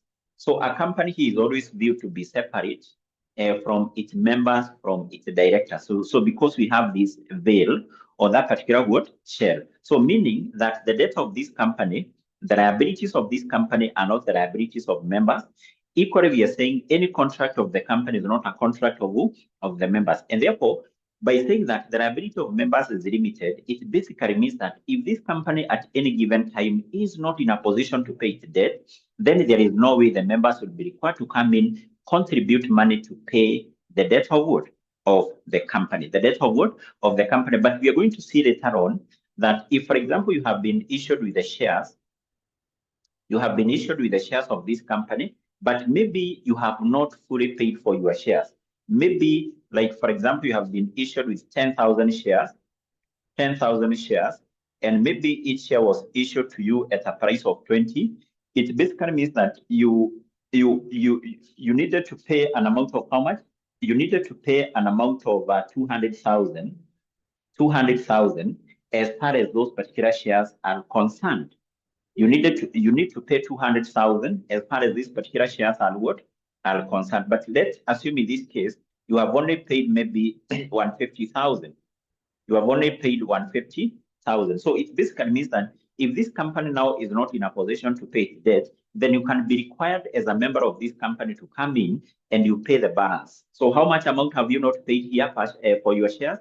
You have not paid 50,000. So you may be told You may be required by the directors of this company. Can you come in and you pay 50,000 to help the company in terms of paying its what? Its debt. But if you have been issued with the shares which are prepaid, the company is not able to pay its debt, then there is no way the directors will call you, tell you, can you come in and you assist the company in terms of paying its what? Its debt. That means that your liability as a member is what? Is limited. Is what? Limited. So the other feature, or basically the other characteristic of the company, is something called a common seal. Common seal. In other terms, this means that once a company has been registered with the registrar of companies, a company do have a common seal. A common seal. What is a common seal? A common seal, in other terms, this is known as a company seal. A company seal. I don't know whether you know of what is a seal. Majority of the students tend to confuse this with a rubber stamp. A seal is not the same with a rubber stamp. Maybe I know you have something like a certificate. So if you have a certificate like KCP or maybe KCSE certificate, so down there is something, you can't see it, but you can feel it. It usually press the document, that certificate. So that is what is known as a seal. And basically by saying the company has a seal, this means that the company is in a position to sign its own document. The company is in a position to sign its own document. The company is in a position to sign its own document. So how does the company sign its own document? Though a company is not a natural person. One of the way in terms of how the company signs its document is through the use of the seal. So any legal document of the company, for it to be deemed to be an authentic document, then it must always have a common word seal. It must always have a company seal. So therefore, by saying that the company has a common seal, it basically means that once a company has been registered with the registrar of companies, then the company will be having the capacity to sign its own document. Then the other feature of the company is something called the transferability of interest. Transferability of interest. So the first thing we need to ask ourselves, what is interest? Interest is basically your stake in the company. So if you are a shareholder in the company, you have invested your money in a company by buying shares, then we say you have some stake, you have some interest in that company. So, and therefore we are saying here that you can be able to transfer your interest. You can be able to transfer your stake. In other terms, it means that the shares you hold in a company, you can be able to sell them to another person. You can be able to sell them, or basically you can be able to transfer your shares to another word, to another person. But in this case, we are going to see in a private company, the transfer of shares is usually restricted. So actually, after this, we're going to look on the various ways in terms of how companies are classified. And actually, we're going to one of the type of company, one of the way in terms of how companies are classified, we have private companies. Private companies, basically, we say that these are those particular companies which are formed, and actually, according to the articles of association, we're going to discuss what is articles of association. One, these companies restrict the right of members to transfer their shares. Number two, these companies are prohibited from inviting the members of the public to buy their shares. So in a private company, there is a restriction in relation to the transfer of shares. If you are a member or a shareholder of a private company, then your right to transfer shares is restricted. And actually, we're going to discuss that in details. We see why is it restricted, how is it restricted. So, but generally, we are saying if you hold some shares in a company, you can be able to transfer them. Though we are saying in a private company, that may not be the case. That right may not apply. So the other feature, or basically the other characteristic of the company here, we talk of capacity. We talk of capacity to own property. We talk of capacity to own what? Property. So company, once registered, is recognized as a legal entity. The company has the capacity to own property. So the property which are owned by the company are not the property of the members, are not the property, are not the asset of who? Of the members, but purely they are the asset of the company. The other feature is all about the management. Is all about the management. So in this case, one we say that the management of the company, is usually separated from ownership. So these two aspects in a company are usually separate. The management, ownership. Who are the owners of the company? The owners of the company are the shareholders. Are they the one who manage the company affairs? Automatically, no. If today you buy the shares of Safaricom, the shares of Equity Bank, will you be responsible for managing that company despite having invested some money there? No. So what you do, maybe during the AGM, you have the right to appoint a director. But in this case, and actually the director you have appointed is the one who is supposed to do what? To manage the affairs of the company. So therefore, management in this case we say is separate from who? Is separate from the ownership. And actually the management of the company in this case is supposed to be the management of the company affairs. This is something which is undertaken by who? By the directors. The directors are the ones who are given the mandate, the responsibility to do what? To manage the affairs of the company. So I think we have another feature, or basically another characteristic. Maybe we can talk of capacity to sue. Number 10, capacity to sue and be sued. And be sued, capacity to sue and be sued. So basically to sue here means that the company has the ability to go to a court of law to take a legal action maybe against a third party. So if the company has entered into a contract with the third party and maybe the third party has breached that contract, the company through its directors or maybe through its lawyer can be able to go to a court of law and take a legal action against that third party. Equally, if or the company here can also be sued in a court of law, And equally, once the company has been sued in a court of law, the company will have to be presented in that legal proceedings by who? By the directors or equally the company's lawyer. So maybe finally we can talk of the issue to do with the registered office. Registered office basically means that once a company has been registered with the registrar of companies, a company has a registered office. A registered office, this is like the company's what? Or actually, this is the company's head office, and this head office, number one, we say, is basically a center of communication. If you want to make any communication to the company, maybe that communication has to be done through maybe a letter. That letter has to be addressed to the company's registered office. It has to be taken to the company's registered office. Number two, we say the registered office. Basically, this is a place, or actually we say it's a center of management. All the affairs of the company should be managed from the registered office, and also these are places whereby important documents of the company and also the registers of the company are supposed to be kept. So therefore, those are basically some of the features, or in other terms, those are some of the characteristics of the company. So therefore, in that case, you may be required by the examiner maybe to discuss some of the features or basically some of the characteristics of a company. So next, I want us to look on the various ways in terms of how companies are classified. That is the classification of companies.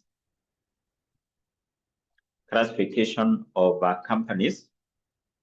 So in this case, we're going to look on how are the companies classified, or actually the different types of what of companies. So here we have different types, or actually different ways in terms of how companies are classified. Maybe you can start by discussing the statutory. Number one, we have the statutory corporations. Statutory corporations. These ones are also known as the parastatos. Parastatos. So what do you mean by the statutory corporations or parastatos? So this refers to those companies which are formed in accordance with a certain act of what? Of parliament. So meaning that these are the companies which are formed pursuant to a certain act of parliament. Remember, in this case, we have said an act of parliament. This refers to a law which is enacted by parliament. So therefore, these companies are formed pursuant to a certain act of parliament. Number two, these particular companies are formed not to, or they are established not to make profit, but basically to do what? To provide essential services which are required by the members of the public. So meaning the objective of forming these companies is not to make profit, but basically to provide what? Essential services which are required by the members of who? Of the public. And therefore, these particular companies here, the parastatal statutory corporations, these are companies which are under the control of the government, And we have very good examples of parastatals in Kenya, and maybe starting with 𝐎𝐍𝐋𝐿. 𝐎𝐍𝐋𝐿, which administer the CPA exam, which you are doing. So it's a good example of a statutory corporation, or what? A parastatal. I think it was formed in accordance with something called the Accountant Act. Accountant Act is a good example of an act of what? A parliament. So if you check on some information about the establishment of 𝐎𝐍𝐋𝐿, you'll be able to see it's a statutory corporation, it's a parastatal, which was established in accordance with the Accountant Act. And therefore, in this case, we are saying 𝐎𝐍𝐿, is it there to make profit? No, it was basically established in order to be administering examinations which are undertaken by those who want to be accountants, those who want to be maybe company secretary, those who want to be financial analysts, and so on. So therefore, these entities, these companies are basically under the control of the government. We are saying they are not established with an objective of making what? A profit. They are established to provide essential services. And therefore, in this case, we say, even if these particular companies are making losses, they will continue operating, provided the services which they provide are required by the members of the public. They continue operating, provided the services they provide are required by who? The members of the public. Equally, these parastatals raise their capital through borrowing. So basically, they raise capital through borrowing. And actually, in this case, the government is always the guarantor. So mean that if the parastatal has borrowed a certain amount of money to be able to kickstart or to start its operations, it is not in a position to pay. Who will be required to come in and pay that amount of money borrowed by the parastatal? Is the government. The government is the guarantor. So therefore, in this case, I've said we have good examples of parastatals, statutory corporations. I've talked about 𝐎𝐍𝐿. I've talked about KRA, Kenya Revenue Authority. We also have, for example, Kenya Broadcasting Corporations, maybe Kenya Port Authority. We also have NEMA, National Environmental Management Authority. We have KENHA. All those are good examples of parastatals, which are basically established, formed pursuant to a certain act of what? Of parliament. So number two, or the other type, or the other way in terms of how companies are classified. So we have the registered, also known as the incorporated companies.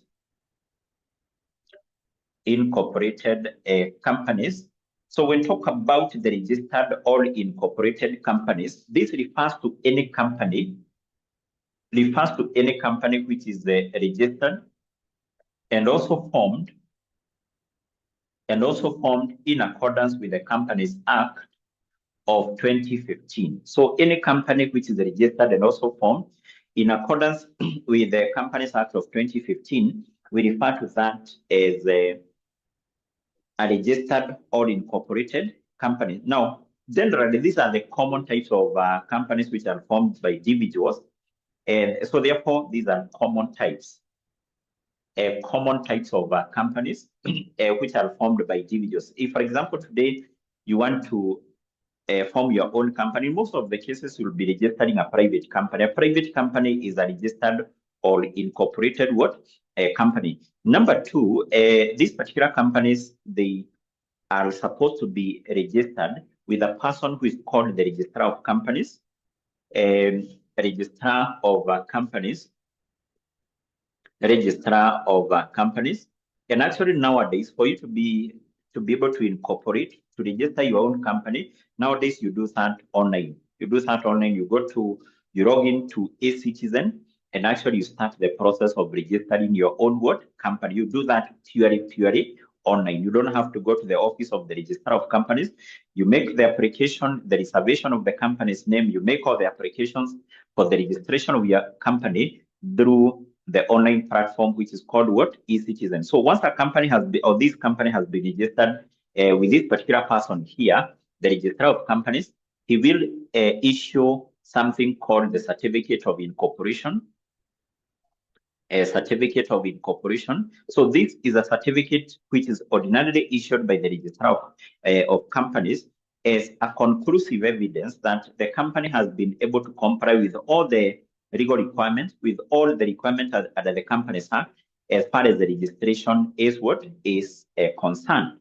So in this case, we're going to look on different types of this. Then number three, we have something called the chartered corporations. Chartered corporations. So what do you mean by the chartered corporations? Chartered corporations, basically this refers to those particular companies which are formed, upon being granted a charter. By who? By the president. Upon being granted a charter by who? By the president. And good examples of these companies are universities, because we know for any university to be able to offer various programs, various degree, master programs, it can only be able to do that upon being granted a charter by who? The president. So ordinarily, the president in this case is empowered under something called the Universities Act.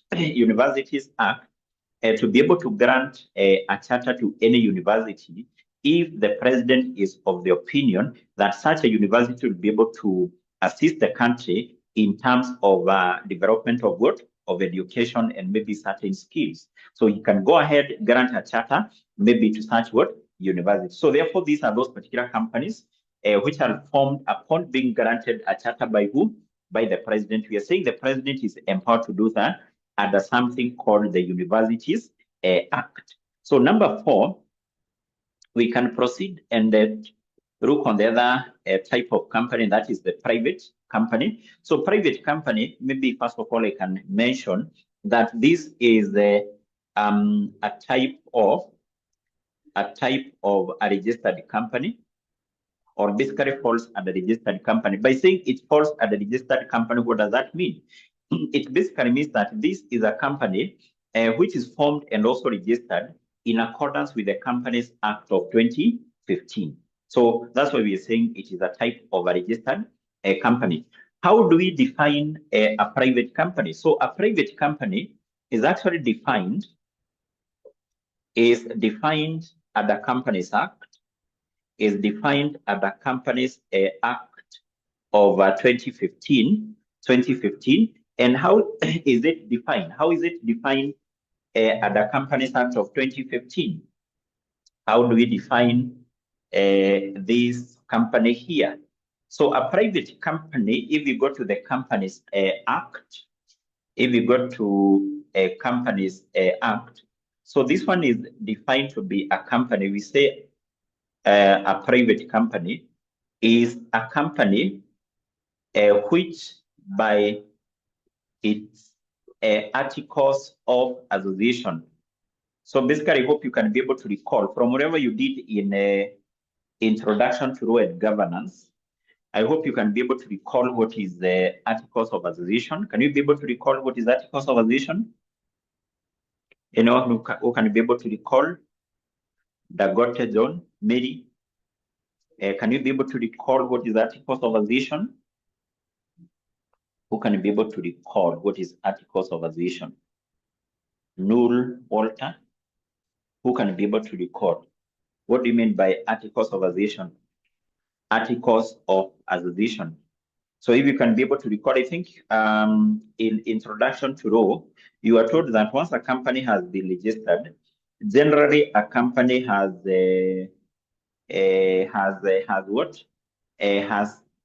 constitutions, major two constitutions, the internal constitution and the external constitution. Is that the case? Yes, a constitution basically we know is a document, is a legal document which outlines the rules and regulations. Yes, and I think I can see the answer there by Walter. Yes, so these articles of association is a legal document that outlines the internal rules and regulations governing the internal operations of the company. So because we also have memorandum of association, is a legal document which contains some rules and regulations outlining how the company would be relating with the third parties, or how the company would be dealing with third parties. So therefore, this is an internal constitution. It contains rules and regulations regarding how the affairs of the internal affairs of the company will be managed. So therefore, private company you're saying is a company which by its articles of association, number one, restrict right of members to transfer their shares. Right of members to transfer their shares. Remember, this is something I've already mentioned, that if, for example, you're a member of a private company, your right to transfer the shares is usually what? Restricted. So how is this particular right of members to transfer their shares restricted? Usually there are two ways. There are two ways in terms of how this right is restricted. Number one is through something called the director's discretion,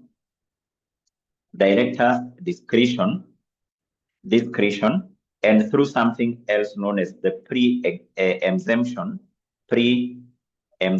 clause, pre-exemption clause. Pre-exemption clause. So let me explain further what you mean by this pre-exemption clause.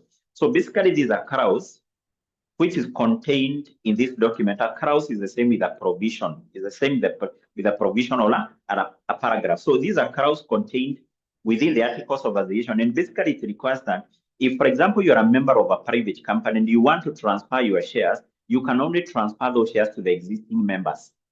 So meaning, if you are a member of a private company, you cannot sell your shares just to any other person. You can only sell the shares to the existing members. You can see that restrict your right in terms of, or basically to who you can be able to transfer, to whom you can be able to sell your shares to. You can only sell your shares to existing members. We refer to that as pre-exemption clause. Number two, it is also restricted through director's discretion. Generally, whenever you're transferring shares in a company, the first thing you're required to do is to inform the directors. You inform the directors that you want to sell your shares. But now in a private company, the directors are also empowered by this document, articles of association, basically to do what? To decline your request to sell your shares. And actually, in this case, once they decline your request, so they are not required to give an explanation why that has happened. So, for example, you hold shares in a private company, you have informed the directors that you want to sell your shares, they can decline your request. They are not mandated to explain why they have declined your request. So those two ways, they basically restrict the right of members to do what? To transfer their shares. So therefore, we have said is that company which by its articles of association restricts the right of members to transfer their shares. Number two, this company is also prohibited prohibited from inviting members of public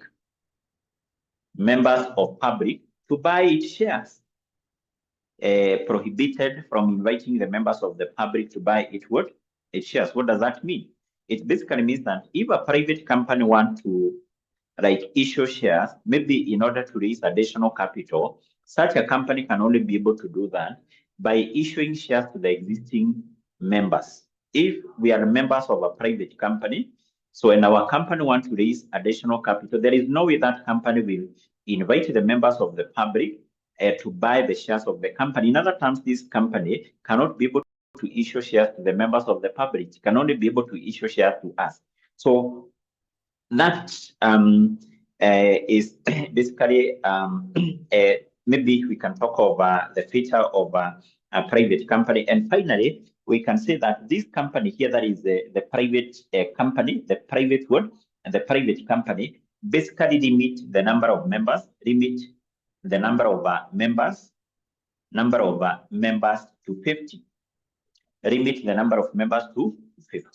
So the maximum number of members in a private company cannot exceed 50. Cannot exceed what?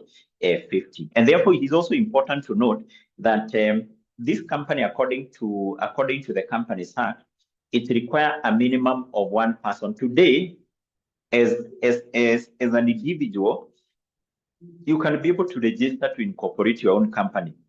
So, but remember, this is basically a change with the new Companies Act, because remember I said Companies Act of 2015, basically this one was issued to repeal, to replace the old Companies Act, which was known as Companies Act Cap 486. According to the Companies Act Cap 486, for a private company to be formed, it was requiring a minimum of 2.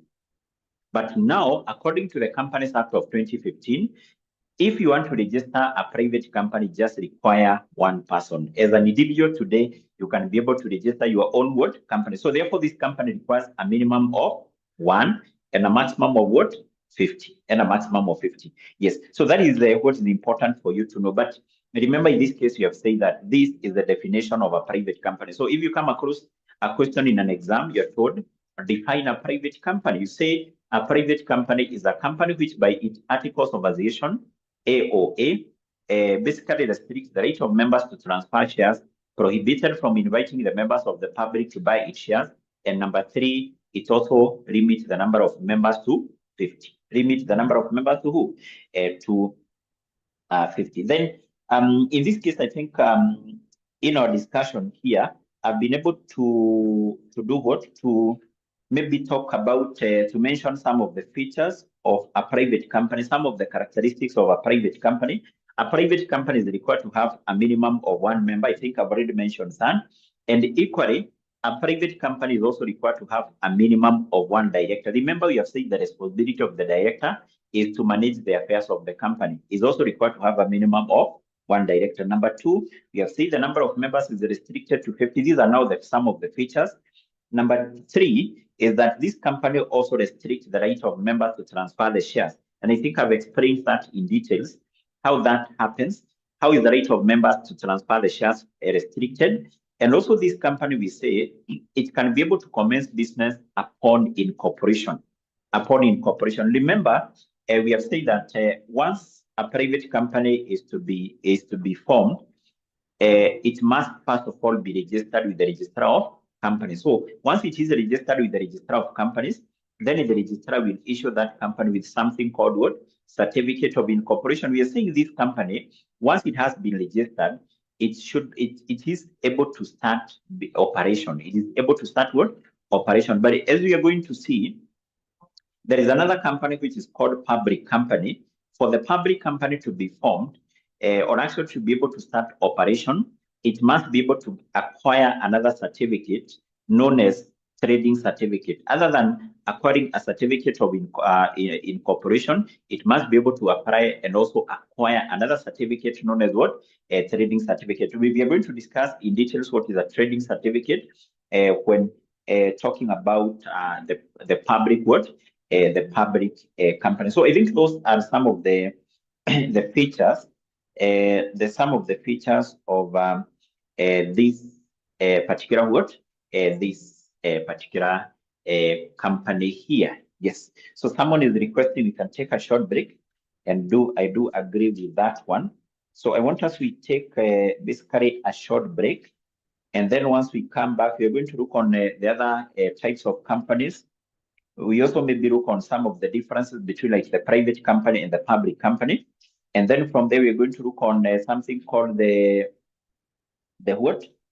something called lifting the veil of incorporation, and actually we wind up by looking on the differences between the company and other forms of business organization. Like what are the differences between company, partnership, differences between company and maybe cooperative society. So let's just take a short break of 10 minutes. We come back at 1:15 so that you can be able to continue with the remaining concept here. So see you after the break.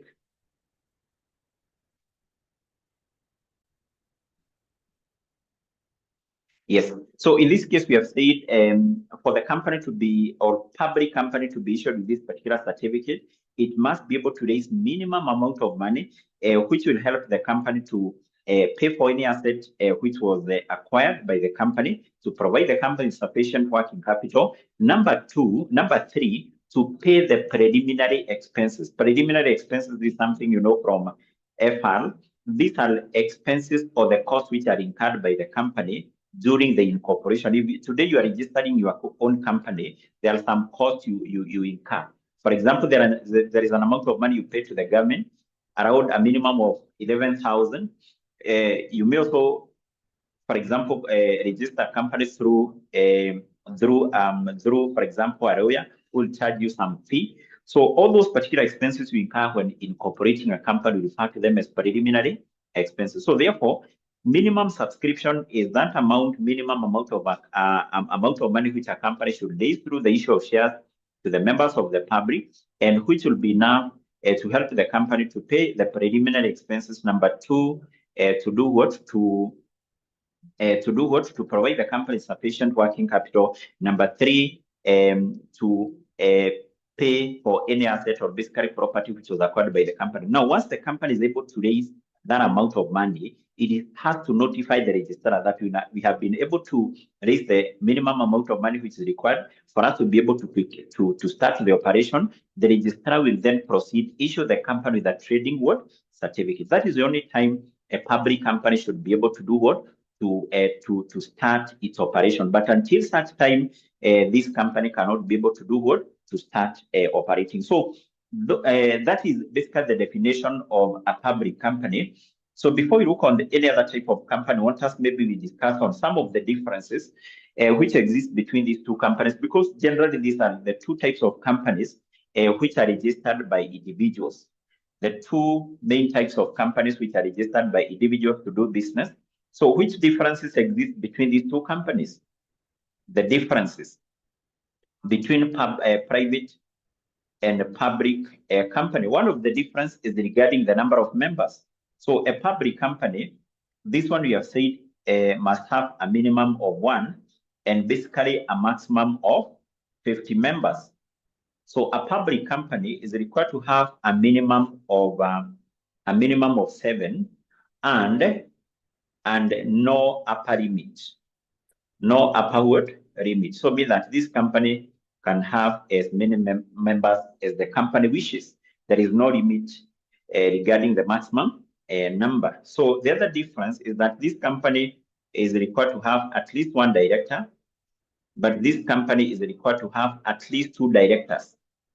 At least 2 directors. The other difference is that a public company, here we have said, can commence business, can start operation upon being registered and issued with a certificate of incorporation. So once this company has been registered with the registrar issued with a certificate of incorporation, it can be able to start operation. But on the other hand, this company here can't be able to start operating until it has been issued with a trading certificate. Remember, we have said a trading certificate is still a certificate which is issued by the registrar of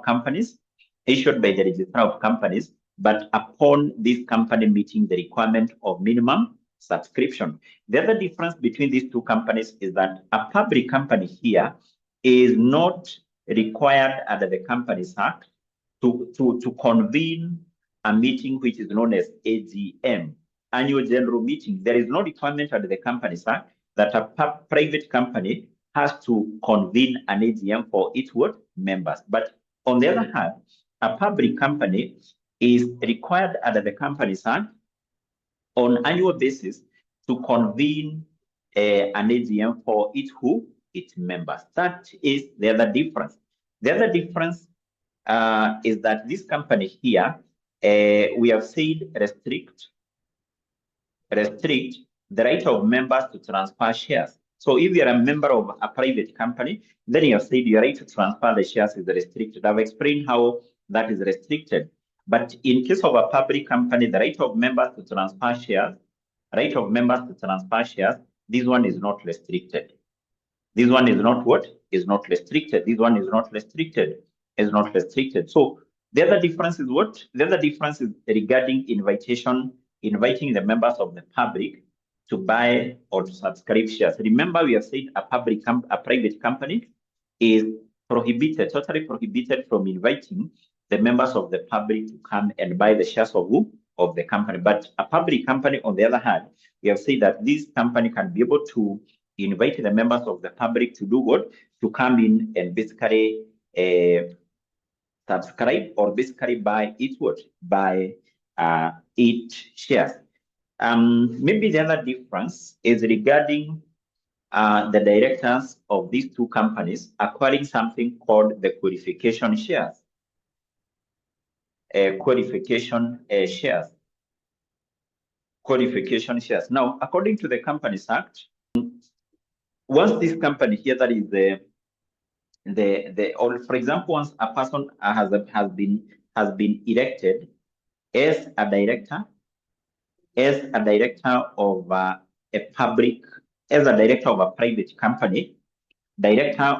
private company, so such director is not required under the Companies Act, not under the Companies Act, but under the Articles of Association to obtain something known as the qualification shares.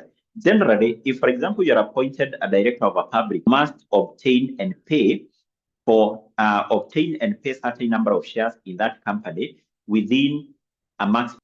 The reason why the directors of this company must hold shares, must be shareholders in a public company, is for them to have some direct interest. Because if, for example, you are managing a company and still you have some stake, you have invested your money there, then you are likely to manage that company well. But if you are given a responsibility maybe to manage your company, you are not maybe an owner, you don't have any interest, then you may not manage that particular company well. That's why the directors of public company, they're usually required, once they have been elected, to acquire and basically pay the qualification shares within how many months? Within the first 2 months. Someone is asking, repeat the first difference. The first difference, I think you have talked about the minimum number of members. Here we have said a private company is required to have a minimum of 1 and a maximum of 50. Yeah? I think that is something I got it. This company is required to have a minimum of 7. A minimum of 7 members. There is no limit there is no upper limit. So mean that a public company can have as many members as the company wishes. So those are basically some of the differences. Between these two companies, and we have said that these are the common types of companies which are formed by individuals to do what? To do business. Then from there, we can also talk about the advantages of a private company over a public company. So what are the advantages of a private company over what? Over public? So there are a number of advantages. One of it is that if you register a company as a private, one, we are saying that you can be able to commence business, or this company can be able to start operation once it has been issued with a certificate of incorporation. Remember, you have said for this other company, public company, other than acquiring this certificate from the registrar, it must also do what? It must also apply and acquire another certificate called a official shares to the members of the public. It must raise the minimum subscription, but that is not a requirement in case of a private company. Number two, a private company here, we have said on the other hand, is not required to hold an AGM, is not required to hold an AGM like a public company. Why is this an advantage? Automatically, anytime a company is holding a meeting, there are some logistical costs. So if a company is holding a meeting, it must get a venue where the meeting will be held. Maybe the company need to have some communication, yes. And I hope you can be able to hear Mwalimu well. I'm getting some information on screen that my internet is not stable. John, can you be able to hear me well? Or I'm breaking? Okay, sawa. So I'm getting that information that my internet may not be stable. Okay, so in this case, we are saying the reason why this is basically an advantage is because if a company is holding a meeting, an AGM, a meeting or an AGM, this basically may do what? This involves some logistical cost, may involve some logistical cost. But if now a company is not required to hold this meeting, automatically that those logistical costs will not be what? Will not be incurred. Will not be what? Be incurred. So that is basically the other advantage of a private company, I don't know whether there is an improvement as far as the video is concerned. As far as the video is concerned, you let me know. Let me know. So maybe the other advantage here of a private company, this company we have said is required to have just one director. Is required to have one director. So why is this an advantage? Remember, if, for example, a company has so many directors, those directors, by the end of the day, they must be paid some allowances. So if they are paid allowances, that is a cost to the company. So in the company, if the company is incurring huge costs, by the end of the day, that will reduce the profit of the company, meaning that even the dividend to be paid to the members of the company will also be low. So therefore, a company not having so many directors is an advantage because there will be some savings in terms of cost. So that is the other advantage. The other advantage of a private company is that for this company to be formed, then we say that it just requires one signatory to the memorandum of association. In other terms, to form this company, only one person is required. So it's not like a public company, which you are saying for a public company to be formed, then there need to be 7 members. So means that it's a little bit easier to register to incorporate a private company. So those are basically some of the advantages of private company over public. But also on the other hand, we can also be able to discuss on the advantages of public company. What are the advantages of registering a company or forming a public company compared to a private company? We talk about the advantages of a public company. What are the advantages of a public company here? So we have a number of advantages. One, this particular company is able or is in a position to easily raise capital. So this company can easily do what? Raise capital. Raise what? Capital. Why is that the case? Remember, you have said a public company can be able to invite the members of the public to come and subscribe, to come and basically buy its shares. So if that is the case, then this company is in a position to easily raise its capital. But the private company, you have said, it can only raise capital by issuing shares to the existing members. So that is one of the advantages of a public company, a public company. The other advantage of this company is that there is an exit, or basically to exit this company is a little bit easier. Is a little bit what? Easier. So what does that mean? It basically means that if you're a shareholder of a public company, then to exit that company is very simple, because we are saying you can be able to sell your shares to any person, not like a private company where we are saying that you may want to sell your shares.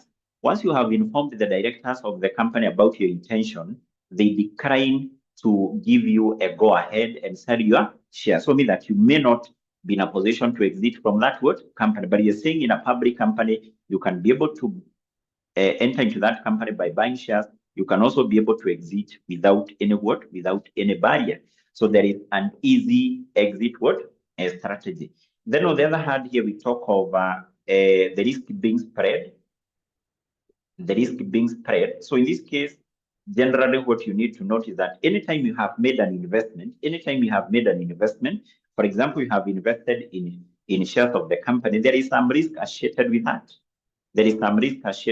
But in this case, we are saying, because in a public company, there are so many shareholders, then the risk is distributed to so many shareholders, not like maybe a private company, whereby maybe it's just a single individual, two individuals who have come together, they have invested huge amount of money. But in a public company, the risk is spread to so many shareholders, And then also we can talk of enhanced liquidity. Enhanced liquidity basically means what? This means that in a public company, or in other terms, if you have invested in a public company, you can be able to do what? You can be able to sell your shares within a very short period of time. For example, assuming today you have invested in shares of Safaricom, you have invested in shares of KCB, Equity Bank. We know all these are public companies. So in case you need money, what you just do is maybe to instruct your stockbroker to sell those particular shares within maybe like 3 or 4 working days. You should be having money in your account. So therefore, if you have invested in a public limited company, you can be able to sell your shares with ease. It's not like a private company where we are saying there are so many restrictions when it comes to you transferring your own shares. So those are basically some of the advantages of this company. Then from there, once we proceed and look on the other type of company, I think that was at the number 5. At the number 5, that is a public company, was number 5. Number 6, we have the unlimited companies. Unlimited companies. So when we talk about the unlimited companies, we say that these are those particular companies whereby the liability of members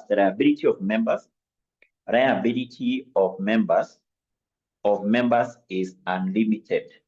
So what do you mean by the liability of members being unlimited? It basically means that here your liability as a member is unlimited. If this company is not in a position to pay its debt, then you'll be required to come in as a member. You contribute money, which will help the company in terms of paying its what? In terms of paying its debt. In terms of paying its what? In terms of paying its debt. In terms of paying its what? Its debt. So therefore, in this case, if this company is not in a position to pay its debt, you'll be required to come in. Basically, you do what? You contribute money to pay the debt of the company. Actually, these companies are similar to sole proprietorship. They are similar to partnership. So because we know that in a partnership, if the partnership business is not able to pay its debt, you must come in, you contribute money to do what? To pay the debt of the partnership. Then from there, we have number 7, and that is company limited by guarantee. Company limited. Maybe you can start by talking about discussing company limited by shares. Company limited by shares. So company limited by shares, these are companies where the liability of members is limited by shares. I want you to understand very well what you mean by this, because I've seen in the past majority of the students struggling to explain this type of companies, and actually this is a very, very common question, company limited by shares. We are saying that this is a company where the liability of a member is limited by shares. Limited by shares. So when we talk about the liability of a member, we are referring to the responsibility of a member as far as the payment of the debt of the company are concerned. What is your responsibility? Do you have a responsibility to contribute money to pay the debt of the company? So here we are saying the liability, the responsibility of a member as far as the payment of the debt of the company is concerned is limited by shares. Being limited by shares means that if the company is not in a position to pay the debt, then what will be required as a member of that company is you come in and you pay any amount of money which you have not paid on the shares you have been issued with. If you have been issued with a number of shares, and assuming in this case you have not paid an amount of 5,000 to the company, you have not paid an amount of 5,000 to the company, then it will be required by the directors of that company to pay that 5,000 to help the company in terms of paying its what? Its debt. In this case, we say your liability as a member is limited by shares. Your liability as a member is limited to the amount of money which you have not paid,